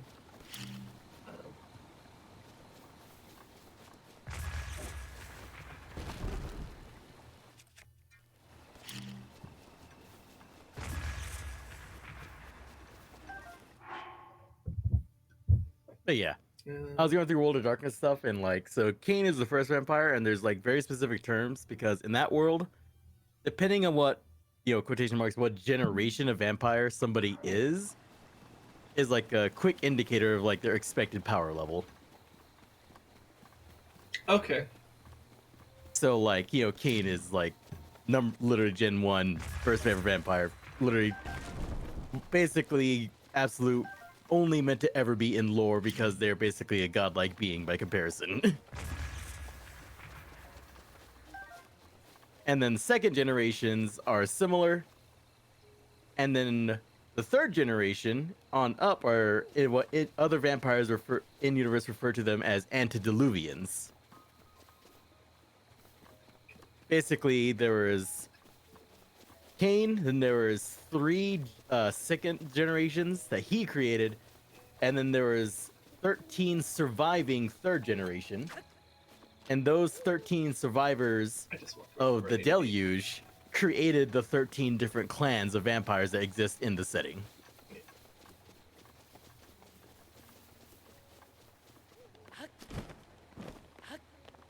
So, Blat, just to be clear, like, there are definitely 100% valid interpretations of biblical text that does support what I said. Just because it wasn't explicitly expressed that way in the seminary that you had when you were younger doesn't mean that's not true. Also, you guys grew up under different seminary doctrines. So. Yeah, that's also important to note. So it's like, and I don't want to like have to like pull out or like let me go find a fucking Bible and just like fucking like go to like I don't like I'm not here to do that, but like I'm agnostic at best, and I already have 3 different Bibles in my house right now. Yeah. Oh, granted, one of them is in Navajo, but cool.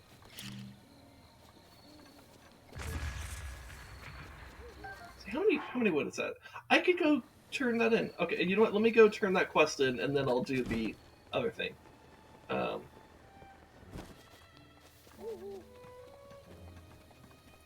So I guess what I would say is I don't think these things are as, I guess to kind of summarize what my point is, you may have a very specific view on something, but I think anyone who has a very 100% confident view on like on a particular interpretation of something from Christian doctrine is probably wrong in some detail. Like, maybe that's not the best way to express it, but it's like... And also, a lot of texts are translated how many fucking times? Yeah, so like... It's so... How the fuck do I put this? It's like I'm like trying to express... Like, I have like a... my thoughts are stumbling over themselves in here, but like...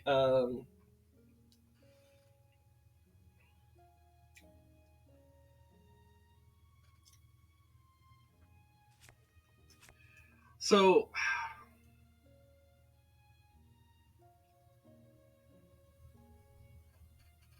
I'm not saying interpretation like it's fake and mysterious. I'm saying interpretation because I mean that word quite seriously.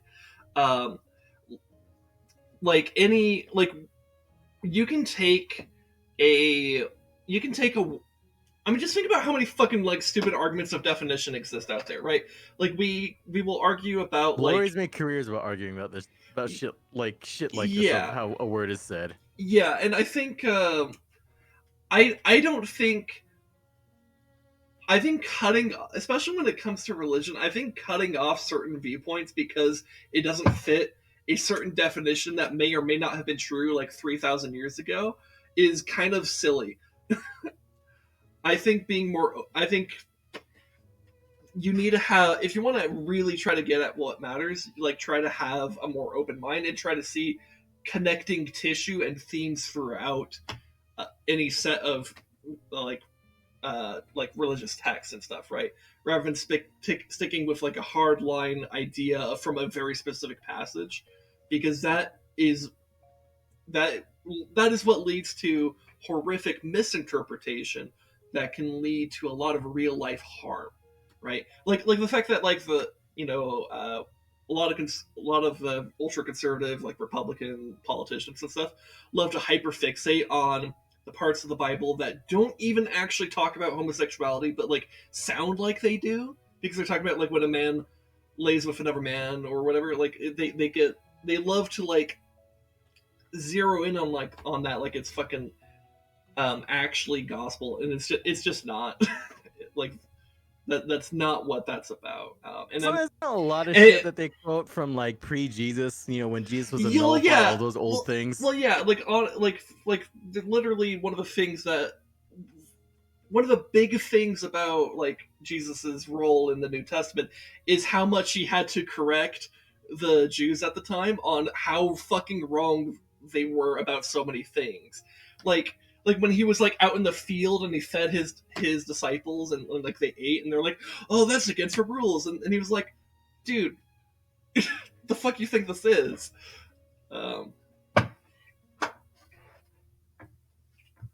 So that's why I'm objecting to your because you were expressing yourself in a way that was very similar to that. Like I know you're not actually conservative, right? You're actually very left leaning, um, but like the way you were kind of expressing this whole idea of like the Son of God, and like being a man and stuff, and that therefore means he cannot also be God. I think that's not necessarily true. There are plenty of interpretations where both can be true. That he could have come in the form of a man, but still also be God. These are not necessarily mutually exclusive. It's like you might interpret it that way, and that's fine. Like you're allowed to have that interpretation, but I would not say that's a hard rule. And a lot of Christians just straight up don't think that way. Does that make sense? I might be contradicting myself, but like we're also talking about stuff that is very ancient texts that are that have been translated through thousands of years of mostly handwriting, like copying from page to page, and relatively recently was translated into English, which, as we mentioned earlier in the stream, is a very bastardized language. So,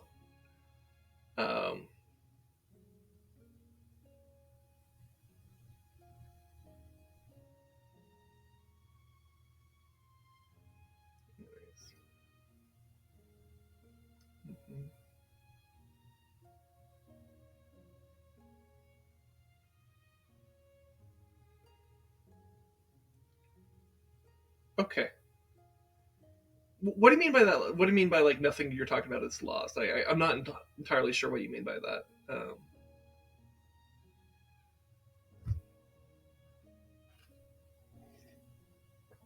Language changes don't affect this. I think they can. In fact, I think it's kind of silly to suggest that they couldn't, because there's. I mean, like I don't know how you would argue that it couldn't affect things.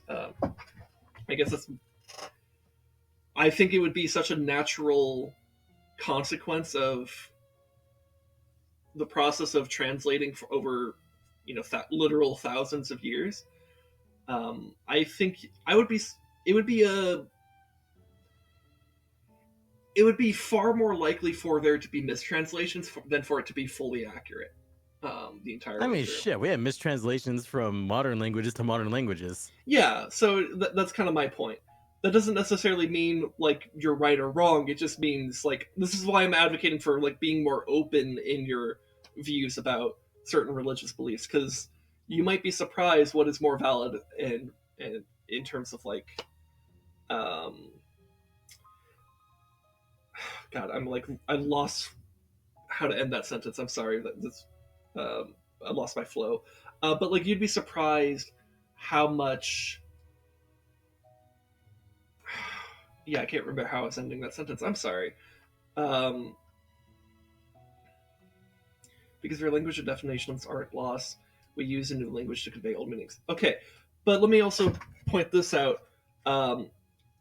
You like again, just using a very like not even like that like just using a very straightforward interpretation of like the events of the New Testament. Christ's whole thing was that the Jews there had massively like strayed away from like what they were supposed to be about. So saying that like, oh, their definitions that they held back, or the definitions that existed a long ass time ago, they existed and therefore were truly correct in their entirety and not a shadow of like, that's ridiculous to me. Um, I would expect I would expect the ancient Jews to be wrong about a lot of things about their own religion and their own language because they're human. Because humans are very commonly wrong about their own religions, their own beliefs, their own words, and the meanings thereof. Right? I recognize these ancient peoples as being people and therefore deeply flawed, just like us, because I don't think they were fundamentally different from us. So why would I think that they would have had these like, I guess pun intended, that their definitions would have been set in stone, right? Um, like just because they literally were doesn't mean they were figuratively, because I don't think that's how words work in any language.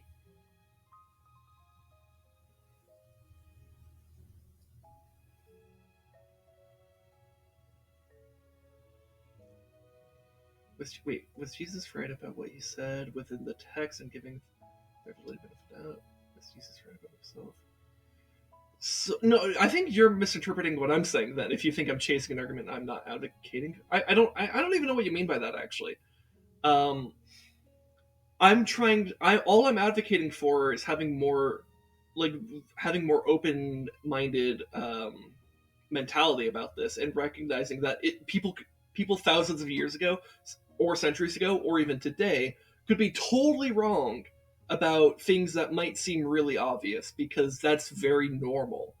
um, and that if you want to build a case for something, you would need to rely on like multiple aspects or multiple like points of evidence to create that argument, right? And that's just like, that's not even like a religion thing, that's just like an argumentative thing, right? That's how you do argumentative rhetoric. um, so um, yeah, I'm trying to not get too bogged down here. I'm just like trying to like make a very simple point because I'm not trying to have like a theological discussion really.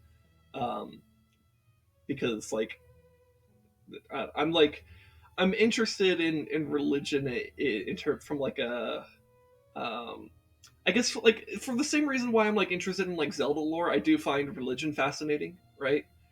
um, but like I well, I kind of apply this with Zelda lore too, where like I don't necessarily stick with like hyper fixated, like strict views on like who the Zonai could be, right? Because I just don't fucking know. Like, and it could be a lot of things, um, or like the nature of Hylia. Like, I have a pretty strong understanding of the nature of Hylia because I played Skyward Sword, and that game has a lot of information about Hylia, but that doesn't mean I understand like everything about it. Like in a similar way, like Zelda is like the Jesus figure of the Zelda franchise. So like because she's literally the reincarnated form of the goddess Hylia. So does that make her a goddess? In some ways, yes, but it's clear from the events of Skyward Sword that the mortal form of Zelda is not itself the immortal form of Hylia, but that doesn't mean she isn't Hylia. In a similar way, you could apply a very similar type of logic to Jesus there. That doesn't make it right or wrong because you could argue about that. And I could see ways in which like my interpretation might just be wrong, but that doesn't mean I am wrong. It just could be wrong, and I would need more. Feel like you had a bone to pick. I mean, I don't know. Maybe I did have a bone to pick, but it's like, I guess I don't know if it's really so much I had a bone to pick, but it's more of like the way you were initially expressing it set off some alarms in my brain about like the way people can get really annoying when talking about religion. And I wanted to kind of preemptively shut that down. Maybe that was a wrong move, and I apologize for that. I didn't mean to like. I'm not trying to like insult you or begrudge you. Um, but I'm also trying to like kind of. I have to gauge what I can. I did. I guess. I guess I did ask. Fair enough. Um, okay, no, that's fair. I don't. I apologize for if it seemed like I was putting words in your mouth. I think I was maybe more trying to. Um, yeah, I guess I may have done that. I'm sorry about that. Um,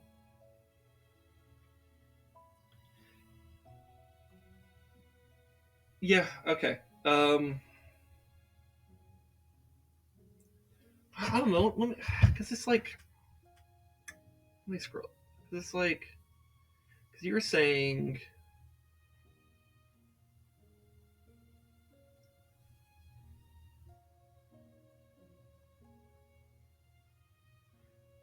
Mhm.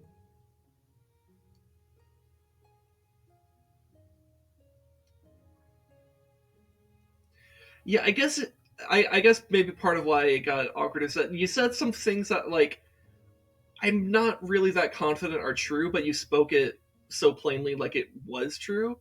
But I also don't want to like look that shit up right now because like I'm not in the type of space to have a theological debate. So I had to kind of argue around just like the air of it rather than the actual substance of it. That's probably what happened there. Um, and that's probably why that got really that's probably what led to that frustration. Okay.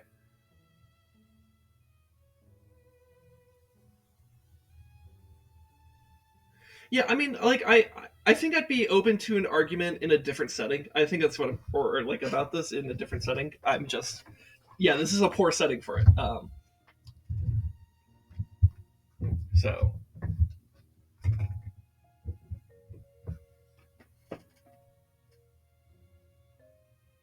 uh, but yeah, how do I wrap up my thoughts real quick then? Do I need to be day for the guys to be here? I probably do. I probably should have been letting the timer run this whole time. Oh well. Oh, I could also blow up this tree.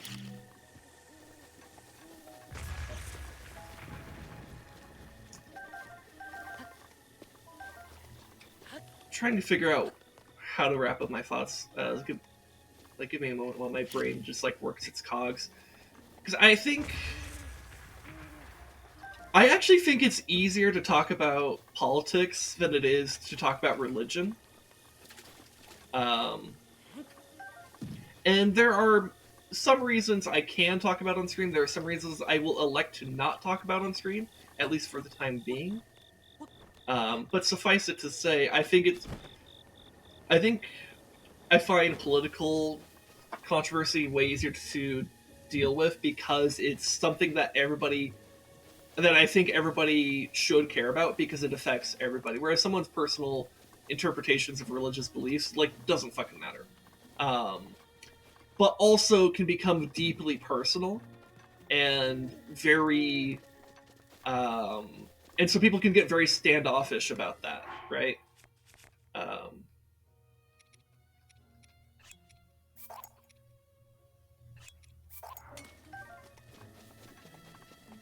and I guess third thing on that as to why I think it's tricky is like I have very complicated feelings about religion right now, and I kind of don't want to open that up to the vague internet opinions on that because um, that's usually a recipe for annoyance.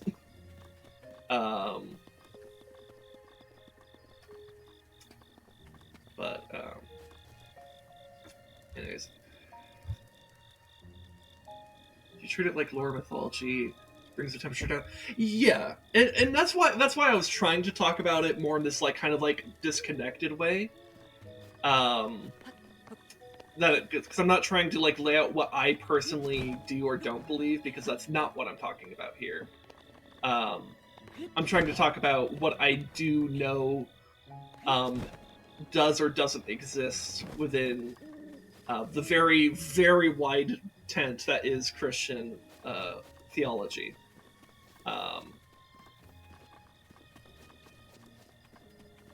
So, like, I'm not, but like, it's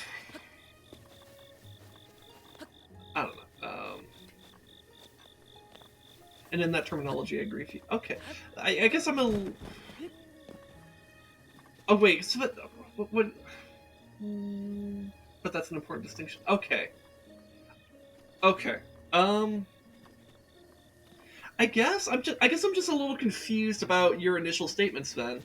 Because, like, you were saying, like, seeing, like, Christianity in, like, popular media can, like, twist knots in you because of how they misinterpret stuff, but, like, if they're just treating it as, like, theology, or like, a mythology, right?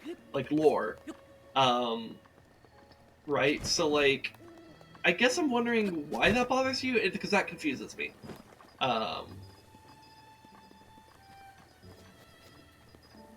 Because, like, I can get it if it's like, oh, you know, they interpret this in a way that I personally find, like, annoying, but, like, is that all it is, or is it, like, something else? Because I'm not sure I really got it. Also, can I give the whip to this guy?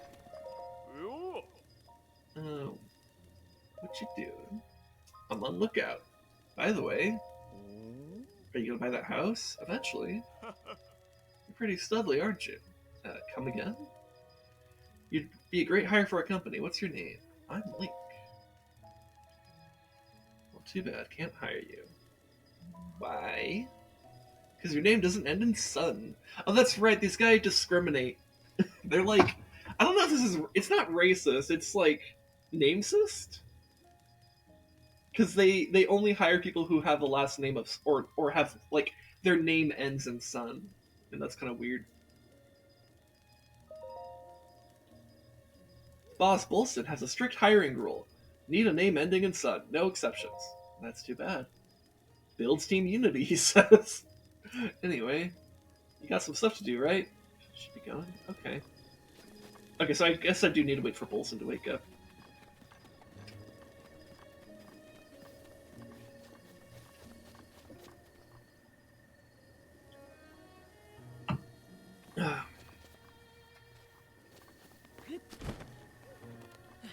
Wait, I just remember there's a fucking fire over there. I could just sit and wait till it's, like, technically morning. Which would probably be, like, what, like 2-3 hours?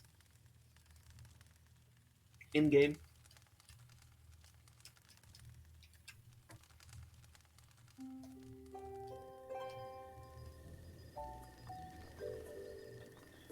Okay. There's Bolson over there. Looks like he is. Alright. Mentioned you're into the lore of this game than others. Seems the lore is more fixed than others. Any comic book fan has a favorite character that's had a million rewrites to their nature. True. Okay.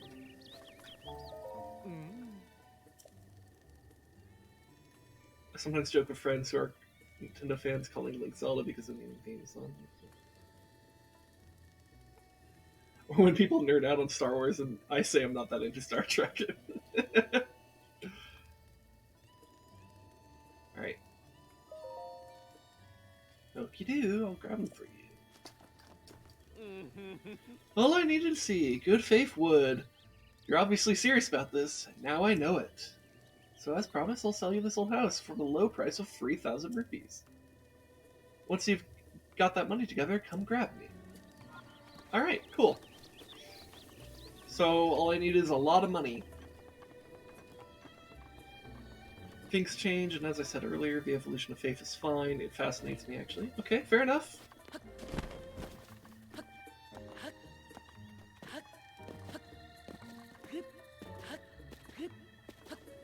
Though I'm not so confident what I was talking about was evolution of faith, so much as it was interpretations, which I guess you could call that evolution of faith, but, like, I don't know, evolution of faith kind of implies, like,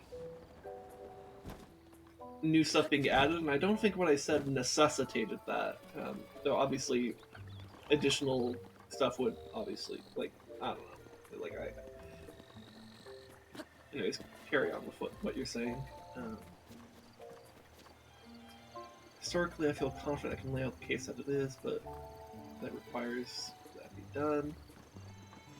Yeah, and I don't know that I really care that much about, like, because I don't know if that would really... I don't know that that would... I don't know how much of an effect that would really have, but I guess to be fair, you haven't laid it out, so obviously I can't know what that effect would be.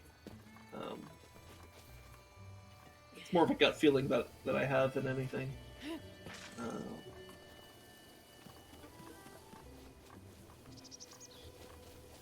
Anyways, I need to go find the blue thing in the meantime.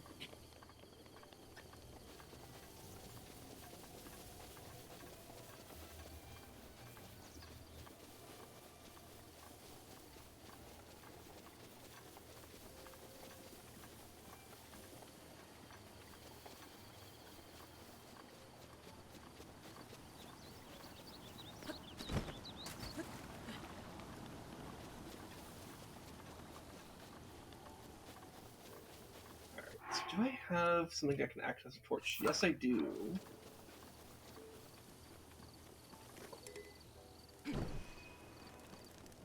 Alright, so I think I need to light every single one of these.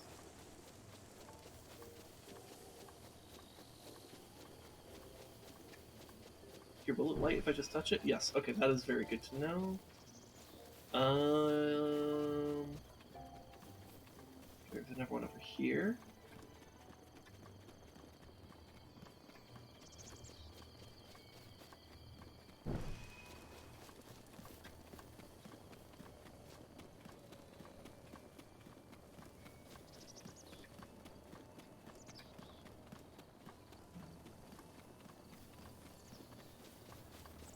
Feel like this is off the path from where I need to be. Hold on, I'm gonna put that out. Did I get off the path? Or maybe those are some red herrings? Or blue herrings in the case of this? Anyways, let me pause to read what you said. So Jewish law way back in the day, they had 6 genders. They recognized 6 genders. Blows the modern person's mind. Lots of well-meaning liberals try to use it to validate themselves. Okay.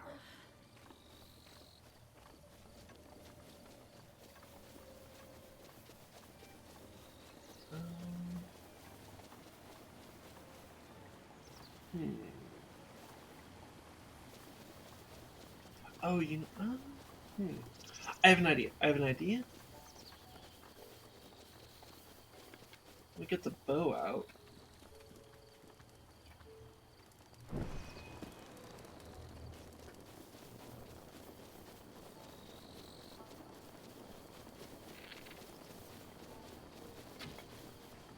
I hit the roof of it, god damn it. Anyways, the original conception of those 6 genders is absolutely nothing like our modern interpretation. Mine's go. It didn't break the patriarchal hegemony. For the purpose of integrating outliers in the patriarchy. Okay.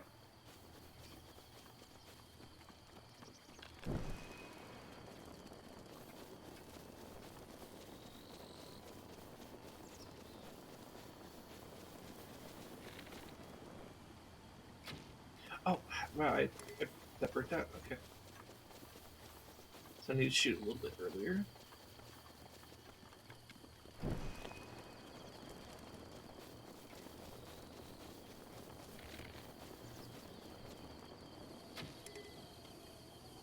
Okay, there we go.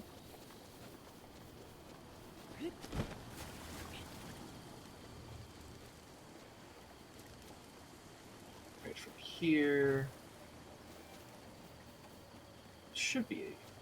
Should be able to spot some others, right?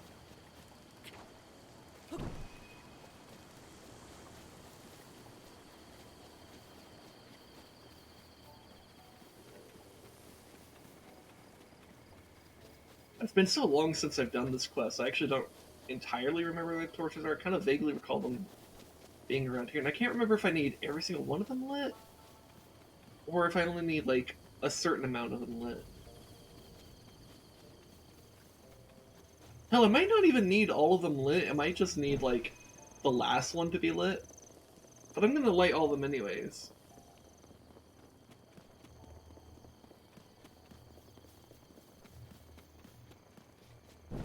Oh, there's a person here. Hello. What a nice breeze. Doesn't carry the tang of salt on it, though. What do you mean? Oops, I forgot we just met. I was reminiscing about my hometown of Laurelin Village by the sea.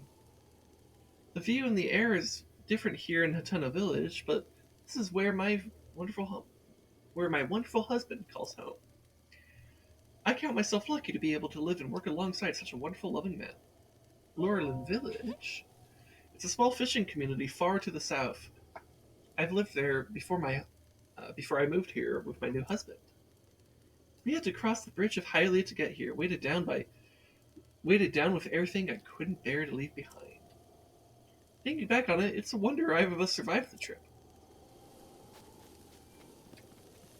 Knowing where Laurelin Village is, yeah, it's kind of wild how actually hard it is to travel between Laurelin Village and Hateno Village. Because on the map, they're not very far from each other, but the problem is there's a fucking mountain range in the way. And so you have to go, around, half of Hyrule in order to, do that. Also... Oh, I go that way. Oh, okay.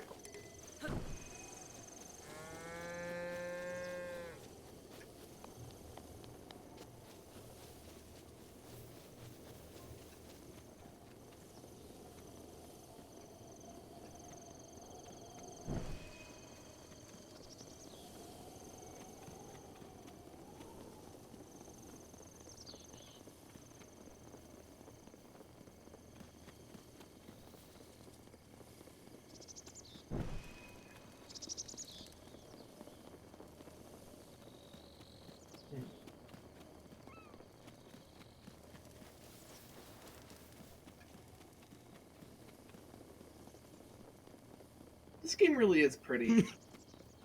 I like it.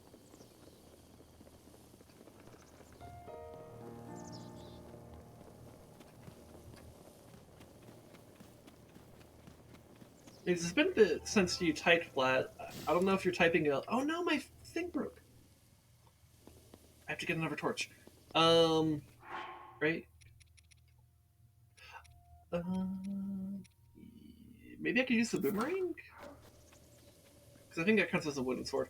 Anyways, I don't know if you're still typing a long message or if you're kind of done. If you're done, let me know. If you're not, I can continue waiting. Because it kind of seemed like you were building towards something else, but I don't know.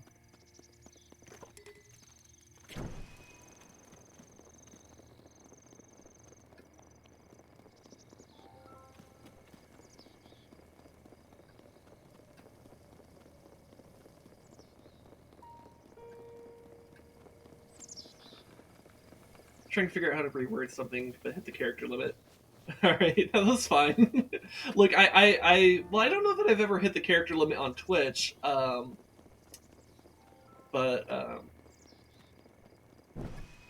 I have no idea what the character limit is.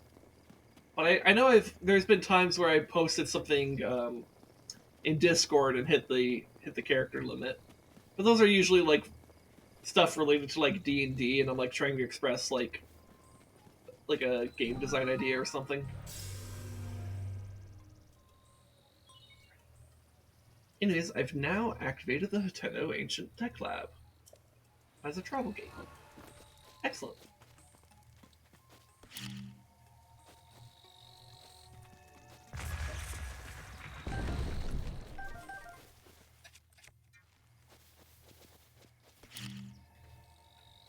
Well, if you're still typing out thoughts,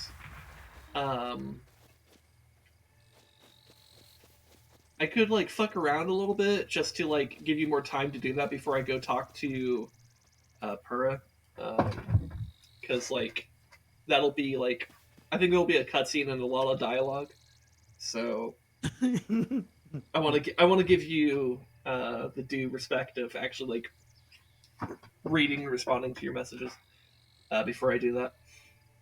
Anyways. There's interpreting things that are unclear or undefined, and there's interpreting things to retcon, to evolve an idea, or for personal reasons. Not everything said can be interpreted to be something other than... If you have a reason to contradict or disregard it, if you can be respectful of that material, I think you have an obligation to voice that.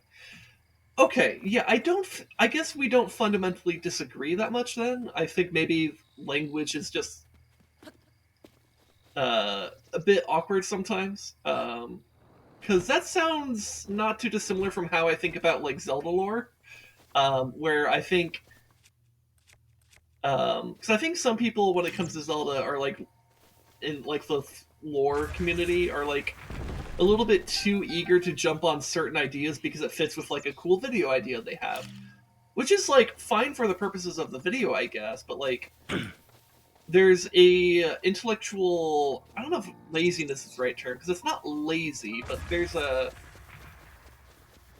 like I feel like a lot of, I'm using the Zelda community as an example of this, by the way. It's not exclusive to the Zelda community. But like I feel like a lot of people love to like look for a certain they love to like look for something in Zelda and like come up with a very specific idea of it and kind of ignore other things that it could possibly be.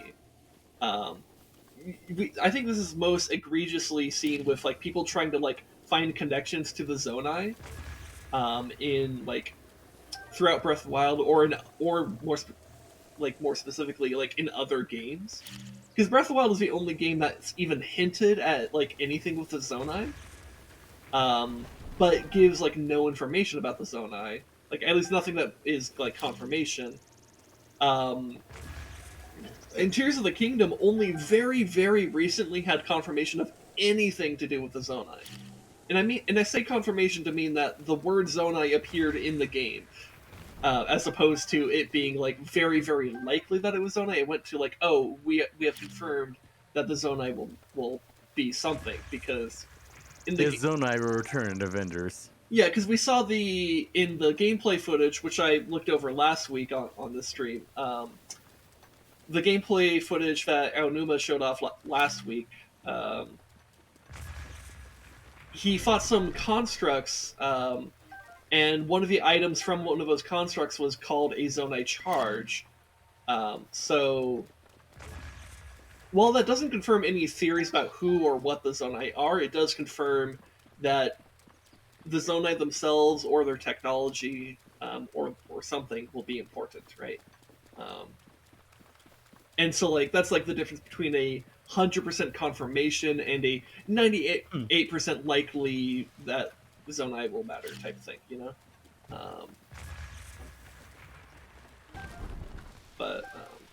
Anyways, let me read what you said there. That's true, yeah. Yeah, because there's also a meta-analysis that needs to be applied to fiction, where like we know that people are like writing it and that they could just change things on a whim if they so desire, and I suppose if you want to be cynical, you could, I think there's a cynical argument to say that like you could do the same thing with religion, because like if you want to be like a Reddit atheist, you might say, well, all religion is fiction anyways. Ugh. But I also think that's intellectually lazy at the same time, because it's not engaging with religious people who actually believe shit. Like, for example, if there was like literally, if you were talking to like a Hylian, if I talked about like if I talked about the lore of Zelda with like a Hylian that somehow just popped into existence, like it would be very weird for a lot of reasons, I suppose. But maybe that's not the best comparison, but like, though maybe that's actually a good comparison because it shows how comparing fiction, like works of fiction like Zelda, to like actual religion is really awkward. I don't know. Anyways, any story that has any level of internal consistency. It defines its characters and its world. Where things aren't defined, the listener has no choice but to fill in the blanks. Where those things are defined, changing the lore from what was said is making your own story, but you can do that. I think it's wrong to either say your story is the real one, which I suspect which you suspect I might be doing. Okay, yeah, and then, or say there's too much knowledge, which I suspect you of doing. Okay.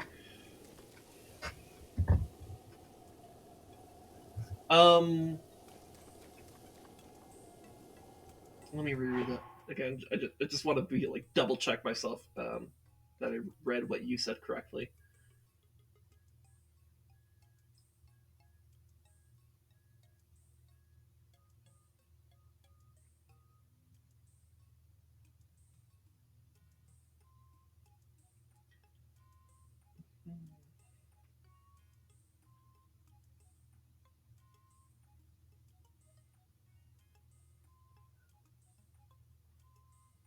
So what's left is for me to provide evidence of the lore we're talking about, which is what it says. Okay, well, yeah, I get. So that's kind of why I was like, I didn't. Yeah. Okay. How do I phrase? That's what made that particular thing you had said really awkward to talk about because you would have to go through like the entirety of the New Testament, right? Um, and we don't have time for that. Nor do I have a desire to do that because I think whatever benefit we would gain from that would be pretty minimal in the grand scheme of things, especially for the purposes of the stream and this channel.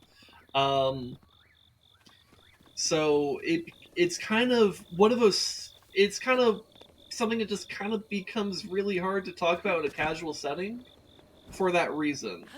Because if I have to go through the entire like New Testament just to like disagree with something you said, or vice versa, it's fucking obnoxious. like, yeah, it doesn't take that much reading. We're talking about the entire New Testament. Are you fucking kidding?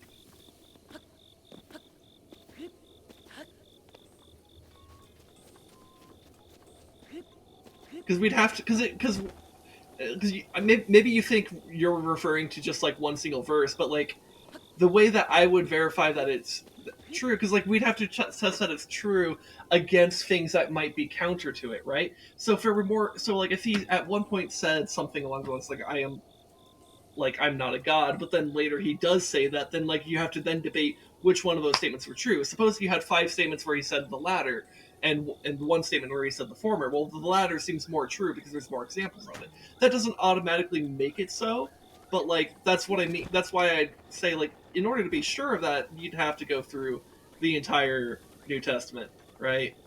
That's what I mean. And if you That's want a lot of words. I ain't reading that. yeah, if you want to do that, be my guest, but I'm not doing it on stream. like,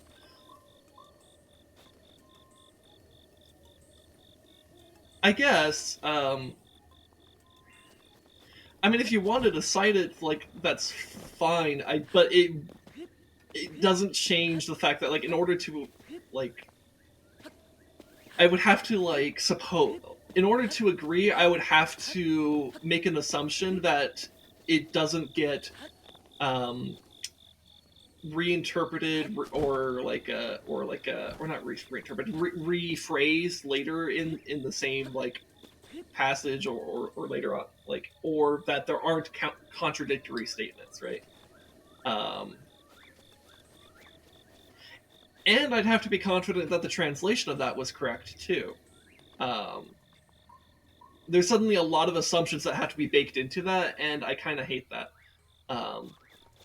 If I were willing to do that, then that's one thing. But like, if we're starting from a place of like skepticism, which I was, then that's like, then that suddenly becomes a not so casual conversation. Does that make sense?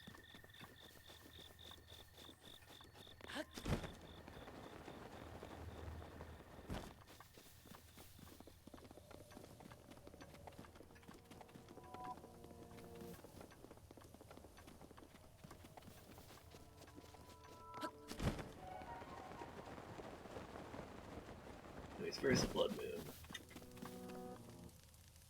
There it is.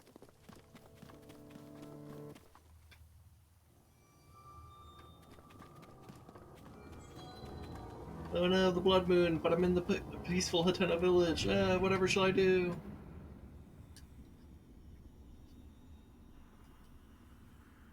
The blood moon rises once again. Please be careful.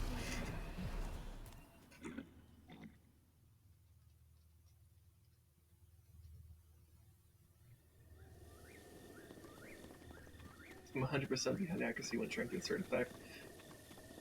Yeah.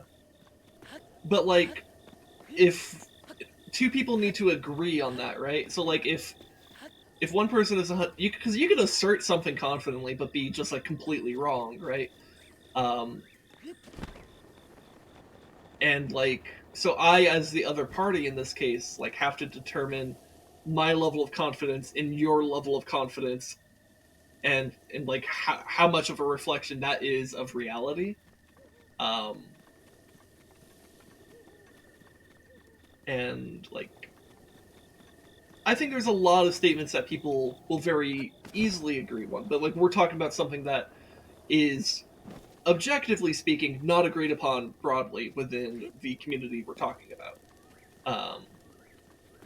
So even you should know you're starting from a place of not automatic, like you're not starting from a place of automatic agreement, unless it so happens to present itself. Like it's possible I could have automatically agreed with that, but it's not. That would not be a safe bet. Does that make sense?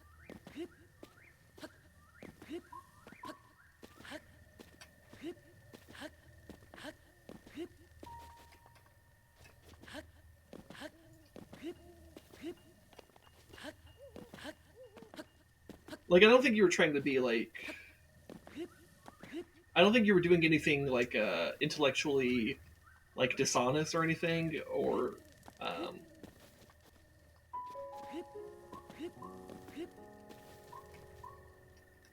it's just... Okay. Fair enough.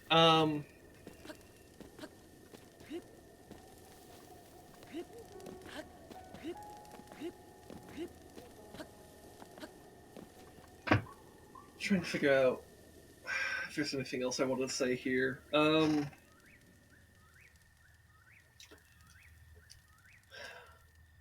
I guess pulling way back out and kind of going to just I want to say something that isn't like about this conversation, but like might like God, how do I word this? I don't know. Let me skip over that sentence then. I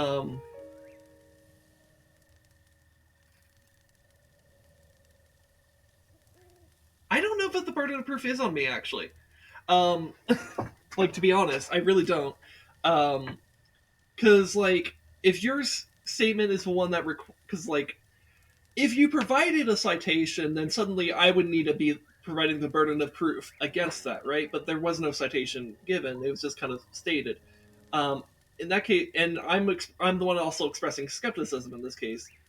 I don't think there's any burden. The only burden I need to have is to express I'm not so sure about that, which I did. So if you want to talk about burden of proof, that actually is on you. I don't think that's like. I don't think that's a terribly controversial thing to say. That doesn't mean that it's a massive burden. It just means like if you could cite it, then like there you go, right? That's how argumentation works. If someone cites a source to back up what they're saying, then boom, they've done their burden of proof. But if there's like now a counterpoint being made to that citation, then like now you're kind of in this back and forth, right? I mean, in the sense that's a positive claim. What do you mean by that? I like maybe I'm stupid here and I don't know what like terms are, but like I don't know what you mean by that.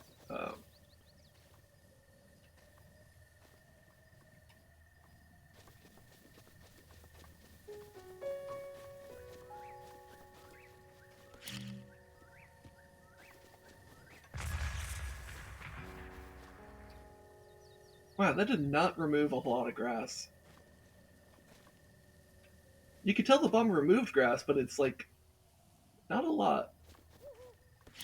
Huh. Those are not very efficient landscaping tools. I guess not. Now, for escaping the land, explosives are pretty good. Yeah. Yeah. Because it's like, that's interesting. It's like, because we know the radius is bigger. Because, like, for example, if I put this here and I stood here, I'd be pretty confident that I'd get hit. Even though there's actually, like, this is clearly not within the radius of the grass being cut. And I did hit myself. That's interesting. For some reason, the grass is like more explosive resistant. I don't know. I wonder how that works. Because it's not matched to the blast radius. It's smaller than that.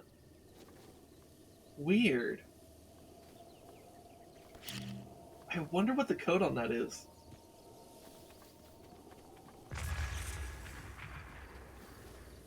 Huh.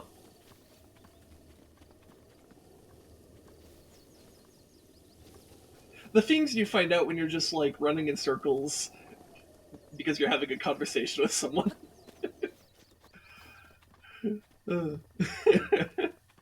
I guess it's a good thing I'm playing Breath of the Wild specifically, because this is such a good, like, out of all the Zelda games, this is the one to kind of fuck around in, and just like find out some random shit about the game mechanics. Not that I think the blast radius of grass is ever going to be important in my playthrough. It's just kind of interesting to note. There wasn't anything down here, right? No, I already got the trees.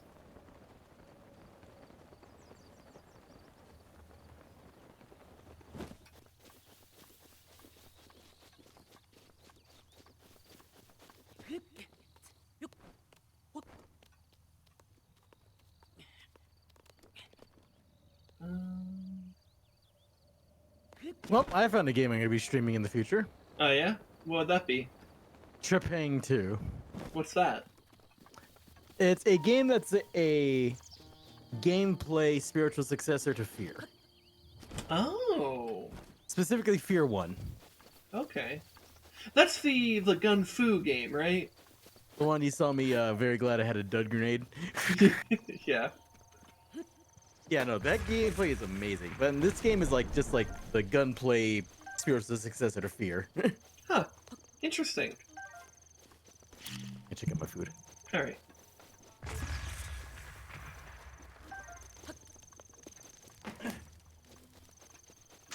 See, who's this guy? Oh, it's... Hey, you. Yes? What do you want? Oh, don't act so clueless. Although, fine. You seem harmless enough. Forgive me. I've been on edge with all these monsters running around. They come up from Hateno Beach to steal my sheep. If someone doesn't do something soon, I won't have any left. Oh. Is there, like, literally a quest to go just beat up some, like, bokoblins that are attacking sheep?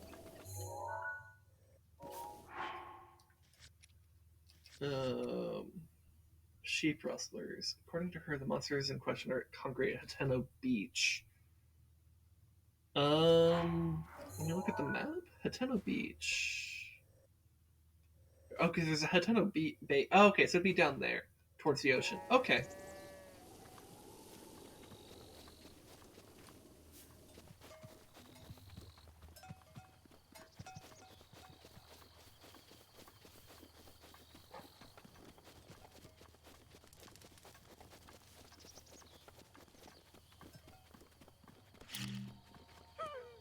Oh, there's a guy there. Sorry, I didn't even see you. Hello? Yeah, hello. Oh, he's just sitting there. Okay, well, you're immune to bomb damage because there's no friendly fire in this game, so...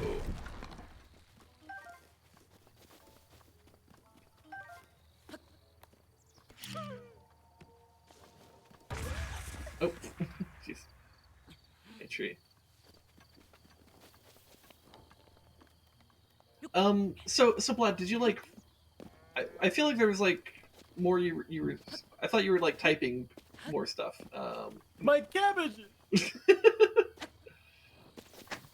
Okay, there's the wood. Oh, did I just miss the response? Am I like fucking stupid? And I've been running around for circles. Hold on.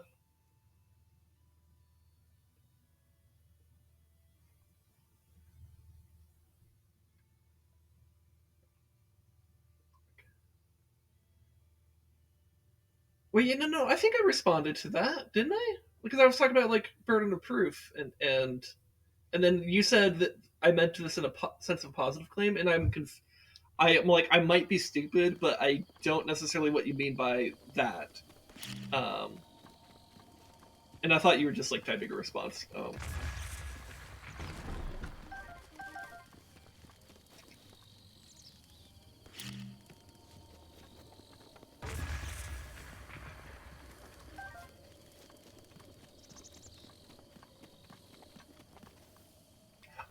You said that in response to.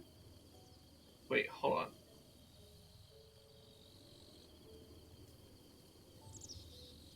Maybe I am stupid.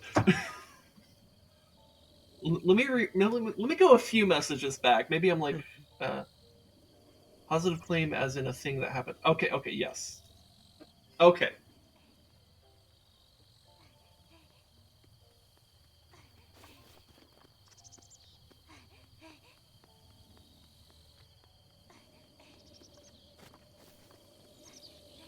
Okay.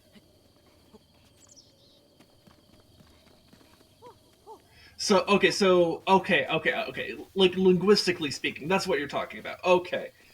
So linguistically speaking, you're talking about it being a positive. What did you say? Positive claim. Okay, gotcha. All right.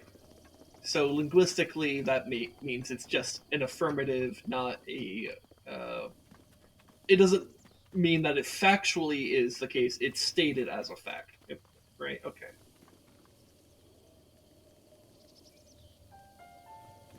Okay. Am I getting that correctly? Like that you're just referring to like the assertion itself is the positive claim? Am I understanding that correctly?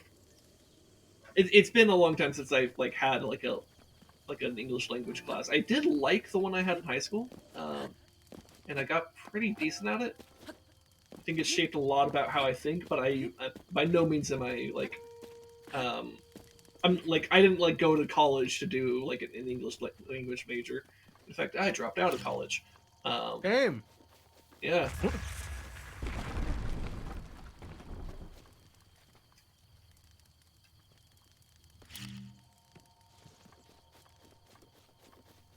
Okay. All right. So now let me go back to your statement, and then like let me see if now that I understand exactly what that terminology is. So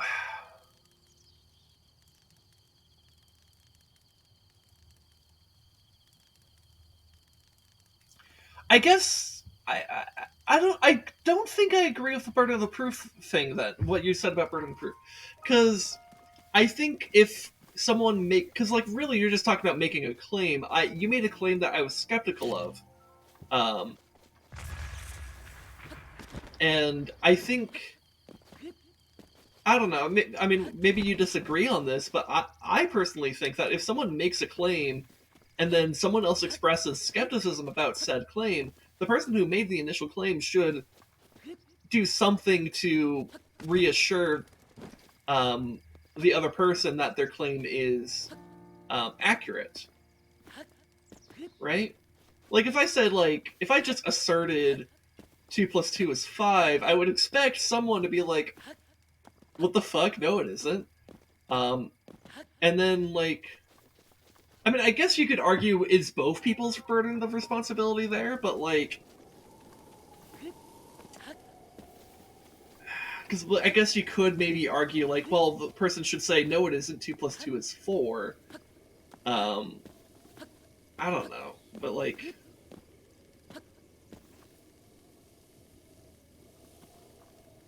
Well, yeah, no, that's what. Like, I know you're perfectly happy to supply as evidence. I've seen you argue enough in Discord to know that like you're willing to cite things occasionally and stuff. Like you're not allergic to that, which is good, by the way. I actually have a decent amount of respect for you when it comes to argumentation. I think you're better at it than I am too. Um, but or at the very least, you're more patient than I am. um, but I digress. I don't like to make casual claims. Yeah, fair enough. It's I guess it's just maybe that was a kind of clash of styles that were like communication styles happening here because it's like I'm in this more casual setting. And in this casual setting, I do sometimes talk about some pretty serious things, like like politics stuff. I'm very prone to just going off on something, but even that, I still do in a very casual manner because I'm not sitting here like with like documentation of like or like textbooks and like the archive of world history. It's like I don't know. How do I phrase it? Like I'm kind of here to vibe, and I will talk about things, and sometimes that could lead to. Sometimes the things I may talk about could be like controversial or whatever. Like if I talk about like capitalism and stuff, you got the big one this time. Wow.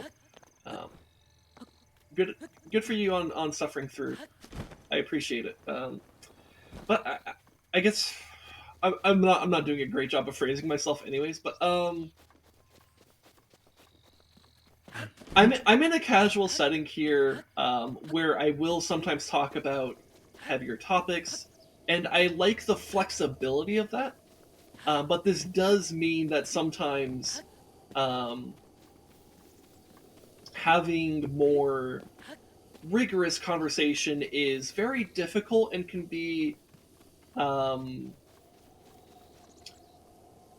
basically becomes impossible, right? Because I'm not going to sit here and open up go through Wikipedia, go through the sources of Wikipedia, read a textbook, and all this other shit. I want to just kind of go from statement to statement, which I think we mostly did okay here. I think we got a little bit stuck on each other. And also, it's really easy to misinterpret each other. Or I think I was the one doing more misinterpretation, probably because I have to read text, and you can at least see more of my hesitation and like mental cogs going, and I can't see yours. So, so yeah, and also there's some amount of delay that happens. There's not like I don't know how long the delay is for you. It could be like near instantaneous, or it could be like 15 seconds. I don't fucking know. But but that a little bit amount, or even just the delay of like you just have to type your stuff out. Just like that's enough of a delay in conversation that it could lead to awkwardness. I think I need to earn enough trust so I can communicate it through voice in a way that isn't too serious or comfortable. I guess. I don't know. I mean,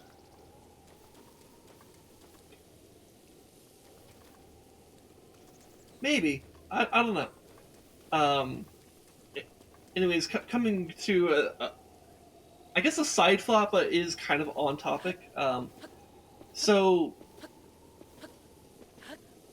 like for reasons that I choose not to disclose at this time, I think any topics about specifically Christian religion is gonna be pretty awkward on this channel, and that's mostly my fault. Because of it's my personal shit that I have to figure out, right? And that I'm sure fed into what happened here, and will probably, if we were to talk about Christianity in the future, could also lead to some awkwardness. Again, fueled on my end, because I'm the one here who is like having some awkward struggles about Christianity that I am electing to not disclose at the time. at this time. Not pictured on stream. A people death bot pointing a firearm at your head.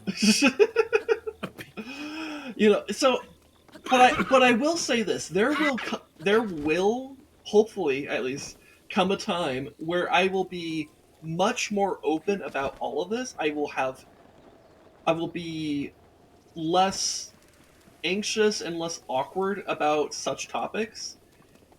And I think when we're there, we could talk very, very openly about stuff like this. And I guess if/when we get there, I hope that I want openness to be one of the things that's valued there, right? So that's why earlier I was kind of talking about the idea of like things are open to interpretation, because I know in the future, if/when I talk about this on stream, or talk about like stuff going on with me on stream, like I want there to be as much open-mindedness as possible, because I don't want people coming in to tell me what the fuck to believe. And not that that's what you're doing, but that's like an anxiety on my end. And I also know that if/when I'm like talking about this more, I will want to be heard as an individual and not as a caricature. And I think that's how most people want to be heard. Like, I think people want to be heard on an individualistic level, and I think for something as personal as religious belief, I think that's 100% valid. So that might be a really awkward, that might be a really like stiff expression that I just gave out there, but know that that's probably the best I can express it right now. All that being said, if like whether you or other people in chat ever want to talk about stuff like that, that's fine, as long as we're all being like open-minded and respectful towards each other, right? Similar rules I have about like political discussion. Like we could have, I'm okay with having conservatives in chat. I'm okay with having socialists in chat. And things that are in between as well. Like, because as long as we're willing to actually engage in honest and good faith discussion, right?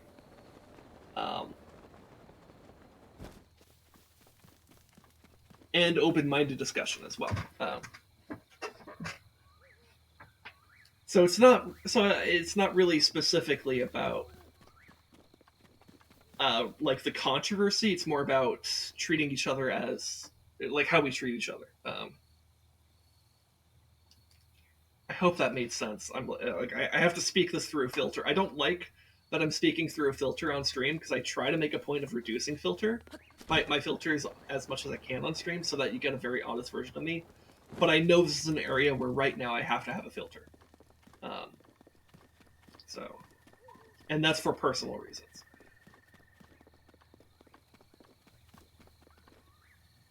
Yeah. Mm-hmm.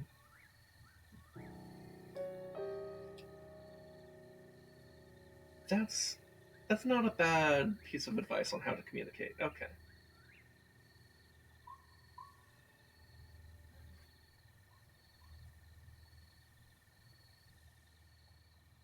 Okay. Yeah, thank you. I think that's a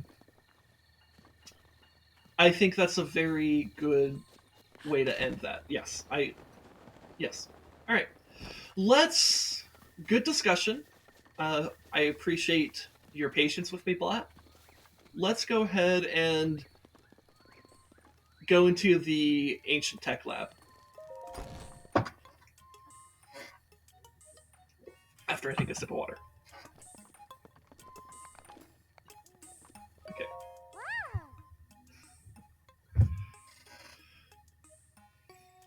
I have an idea. Let's change the subject. Yeah, but I kind of don't like doing that. I think that's like even worse than like.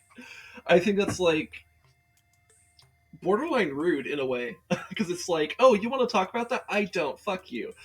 And I think I don't like that. I think it's a very inelegant solution.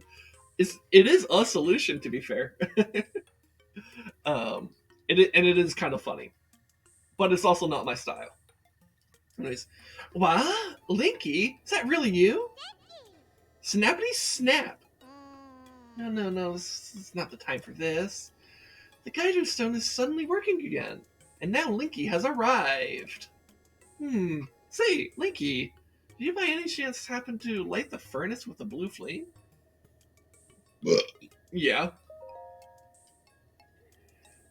If you figured out how to do that without being told, you must have come out of the slumber restoration in good shape. Oh, yes, I forgot to introduce myself. I am the Hateno Ancient Lab's Distinguished Director, Purah! Snappy snap! Ah, yes, it seems I spilled the beans all by myself about my role as the true director of this place. My apologies, Linky. It seems you have yet to fully grasp the specifics of the situation at hand.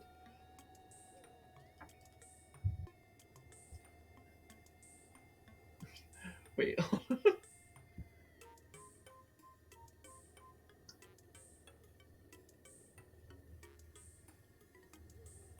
Okay, that's not a bad way to view things, Blat. Alright.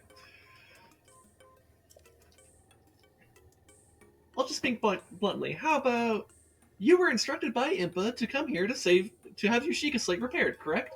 Precisely. Called it! We'll have to get to that, but first, I have some questions. Anyway, Linky, do you remember any dreams from your time in the Slumber of Restoration?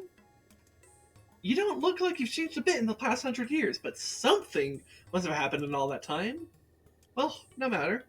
I'm just happy you're still in one piece. Linky? What's with that look? You do remember me, right? The blankest stare. I don't remember. Really? Well, I am so shocked I don't know if I'll ever be able to recover from this. I'll never be able to financially recover from you losing your memory. That's how stuff works. That's science, baby. Even though 100 years ago I took you to the Shrine of Resurrection after Calamity Ganon fatally wounded you. Oh my god. A little bit of knowledge just came to me. Oh yeah? Did you unlock a memory? The Fifth Element featuring Bruce Willis is actually not the first adaptation of the Fifth Element. Oh, really? The first adaptation of the Fifth Element was the cartoon in the compilation Heavy Metal from 1981. I remember watching Heavy Metal with you years ago. I don't remember. Remember, it's a compilation. We didn't Yeah. watch all of it. I thought we did, actually. Didn't we, like, sit down one night together in Discord and just, like, watch it together? Like, the entirety? Because there's a lot in it. It's weird. Blat, that feels so confusing that I can't. I mean, I don't remember enough from Heavy Metal to even, like, to be sure one way or the other, but okay. Yeah, no, like, Heavy Metal's a lot, and, like, Heavy Metal's one of those, like, you gotta be, like, a nerd to know about it in the first place. Kinda, yeah. Like, because, again, if you know of, like, before the internet, like, you had to be a nerd to even know Heavy Metal existed back then. Yeah, no, that's kind of true. Honestly, now that I think about it, I am the progeny of two nerds. I am too, in a different way. Like we have like different branches of nerddom here, which is cool actually. Like my parents talk about, like, they didn't know what anime was specifically, but they do remember watching like Akira and Ghost in the Shell and like bootleg VHS tapes. Yeah, I think one of the main differences is between like the type of nerddom I inherited and the type of nerddom you inherited. You inherited more of like a cultural nerddom, I guess. Yeah. Whereas I inherited more of like an academic and intellectual nerddom because like my parents are very academically focused. Like my mom. Like, it's weird that I don't really have that, considering that I am the grandchild of a very well educated what was it? Education administrator and a teacher, and then there's like several other doctors in my family Yeah. of Well, education. So it's like, but like with my mom, she did college in 3 years, just to like graduate at the same time my dad did, which that alone is like fucking crazy. I think anyone doing Yeah, college that's the that path fast, of pain. He yeah, did the path of pain. yeah, and then And actually, my uncle did that with his culinary degree. yeah, and she focused a lot on literature and biology, for in college, right? and then she's gone on like she's been teaching most of the past 10 years. This is the first year in education that she's not a teacher but she's a dean of students, and because She's in the admin. she's trying to get more involved with administration, so that's kind of like where a lot of that comes in. And then my dad went to medical school because he's a pathologist and has been a pathologist for like 20 fucking years. The reason why we live where we live is because there's a good hospital that he is now currently working at, and has been for as long as I've had waking memory. Um, and also, like, half of his siblings work in the medical field in some way. Like I think I think my aunt is like a it's like a nurse but advanced. What's it called? Like an Nurse advanced practitioner. I think it's a nurse practitioner. Yeah, and then my an uncle on that same side, literally works at the FDA. And he lived here for a brief time, and during that time he did some postdoc work at the university, and he earned his PhD in I don't know what, but something fucking sciencey as shit.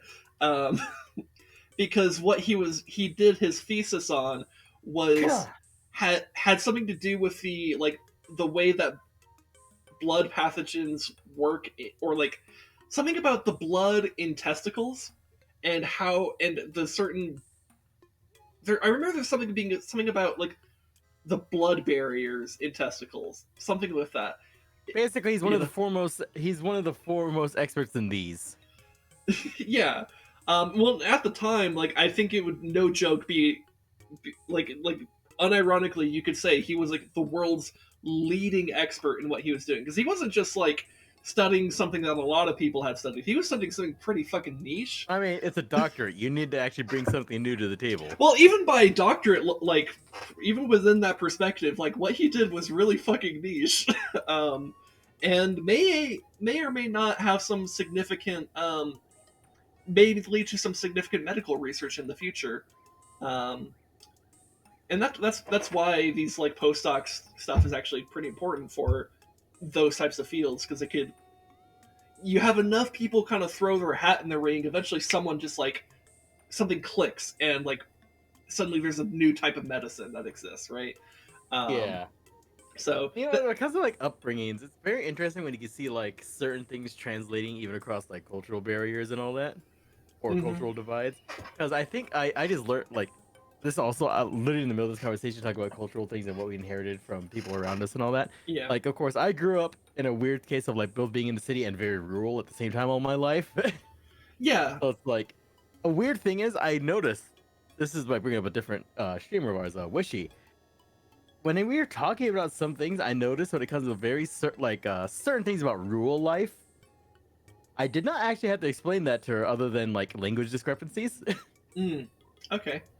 I'm just now finding out that she grew up in freaking like her upbringing was in rural Germany.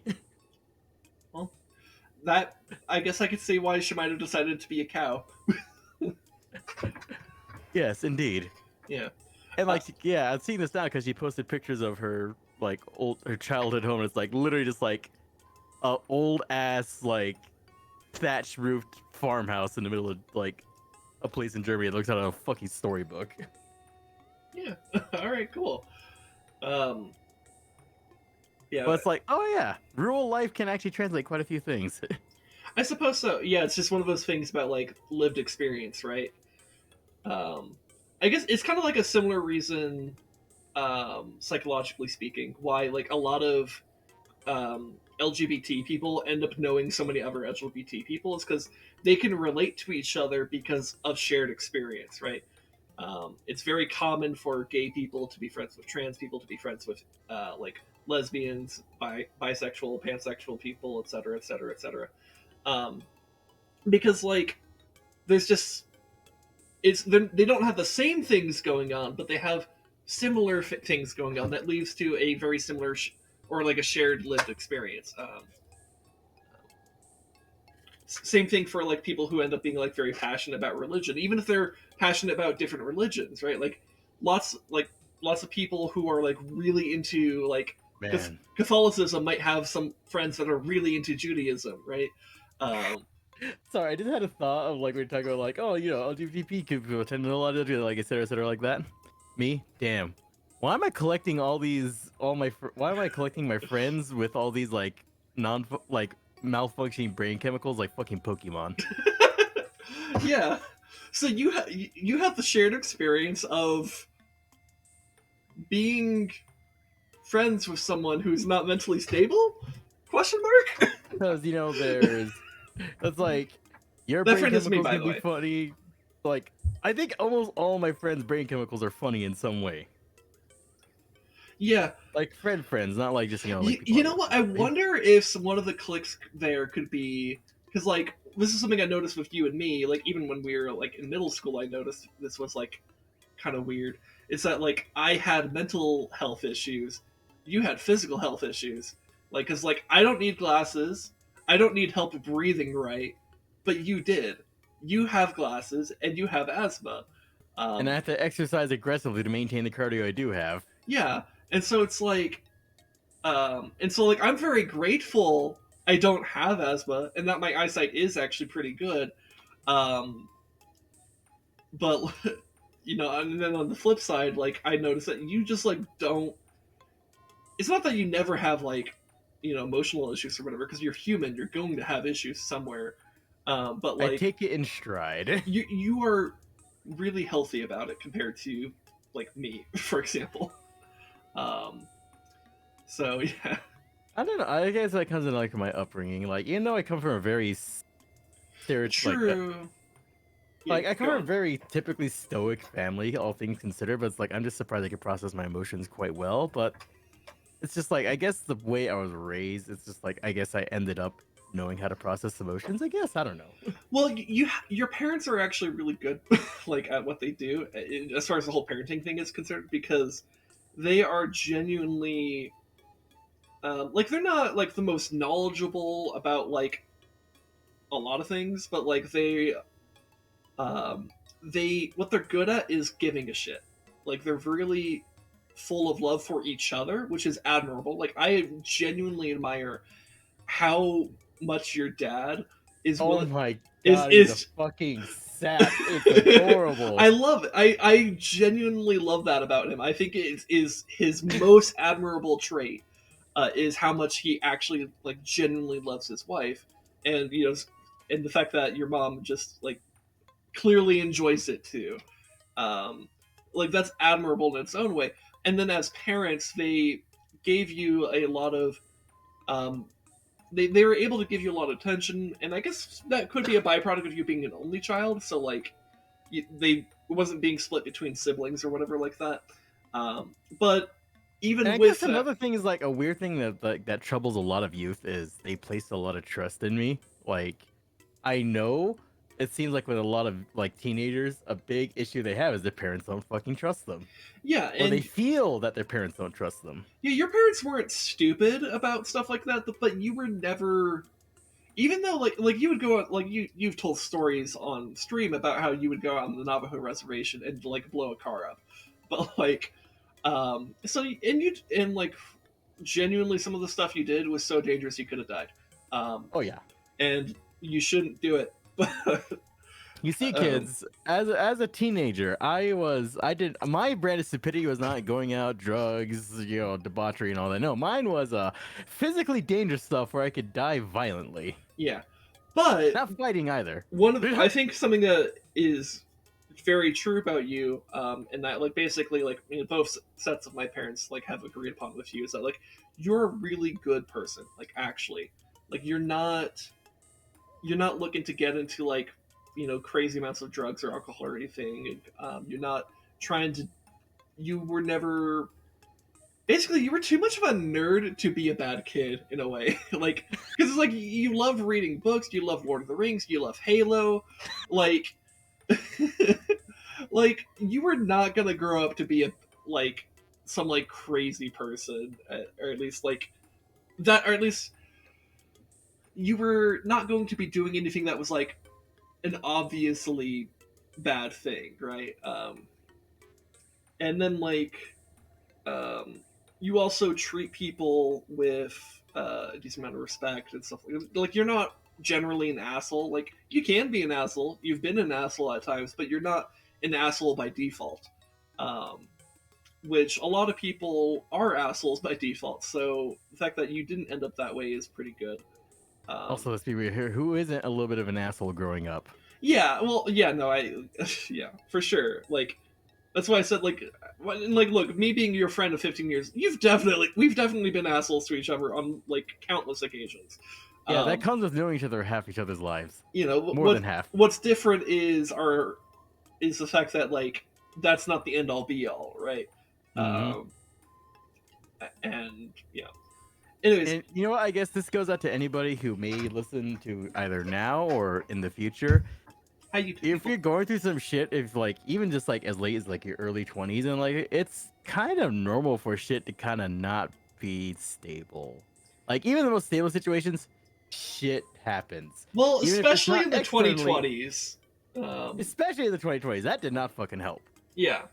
Like all you kids who are barely graduated like 2019, 2020, 2017, I feel fucking bad for all of you. Oh yeah. I feel bad for people who were in the middle of their education when COVID hit, because that's gotta suck. Adults know what they're doing so much less than young folk imagine. Yes, I Yeah. learned that. And Yes. you know what? It's a funny thing. Once I was old enough, my parents actually did confide that that was definitely the truth. Oh yeah, yeah, yeah. Well, I think that's kind of. I guess coming back to your parents, it's like your parents themselves, I think, are actually pretty decent people. They instilled good values in you as a result of that, and you never showed any reason to like not trust you, I guess. Like, and I say that having been a first person witness to you lying to your mother. Like, when the thing, when we were like 14 or whatever, but you know. Here's the thing, people. Strict parents raise very good liars.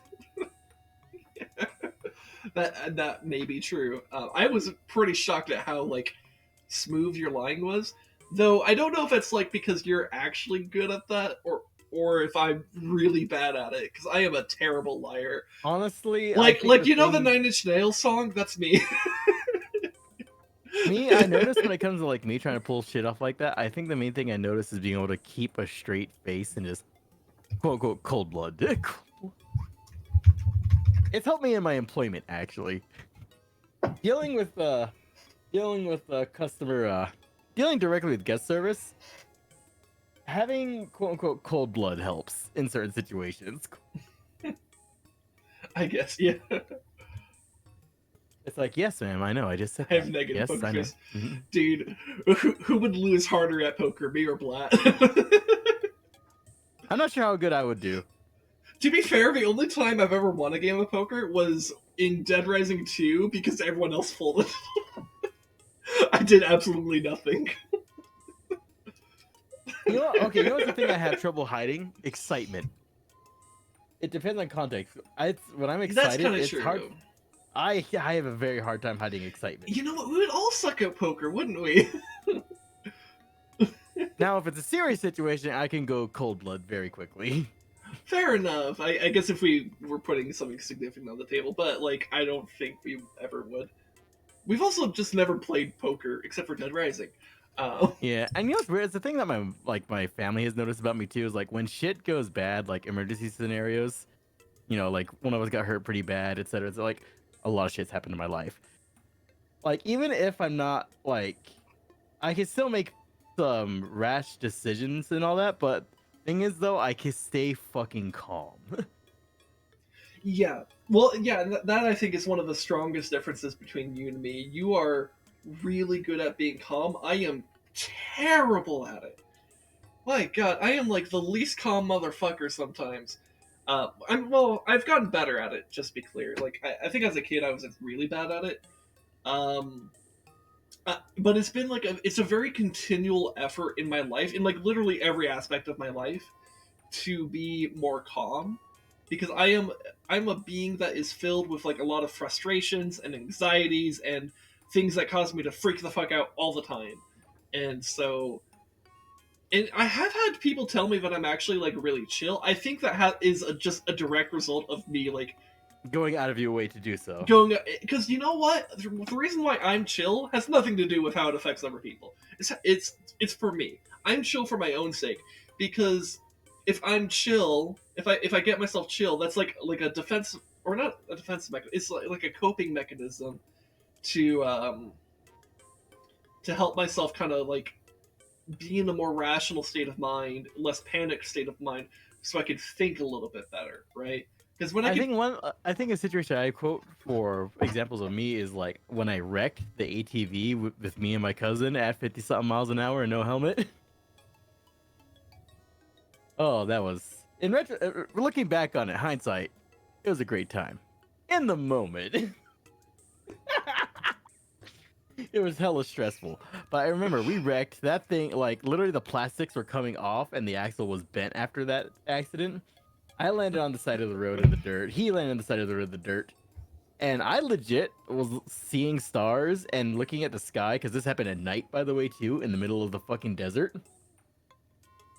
Like, I started seeing stars on top of the normal stars, and then seeing my vision slowly black out on the sides.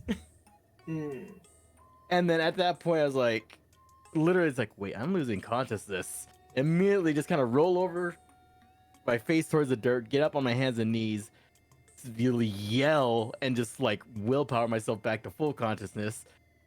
Not realizing how hurt I actually am, but knowing I'm hurt because I can't really move like I should. So I ended up just crawling towards my cousin. And like he's not moving, I'm like fuck. So I'm just like dragging myself towards him. And again, I'm hurt like a motherfucker, but shock is a hell of a drug. Well, yeah. Yeah. It's like, he's like, huh, I must be hurt because I can't stand. Whatever. Keep crawling. Crawl to him. It's just like, you better be fucking alive. And then I just hear from him, oh, fuck you.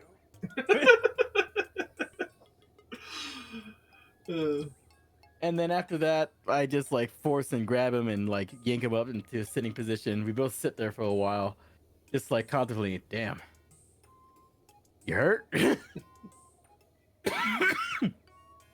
And it's just like searching around, inspecting ourselves, me looking around, my feet are facing the correct way, my arms, like all my joints are facing the correct way, his joints are facing the correct way.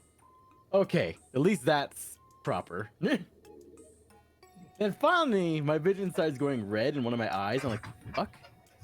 I touched my face, I'm like, oh, I'm bleeding from the head, quite aggressively. Oh, that's scary. Yeah. I'm like, huh. Oh, shit.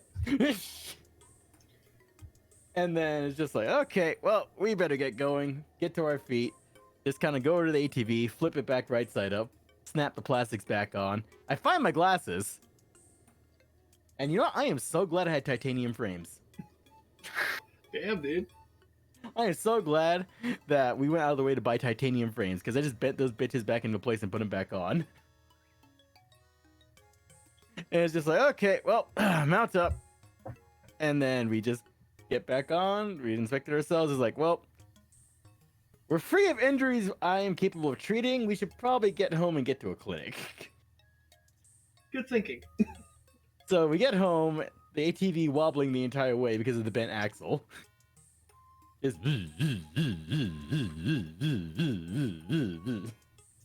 Fun. Get back to his place, because his place is like, what was it? Much closer. And then it's like, whole process, what the fuck happened, yada yada, explaining everything. Then we get to the clinic, it's like, oh hey, we both have fucking concussions. Luckily it's just concussions. Yeah, that could be worse. Still bad. Well, rather, I should say concussions, bruised / cracked ribs, and a lot of really banged up limbs. Let's just say once it all settled down, literally, like, I just, like, took care of bodily functions, got back to his place, sat on the we both just sat on his couch in the living room. We fell asleep on the couch there because we were so fucking banged up. But once we got clearance that we were, like, it was a good idea to sleep. Because, fun fact, after head injuries, don't go to sleep. Do not sleep until you get proper treatment. Yeah, because you don't want to misinterpret sleep as going unconscious, or vice versa. Yeah, especially in my case, I was especially paranoid about the sleep thing because I already had to willpower myself back to consciousness. Yeah, and then also there are some things that can happen in your head that will make you sleepy but are actually just killing you. Or in case of you going into the lowered brain activity of sleep, then puts you into the bad state. Yeah, there's a lot of basically the human body doesn't really know what the fuck to do when it gets like a significant blow to the head or something's happening with the brain, because it's very important that it does try to stop something from killing your brain, but there are some functions that actually have the opposite effect, right? Because the general idea, like if your body's like severely injured or something, helping you sleep, like putting you to sleep, is like a bodily response to like get you to spend your calories on recovering rather than like anything else. So yeah, but yeah, no, like once we got the clearance to all go from the doctors to sleep and all that, we're like, okay, good. We get back, we just like sit on his couch for a while. We took care of bodily functions, took showers, got patched up, whatnot. Man, I've had to wash a lot of blood out of my hair. That shower looked like a murder scene until we rinsed it off. Jeez. So, like, just sat on his couch and just like, we fell asleep sitting straight up. And then we wake up the next after like 16 hours.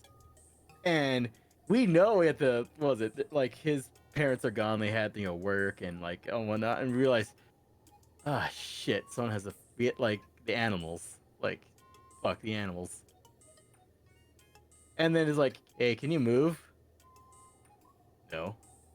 Can you? Let me. Ow. Literally, just like we're just sat frozen on the fucking couch because we are so banged up that any little movement just fucking hurts. And then we realize, damn, this sucks. And then we chuckle and laugh a little bit. Then we realize laughing hurts. But then we're laughing at the fact that laughing hurts at each other's pain. And so we just like, it's literally just alternates of ow, ow, ow, just like, then like pain coughing. It's just like, it became a vicious cycle. And then a couple hours later, we had the willpower to go to the medicine cabinet with great groans and bitching and moaning to get some painkillers. And then we had to do chores.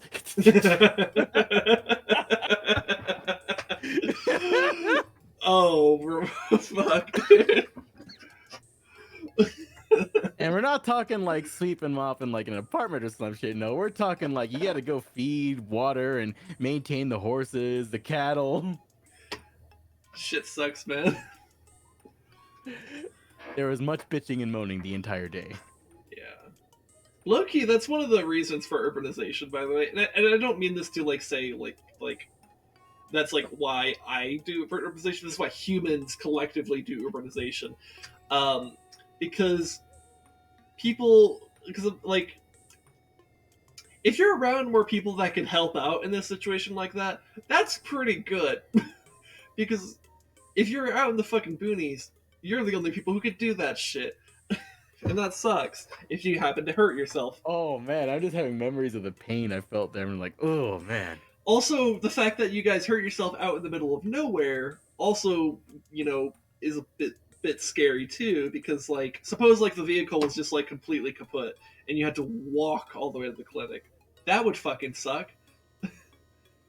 Oh yeah. Hell, you could have literally died in that scenario, actually, just from the overexertion of your bodies. Hard to say, but like, You know, Fun fact, people, that's not even my only near-death experience. nope. No, it is not. And that's just in the list of mundane near-death experiences. Yeah.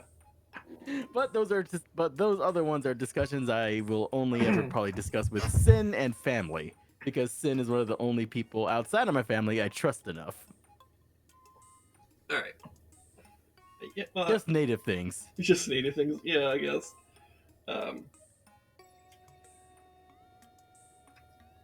Anyways, And the time I got stabbed by a branch. fun.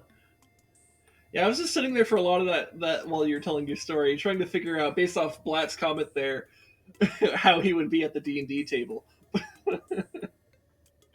Phenomena. Because it's like, you know, someone who's like sitting there while everyone else is doing their turn, not processing anything that's happening, and then like they get to their turn, they don't know what the fuck to do. Like, oh no. I hope you're not playing a wizard, because then suddenly you have too many decisions in front of you.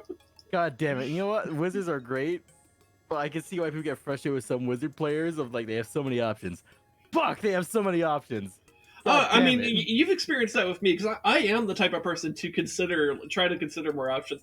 To be fair, I am also thinking about that, like, when other shit is happening, but it's like, I do spend my time, I do want to, like, try to, like, evaluate, like, what I think is the best move to do, and like, kind of, and I'll, like, sift through my character sheet, trying to find, like, wait, does this ability do that again? I can't, God, I'm trying to remember, and, like, you know what's funny? I could probably even make the less even more busted if I actually took the time to think like that. Oh, you definitely could. Oh my god, yeah, she is insanely powerful. If you really, and by the way, to be clear, I'm not trying to optimize the shit out of like my spell casting or whatever. That's just you. That's just you and your like. It's just your brain doing you. Yeah, no, that's just like how I mean, if you watch my streams enough, you know that's how I think. That's how I approach every game. Like, it's very normal for me to just like sit there and hum about certain decisions, because I'm just trying to think about what, not just like, because I'm not trying to think what is optimal. What do I want? Because sometimes what I'm wondering about is what sounds more fun, not necessarily better, but more fun. If you watch me how I play games, that still translates to D&D. If you watch my D&D streams, it still holds true. Yeah, it very much does. So even when I play casters, I still laugh at you being so fucking pissed at the incredulity of Thalessa's luck, standing out in the open, I don't think in direct danger zone and not getting touched. Oh, I thought you were going to mention the bat. But yeah. That's another one. That's a different one. Yeah, okay. I don't remember. Counter, though. I don't. Oh my god, yeah, you're right. Because you know what? It was just like, she was often just in a really inconvenient spot, which I know you're not intentionally placing yourself in inconvenient spots. You just happened to be there. And so it was like, damn. I think it's one of those like subconscious things, though. Like, you were just like, this is like a decent position to put myself, and then like it actually just was. So, and I'm also like, when I'm like playing, like when I'm trying to like control like enemies for you guys, like I'm not like, you know, like I'm not trying to optimize the shit out of the enemies, because that's gonna be really fucking annoying on your end, because suddenly I'm gonna be exploiting all of your weaknesses super hard, and you're all gonna die, and that's not fun. So, like, I kind of try to, especially, like, in the context of, like, you're fighting zombies, like, they're not going to be that good at thinking. They're not going to be that strategic. They're going to attack the closest thing to them. So, if there's a barbarian with 100 hit points in the front lines, guess who they're hitting? I try to be more tactical with enemies that I think I can justify their tactical thinking. So like if they're like, you know, more like if they're like a captain or like a sergeant or like some kind of more like militant like tactical thinker, then okay, I could be a little bit more pushy with that. If they're like some kind of like a spellcaster who might be like thinking more complexly about what they're doing, they might look at the situation and like try to like see like, oh, like they might actually be more analytical, right? And so they might take the time to analyze, oh, that person's a healer. That's making it harder for our minions to do stuff. attack the heal. I should attack the healer, right? A Again, druid. They're obviously the healer. Wait, why is that? Where'd that mushroom come from? yeah, the irony, of course, being that like your character's insanely good at healing and barely does any. I because play them more as artillery. you play them like artillery, yeah. Because you have some spells that do damage, pretty good damage, that you could also do from pretty fucking far. And then you have other spells that are, because you're a druid, that are really good at like physically shutting down enemies. So like you could pop like an entangle and then do like a different spell that like just like hits them at range and then like or hits like them in like an area of effect, and then like they're all trapped in these vines. So there you go. And because of her insane stats, the vines are very fucking hard to break. Yeah, so it's like so, and honestly, it's easier in a lot of cases. It's easier to break the vines than it is to like overcome like the other saving throw, because it's easier to justify stronger minions than it is to have wiser minions, right? Because like because the vines entangles a strength saving throw, whereas like a lot of your other spells are like wisdom saving throws or something like that. And so those tend to have an easier time getting through. It's a little bit easier for me to counterplay entangle, especially since I added necromancers that have like decaying spells, so I could just decay your vines away. But I still have to have them like go up and just like actually touch it and decay it away. So like, and I'm not throwing an army of necromancers at you. They're the ones creating the army that you're fighting. So it's like, so there's this weird like tug and pull going on. You know, when it comes to like narrative stuff and everything, it's like I liking a lot of like the macro implications throughout like a lot of that campaign.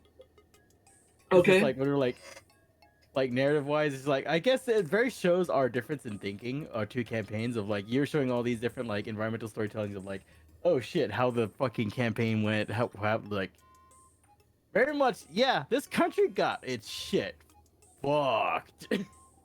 Mm-hmm. Yeah, for Like, for context, that my campaign, the characters are going through this like kingdom that was like destroyed by the undead like 20 years or 30 years ago or something like that. And so it's like a barren wasteland, and it's full of like zombies and skeletons and ghosts and liches and necromancers, stuff like that. Oh my. Yeah. And so a lot of the landscape, I go out of my way to kind of show it as like being abandoned. Like you'll come across ruined structures, you'll come across desolate farms, you'll come across very empty fields and stuff like that. Another one that really sold it recently, like the last couple sessions we had years ago, was the abandoned druid grove. Yeah, so and this was like completely improvised too, because like you had recently obtained the spell, Tree Stride, I believe it's called. It allows you. Tree Stride and the the weird converse with nature or something like that. Yeah, or I think commune with nature is what it's called. Yeah. So it allows you to. So Tree Stride allows you to go inside of a tree, and then you could travel literally up to a mile away, so long as instantaneously, so long as there's a tree to connect to, which is wild. Like that's an insane traversal ability. And you were just we were like camped for the night, and you just had your character just like go into a tree and just like scout around. I don't even remember if you had a stated purpose or if you were just like kind of just exploring just cuz. But like I kind of like rolled my die. I would just like take my d20. That's not a d20. That's a d10. I would take like a d20 and just like roll arbitrarily and just kind of decide. And I think it's like if I rolled high enough, I would be like, okay, you come across something interesting, I guess, or like there's something of note. And he came across this like old like grove with some like special looking trees and stuff, but they looked kind of like withered and decayed. But not like fully dead, but like almost like they had like lost some like essence about them. And I think you did commune with nature in that region. Well, I think what you did first is you were looking to see if there were any messages in Druidic, and I can't remember if I did none or if I had one, but it was like super faded or something like that. Do you remember what I did? I don't. Okay, it was one or the other because I was trying to suggest that this place was fucking like just abandoned. And then and then Rez did like commune with nature, in which you were like I think communicating with like the trees or something like that. I again, it was a while ago. I don't remember all the details, but you. And then I also did the weird blood offering to summon the freaking face spirit. That's right. Oh yeah, that's right. I was wondering why blood was part of my memory there. I was like, because I was thinking like, did I have like a bleeding tree? But I don't remember that specifically. I was trying to remember where blood. I remember I accidentally turned what was it? Some ways that this druid does stuff involves like their own blood.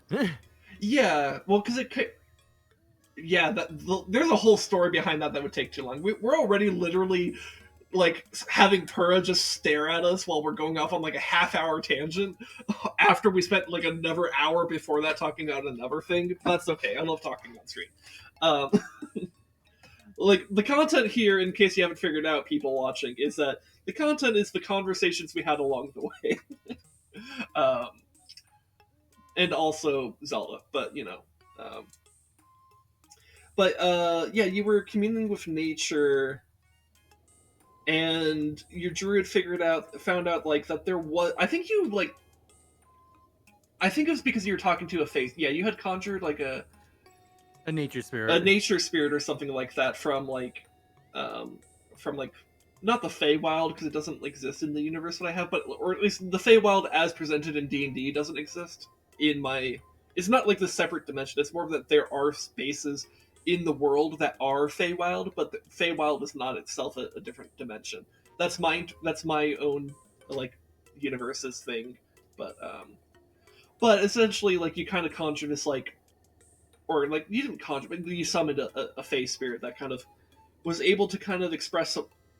I think communed with the trees communed with the trees alongside you and helped you to learn that like these trees were once part of a sacred grove, where a circle of druids met together and practiced their magic and like stuff like that. But it has not seen usage in quite some time because the kingdom had like completely fallen to this undead threat, and I had also described how the undead weren't just killing like the humans; they were trying to create undead life everywhere, and this included plant life. So like a lot of they're literally trying to kill like the forest and stuff, and like so like how there's like the in like cartoons where sometimes this like spooky forest that like has like dead looking trees but they almost seem alive. Yeah, so what if those were literally undead trees? Like I kind of have that type of vibe going on where like they spread this magical blight that like kills like life in general, and then they reanimate it later, and this includes plant life. And so literally life from this land has been drained away. The druids of this sacred grove had not. They have been dead for a long time, or at least abandoned the place. I guess I left it kind of vague. I don't think I confirmed whether or not they.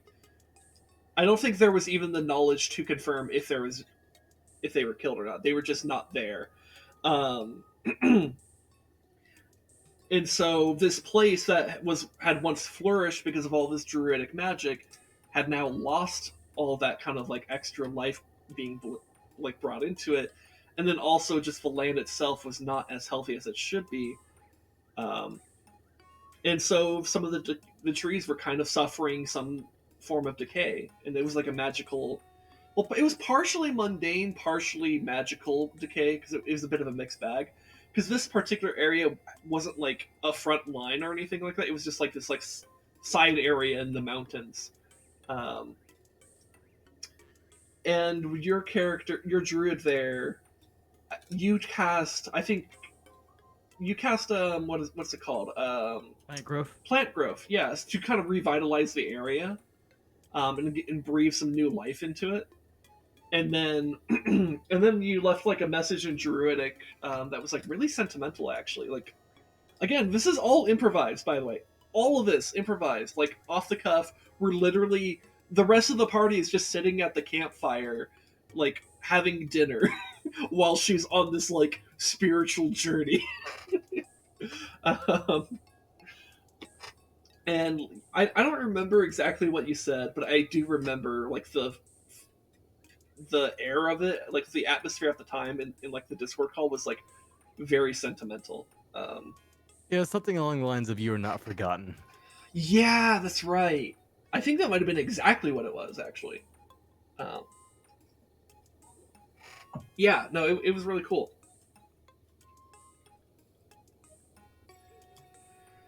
Anyways, D&D tangents aside, follow if you want to hear more like that in the future. Yeah, but again, that's thinking about the macro storytelling. Is like I like the micro side of the storytelling, That's as right. there is with like the one I was leading with you. Yeah, so Rezdog's campaign, by comparison, is, so mine is set in like over like a long period of time, like at least a month of time, wandering through this fallen kingdom. His is like in the span of like maybe 2 days in one hospital that has been overrun with the undead. Which you can imagine the hospital might be a really bad place to suddenly have a lich.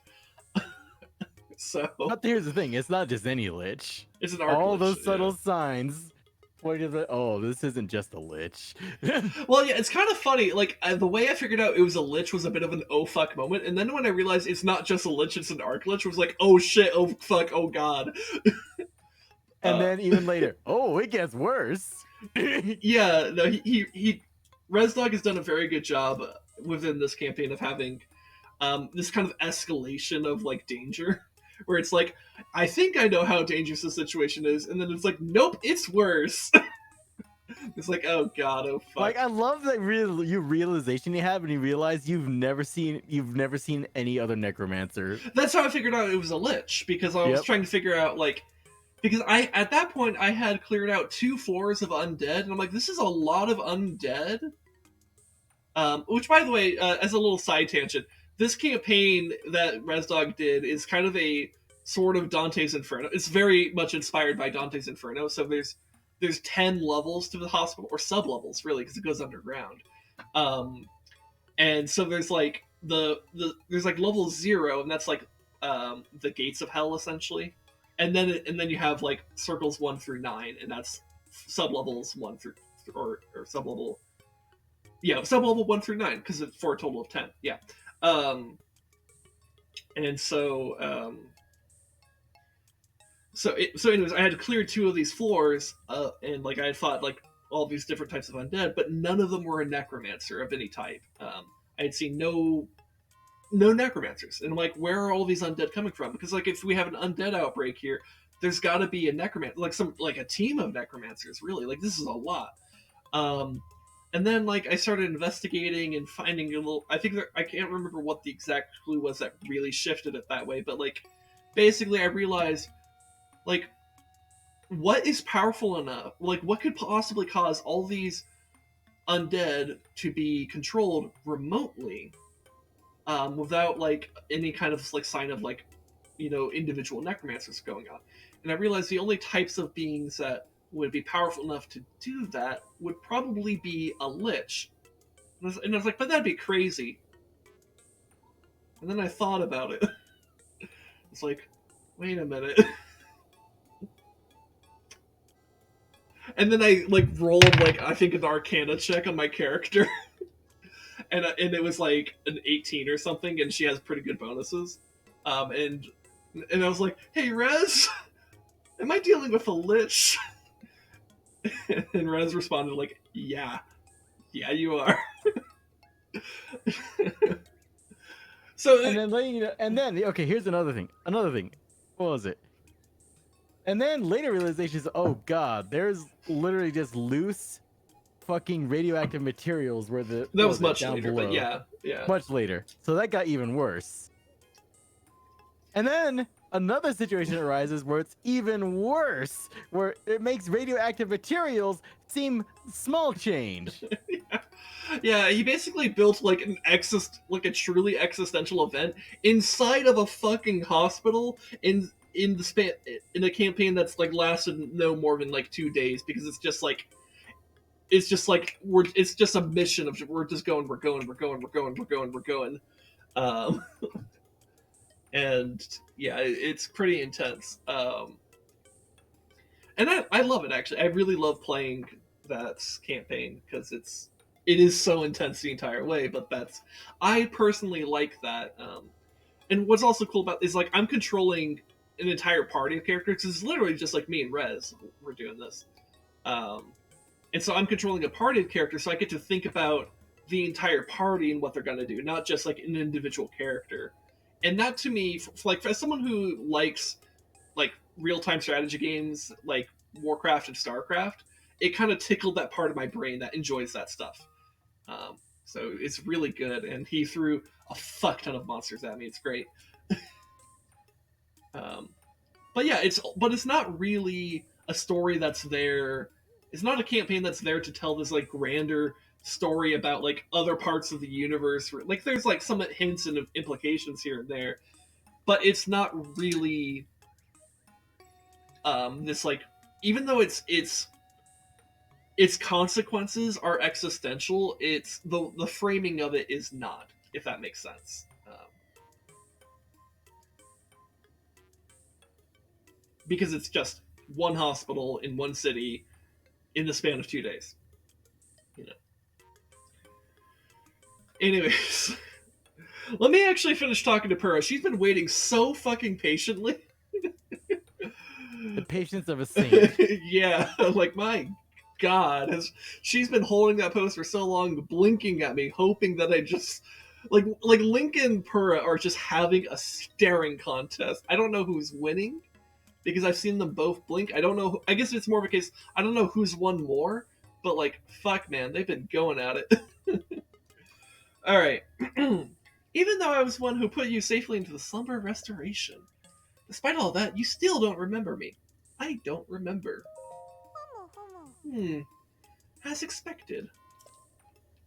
After 100 years in the slumber restoration, subject has lost all memories. Noted. Oh, sorry. I have a bad habit of taking notes rather abruptly like that. It's a charming quirk, isn't it? Anywho, do you have any questions for me? Aren't you a child? How very rude! Look at her little stance. Dude, could you imagine if this is the fucking conversation, or like the fucking part of the conversation we were paused on? It'd be so much more tense. Or perhaps it's not rude at all. I suppose that's actually a rather logical conclusion to come to. The truth is, I look this way because of a failed experiment. Well, I say failed, but in some ways it was a success. I documented the full affair in my diary upstairs. But the whole thing is embarrassing, so I insist you refrain from reading it. Anyway, enough about that. Back to the topic at hand. Well then, let's go ahead and restore those Sheikah slate runes for you. Give me a nice snap. Go on. No time to be shy. Or no time to be shy about it. Snap? That was pretty weak, but okay. Okay then. Sheikah slate repair underway. Guided stone lock removed. Now let's do this thing.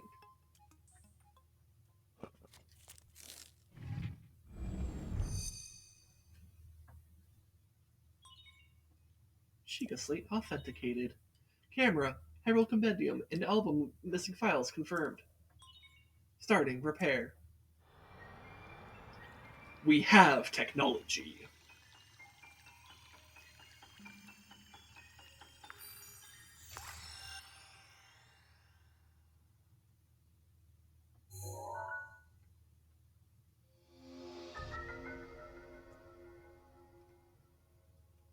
Alright.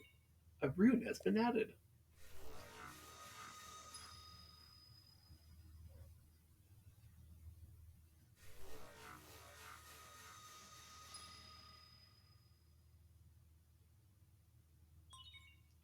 Repair complete.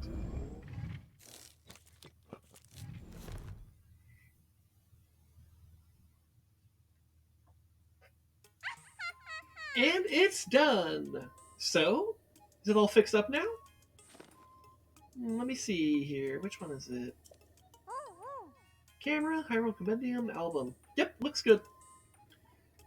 So I know this is sudden, but hear me out.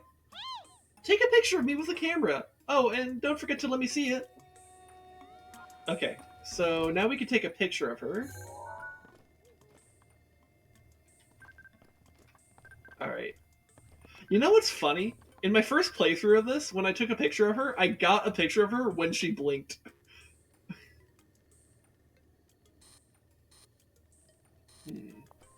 Maybe I want to step back and then zoom in? Or maybe... Now I'm like trying to think about the angle I want here. Ooh. Yeah, let's get this.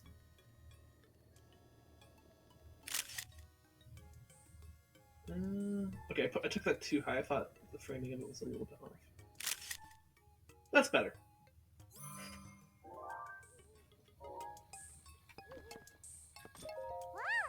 Hey! How's that picture taking going? Did you get a cute pic of me with a camera? I took one. Oh, I can't wait to see it. Let me see, let me see!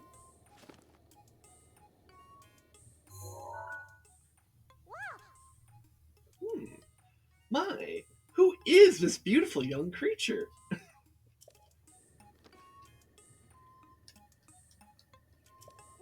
Huh? I guess that's my cue. Sorry, I kind of lost it there. It wasn't on purpose. It's not just a pretty girl in these images. Yes, there are some old landscape photos stored in the album. I knew Princess Zelda had made frequent use of the camera feature, but this... Hey Linky, it dawns on me that you were Princess Zelda's appointed knight, which means there's a strong possibility that you accompanied her to all the places where these pictures are taken. Oh, right, the lost memory thing could prove troublesome. But don't lose hope. It just means that these pictures could be in the missing piece to help us restore your lost memories. If my hunch is correct, I suggest you check in with Impa. She knows more about Princess Zelda than even I do. Oh yeah, there's just one more thing I need from you. You don't have to worry about this until after you see Impa, but I want you to bring me back some ancient materials. Bring them to me, or to Robbie at the Akala Ancient Tech Lab. As if my joy weren't enough, if you bring us ancient materials, we'll give you something good as a reward. Alright, let's do this. Alright, and by let's do this, I mean, we're gonna do this next time on Dragon Ball Z. Because we spent, like, the past, like, hour and a half or so mostly talking about things that aren't Zelda, which is fine, actually. I'm very happy about that. But, like... we're over 6 hours here. Like, I need to end the stream. We're gonna do more with this research lab next time. I thought there was a cutscene here, but maybe I'm mistaken. But like, I don't know, or maybe it's next week. I'll find out. I don't know. But I want to thank you guys so much for coming. I'm gonna make a quick save here. Reminder that I'll be doing this every Sunday, Master Sword Sunday, as it's called, for the foreseeable future until I beat this on Master Mode, which will probably be a couple months from now. So Tears of the Kingdom will come out first. I will still be doing this, but yeah. Anyways, so other things, I guess short-term news. So on Tuesday, we're gonna be doing Together Tuesday. Hey, Rez, you felt good about the time that we did on Tuesday, right? Yeah. Alright, so we'll probably be doing it the same time we did last week, which was like 3 p.m. our time. I think for GMT, that's 10 p.m.?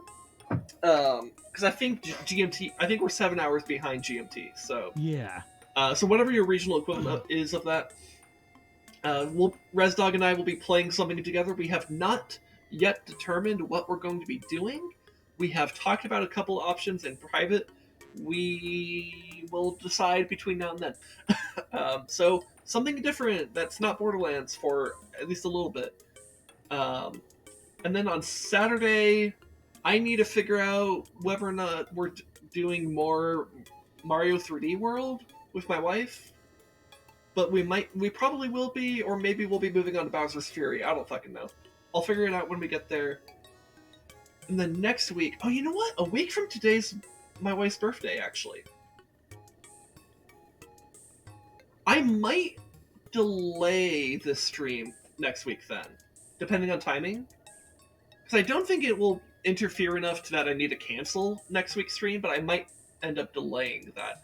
So you know what? Follow me on Twitter to get updates on that next week, and yeah, and all the other streams as well. Anyways, I think that's all my news, all that's business taken care of, and so I'd like to thank you guys once again for hanging out with me. I really appreciate your time. And I'm going to go ahead and send you guys over to a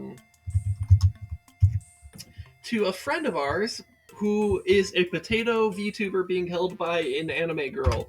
By the literal potato. Mm-hmm. His name is Crustos King. I think he's Australian, if I remember correctly.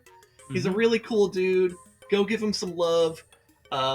His audience is intended to be mature, and has follower or only subscriber chat. So if you want to go hang out in his chat, go ahead and give him a follow or a subscribe. All right. Anyways, give him my love, and I'll see you guys on Together Tuesday. Bye.